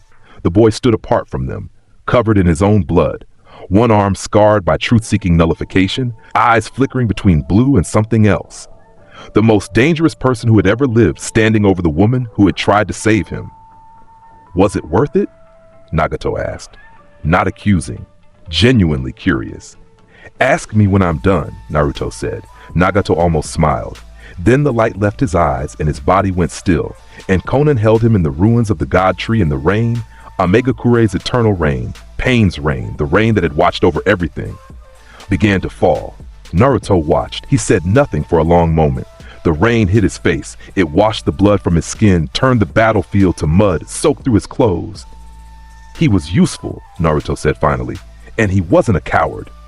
Konan looked up at him. Her amber eyes were wet, not from the rain. She said nothing. She held Nagato, and the rain fell. The aftermath was not a celebration. It was an audit. Naruto sent the message on the first day of the new month. It went to every nation, every Kaja, every military commander with the authority to receive it. Delivered by Shadow Clone, by Toad Summon, by Bone Needle shot through a window. Nagato had a dream. Madara had a plan. I have the results. Send your representative to the former Amegakure in 30 days. The new world starts then. 30 days later, the tower filled. Not because they believed, because they'd seen. The intelligence reports were public now. Every nation had its own version of the file. The list of stolen abilities, the list of defeated opponents, the battle with Madara, the confrontation with Kaguya, the God Tree's fall. They did the math. Math doesn't require faith. The meeting was brief. The new order was simple. No tailed beast weapons. The beasts were his, allied with communing, protected by a network of chakra bridges that Kurama maintained with the grudging efficiency of a manager who hated his job but was good at it. No nation could seal, extract, or weaponize a tailed beast without going through Naruto. And nobody was going through Naruto. No clan-based hoarding of kekkei genkai for military advantage. Power belonged to those who earned it, and earning it now had a definition. Contribution, not bloodline. The old system, where your abilities were determined by who your parents were, was over. The league governed. The Kaj retained ceremonial authority, the hats, the offices, the titles. Real power flowed through Naruto, through the network, through the web of distributed abilities and tailed beast connections and curse mark imprints that let him give power to those who served and take it from those who didn't. He stood at the head of the table. The representatives from every nation, including a pale and quiet Konoha delegation that included Kakashi, sat in silence. Questions? Naruto asked. The Raikage's representative, himself, arms still weakened from the summit, pride still burning, stood. You can't just... Naruto touched the wall beside him. Bone spurs emerged from it. White, sharp, growing from the surface in patterns that were almost decorative. Ice followed, crystalline formations tracing the spurs, coating them in blue-white frost. Then wood-style, vines and flowers sprouting through the ice, green and alive. The wall became a sculpture. Bone and ice and wood, three impossibilities coexisting on a single surface, created without effort, without even looking. Anyone else? Naruto asked. Nobody else. The representatives filed out. The new world started with a silence and a signed document, and the understanding that the boy at the head of the table could back every word with force that made the question academic. Kakashi stayed. He sat in his chair after everyone else left. His single visible eye was tired. Not from the meeting, from the years of missing something obvious, the years of watching a student and not seeing. You fooled me, Kakashi said. You already said that. I need to say it again, because I was your teacher, and I looked at you every day, and I saw what you wanted me to see. Naruto looked at him. Kakashi, the copy ninja, the man who had taught him tree climbing, the sensei who had been too late and too distracted and too focused on Sasuke to see the real threat sitting in the back row with drool on his chin. You weren't the only one, Naruto said. That doesn't make it better. No, but it makes it universal. Naruto sat down across from him, not as ruler and subject, just as two people who had shared a piece of history. I was 6 years old and starving.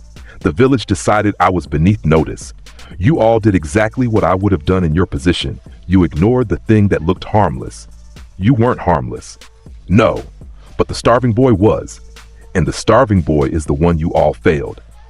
He looked at Kakashi steadily. I'm not angry about it. Anger is wasteful. But I'm not going to pretend it didn't happen. Kakashi sat for a long time. Then he stood, walked to the door, paused. Iruka, he said. You should talk to Iruka. He still thinks about you. Something flickered behind Naruto's eyes, fast, suppressed. The crack that had appeared on a forest floor years ago when a man with a shuriken in his back had called a monster by its name. I know. Naruto said. Kakashi left. The tower in Amegakure became the center. Not a village. Naruto would never build a village. Villages were cages. But a seat of power, a nexus, a place where the threads of the new order converged. The rain, Pain's rain, the surveillance rain, the weather that had watched over the city for decades, stopped, not gradually, all at once. The clouds broke, the sun came through, and Amegakure, the city of rain, saw a clear sky for the first time in a generation. Tayuya found him on the roof that night. He was standing at the edge, looking out over the city. The buildings were dark against the sunset. Steel and concrete turned gold by light they'd never reflected before. The streets below were still wet, puddles catching the sky like scattered mirrors. He looked tired. Not the performance of tiredness he'd worn in the academy. The real thing. The bone-deep exhaustion of someone who had been carrying the weight of every stolen ability, every strategic decision, every mask and every truth for 10 years, and had just set part of it down. Tayuya sat next to him. Not close. The distance of two people who had been adjacent for years and were now, in the absence of running and fighting and collecting, forced to figure out what adjacency meant when there was nothing to run from. So we won, she said. I won. I was there. He looked at her. The sunset was on her face. The red hair catching light, the brown eyes steady, the mouth that had sworn at him more than any other mouth in existence. She was 18. She looked harder than that. She had survived Orochimaru and the Collector, and a war and a god, and she was sitting on a rooftop in the sunset, and she was still there. "You were there," he agreed. Silence. But not the silence of strangers, the silence of two people who had used up the easy words a long time ago and were now in the territory where only the hard ones mattered. "I'm not going to ask what we are," Tayuya said, "because you'll give me some bullshit about tools and assets and strategic value." "I might, and I'll punch you." "You might." She looked at the city, then at him, then at the city again. "You're the scariest person alive," she said. "You've been the scariest person alive since I met you. You stole a god's power today. You reorganized the political structure of the entire world. And you're standing on a roof looking like a kid who doesn't know what to do now that the homework's done." He said nothing. "You don't know, do you?" she said. Her voice was softer now, not the rough edge she showed the world, the underneath. "You know how to take, you know how to plan, you know how to win, but you don't know what to do with the quiet." He looked at his hands. The hands that had stolen from dozens of people. The hands that had killed. The hands that had held a Chunin's wrist in an alley at age 6 and started all of this. "No," he said. "I don't." Tayuya leaned her shoulder into his, the way she had in that cave years ago when she'd been asleep and he'd been awake. Except this time she was awake, and this time the lean was deliberate. "Then figure it out," she said. "I'm not going anywhere." He turned his head. She was close, close enough that the distance between them was a choice, not a fact. Her eyes were steady, unafraid. The only person on the planet who looked at what he was and chose to stay, not because he was powerful, but because she had been there before the power mattered, before the world bent, before any of it, and she was still here. He kissed her. Not the way Fu had kissed him, sudden, chaotic, driven by impulse. This was slow, deliberate. The way he did everything, measured, intentional, with the full weight of his attention. His hand came up to the side of her face, and the touch was not a theft, not a transaction, not a weapon, just a hand. On a face. The simplest thing in the world, from the hands that had made the world the most complicated it had ever been. She kissed him back, hard, her hand fisted in his collar. She tasted like the tea she'd been drinking and the words she'd been swallowing for 3 years. She pressed into him like she was proving something, to him, to herself, to the evening air. And he let her, and the sunset burned behind them, and the city below gleamed with the light of a world that was his, and a moment that was theirs. They broke apart. Her cheeks were flushed. His expression had changed.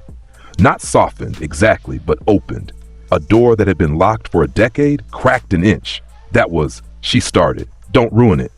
"I was going to say, you were going to swear?" "Yeah, but it was going to be a compliment swear." The corner of his mouth lifted, a real expression, small, honest. She leaned her head against his shoulder. He let her. The sunset faded, the stars came, and on the roof of the tower that governed the new world, 2 people who had been broken by the old one sat in silence and watched the night arrive. Fu barged into his office the next morning like a natural disaster with pigtails. "I am the most important person in this operation," she announced, slamming both palms on his desk, scattering papers, sending an ink bottle spinning. "And I dare you to argue." Naruto looked up from the organizational chart he'd been drawing. "You just ruined an hour of work." "Good! You spend too much time on paper. Paper is boring." "I am not boring. I am Fu Jinchuriki of the Seven Tails, co-founder of this," she gestured vaguely at the building, "thing. "And I have been here since the beginning, and I deserve." Naruto pulled her by the wrist. She went quiet. The rare, startling quiet. The same silence that fell when he actually looked at her. Not through her, not past her, but at her. The full weight. The attention that could dismantle nations turned on a single person with green hair and too much energy and a beetle in her belly that was already humming with anticipation. "You deserve what?" he asked. His voice was low, not threatening. Curious, Fu opened her mouth, closed it. The glow under her skin pulsed. "I don't know," she admitted. "I just wanted you to look at me." He was still holding her wrist. He hadn't let go. She hadn't pulled away. "I'm looking," he said. She lunged forward and kissed him. It was exactly as unplanned as the first time, but she aimed better and it lasted longer, and when she pulled back, her face was the color of a sunset, and Chome was doing something inside her that felt suspiciously like applause.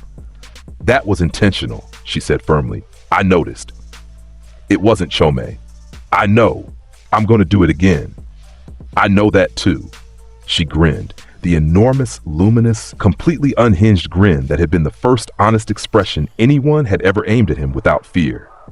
And he let her kiss him again, in an office that governed the world, with an ink-stained organizational chart bleeding on the desk and the sound of Tayuya's footsteps approaching in the hall. The footsteps stopped. The door was open. Tayuya stood in the doorway. She looked at Fu, at Naruto, at the distance between them, or lack thereof. A muscle in her jaw tightened. Her hand went to her flute. She took a breath. "Let it out." "I knew it," she said. Her voice was remarkably, dangerously calm. "I knew it." Fu detached from Naruto with the speed of someone who had been caught stealing. "This isn't what it is exactly what it looks like. I can't explain. You were kissing him. He was kissing me back." They both looked at Naruto. He had picked up his organizational chart and was examining the ink damage. "Don't look at me," he said. "This is your fault," they said in unison. He looked up. The two of them, red hair and green fire and light, the first person who'd chosen to stay and the first person who'd chosen to see him, were standing side by side, unified for the first time in their entire acquaintance, directing their combined fury at the person who deserved it. "I have 5 elemental natures, 3 kekkei genkai, a Mangekyo Sharingan, partial Rinnegan, 7-tailed beasts, and the stolen abilities of 50 people," Naruto said. "And this is the most frightened I have ever been. Despite everything, despite the fury and the jealousy and the complicated, messy reality of what was happening," Fu snorted. Then Tayuya's lip twitched. Then they were both laughing, angry and amused, and stuck in a situation that had no clean solution because the person at its center had never once in his life done anything clean. They worked it out. Not that day, not that week, but eventually, in the way that people who survive impossible things together eventually work everything out, through argument and silence and shared meals and the slow, grudging acknowledgement that whatever this was, it was what they had, and what they had was more than most people got. Conan left a paper flower on his desk. He found it in the morning, a white crane, folded with the precision that defined everything about her. It sat in the center of his organizational chart, on a spot that was still stained with ink from Fu's entrance. It was perfect, delicate. The kind of thing that would disintegrate in the rain that no longer fell. He didn't throw it away. He put it on the windowsill where the sun would hit it. And every morning after that, when the light came through, the paper crane's shadow stretched across his desk like a hand reaching for something it couldn't quite touch. Conan never said anything about it. She didn't need to. Some things are complete without words. Some connections exist in the space between grief and respect, in the place where a woman who buried a god and a boy who killed one can coexist without pretending to understand each other. She stayed, not because of the flower, not because of Nagato, because Naruto had looked at the world and decided to own it, and owning it meant protecting it, and protecting it meant that the rain would never come back. And Conan, who had lived her entire life under that rain, who had loved and lost and folded 1,000 cranes in the dark, Conan wanted to see what the sun looked like. She saw it. Every morning, through the window, on the crane. That was everything. The world adjusted. Slowly, reluctantly, with the stubborn friction of systems that had existed for centuries being forced to accommodate something new. The villages still operated. The Kaj still wore their hats. Missions were assigned, Jonin graduated, the eternal cycle of training and testing and sending children to fight continued. But the balance had shifted. The invisible hand on the scale was no longer tradition or bloodline or the accumulated momentum of history. It was a 17-year-old sitting in a tower in Amigakure with a paper crane on his windowsill and a collection of power that made the concept of military resistance a mathematical impossibility. Some people adapted quickly. Gaara, who had always understood the shape of inevitability, integrated the new order into San's governance with minimal disruption. The Mizukage, pragmatic and weary, followed suit. Small nations, the ones who had always lived in the shadow of the Five Great, found the new arrangement surprisingly beneficial. Naruto didn't care about them, which meant he didn't threaten them, which was a significant upgrade from the old system. Others adapted poorly. The Raikage's arm never fully recovered. He spent 6 months trying to rebuild the lightning release armor through training alone, and the effort consumed him. Not the physical effort, but the psychological one. The knowledge that a piece of himself had been taken casually as a negotiating tool, and that the person who took it considered it a minor transaction. Sasuke Uchiha, in a medical facility in Konoha, heard the news. He had been there since the Valley of the End. 4 years. No Sharingan. No lightning style. Chakra network partially collapsed. He could still mold basic jutsu. The fundamentals were his, earned through training before the Sharingan activated. But the power that had defined him was gone. He asked to see Naruto. The request traveled through channels, up chains of command, across borders, and arrived on Naruto's desk 3 weeks later. Naruto denied it. Not out of cruelty, out of disinterest. Sasuke had nothing left that Naruto wanted, and time spent on closed accounts was time wasted. Dawn came to Amegakure on a morning that smelled like wet steel and new beginnings. The tower's roof was cold. The sky was the color of a healing bruise, purple at the edges, blue at the center. With the first streaks of gold pushing through from the east, Naruto stood at the edge, alone.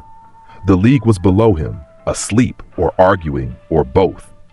Tayuya had thrown a kunai at Fu over breakfast again. Jugo was meditating in the courtyard, birds on his shoulders. Conan was somewhere in the building, folding paper, maintaining the administrative structure that kept the new order functioning. He opened his hands.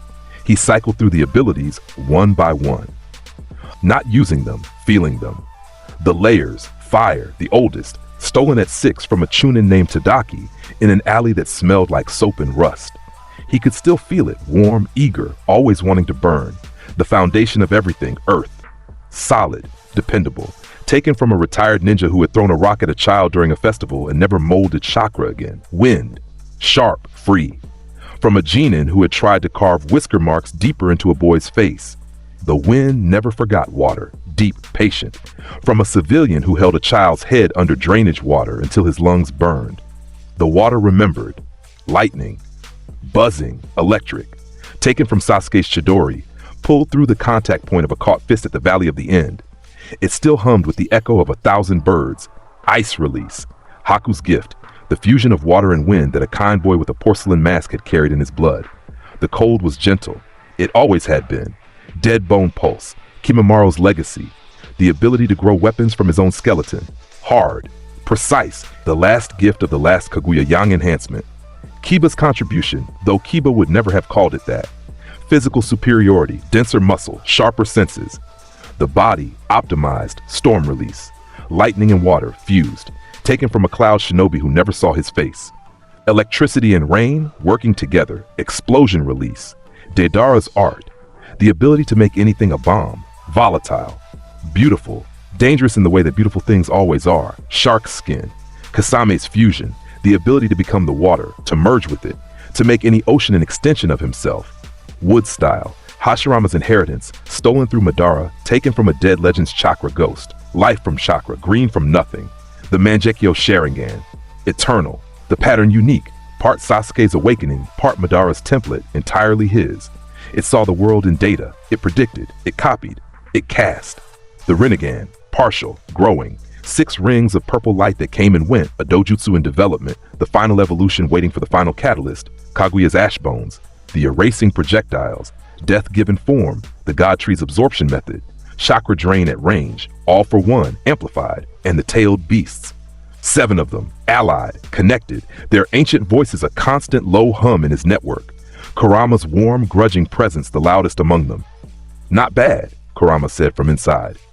Not done, Naruto said. You took powers from a god. I know. What's left to collect? Naruto looked out at the world. The rain-soaked nation spreading in every direction. The sleeping villages, the waking cities, the roads and rivers and forests that connected them like threads in a web. The bloodlines still out there. The Uzumaki clan's sealing techniques, buried in Whirlpool's ruins. The Otsutsuki techniques hidden in scrolls on the moon. the mysteries of the Sage of Six Paths still half understood, the hidden arts of clans erased by war, waiting to be rediscovered, he smiled. Not the mask, not the character, not the dead last grin or the predator's assessment or the politician's composure. The real one, small and quiet and completely honest. The smile of a boy who had been starving in an alley and had decided at 6 years old that the world owed him everything and had spent the next 11 years collecting on the debt. Everything, he said. He turned and walked back inside. The sun rose behind him, painting the tower gold, painting the city gold, painting the whole wet, exhausted, restructured world in the color of a new morning. Below, in the streets of Amegakure, a shopkeeper opened his doors for the first time without checking the sky for rain. In Konoha, a classroom of academy students learned about a new political structure that they didn't understand yet. In Sand, Gara looked at a map with new borders and felt, for the first time in his life, something like acceptance. In Cloud, the Raikai flexed his weakened arm and made peace with the fact that the world had changed while he was still trying to hold on to the old one. And somewhere, in every nation, every village, every alley, and every ditch, and every locked door behind which a child sat alone, hungry, hated for something sealed inside them or written in their blood, somewhere, the hunger was waking up. Not Naruto's hunger. That was satisfied, fed, full for the first time in a way that food and power and even the women who had chosen him couldn't entirely explain. He was full because he was done pretending, done performing, done wearing the mask. The world saw him now, all of him, the thief and the builder and the monster and the boy. And it hadn't collapsed. It had bent, no. The hunger waking up was not his, it was theirs. The ones like him. The ones who sat in the dark and learned that every hand was a fist. The ones who discovered, in the space between starvation and survival that the world did not give, it only took. And that the only response to a world that took was to take back. Harder, smarter. Naruto Uzumaki had built a world where that hunger had a direction, a structure, a place to go that wasn't destruction or despair. Whether that was better or worse than what came before, that was a question for historians, for scholars, for the people who had the luxury of judging from a distance. The people up close didn't judge. They adapted. They survived. They looked at the boy who had stolen a god's power and reorganized civilization before his 18th birthday, and they understood something that the old world had never been willing to accept. That power is not given. It is not inherited. It is not written in blood or sealed in scrolls or passed down through the noble houses of the great clans. Power is taken by the hungry, by the desperate, by the ones who look at the locked doors and the empty plates and the turned backs and say, with the absolute conviction of someone who has nothing left to lose, mine. The sun rose on a world that was his. And somewhere in that world, in the office at the top of the tower, Naruto Uzumaki sat down at a desk with an ink-stained organizational chart and a paper crane on the windowsill. He picked up a pen. He began to write. The collection was never finished. The hunger never stopped. But for the first time, for the very first time, it wasn't the only thing he felt. The sun was warm. The crane caught the light. And somewhere below, Tayuya was yelling at Fu, and Fu was yelling back. And Jugo was trying to meditate through the noise, and Kurama was complaining about all of them. It was loud. It was messy. It was his. Naruto Uzumaki was very, very hungry, and the world finally understood what that meant. You just watched a god get built from scratch, stolen piece by stolen piece. If this story broke your brain the way it broke mine, smash that subscribe button. More chaos incoming, more series, more he did not just do that moments. We're just getting started.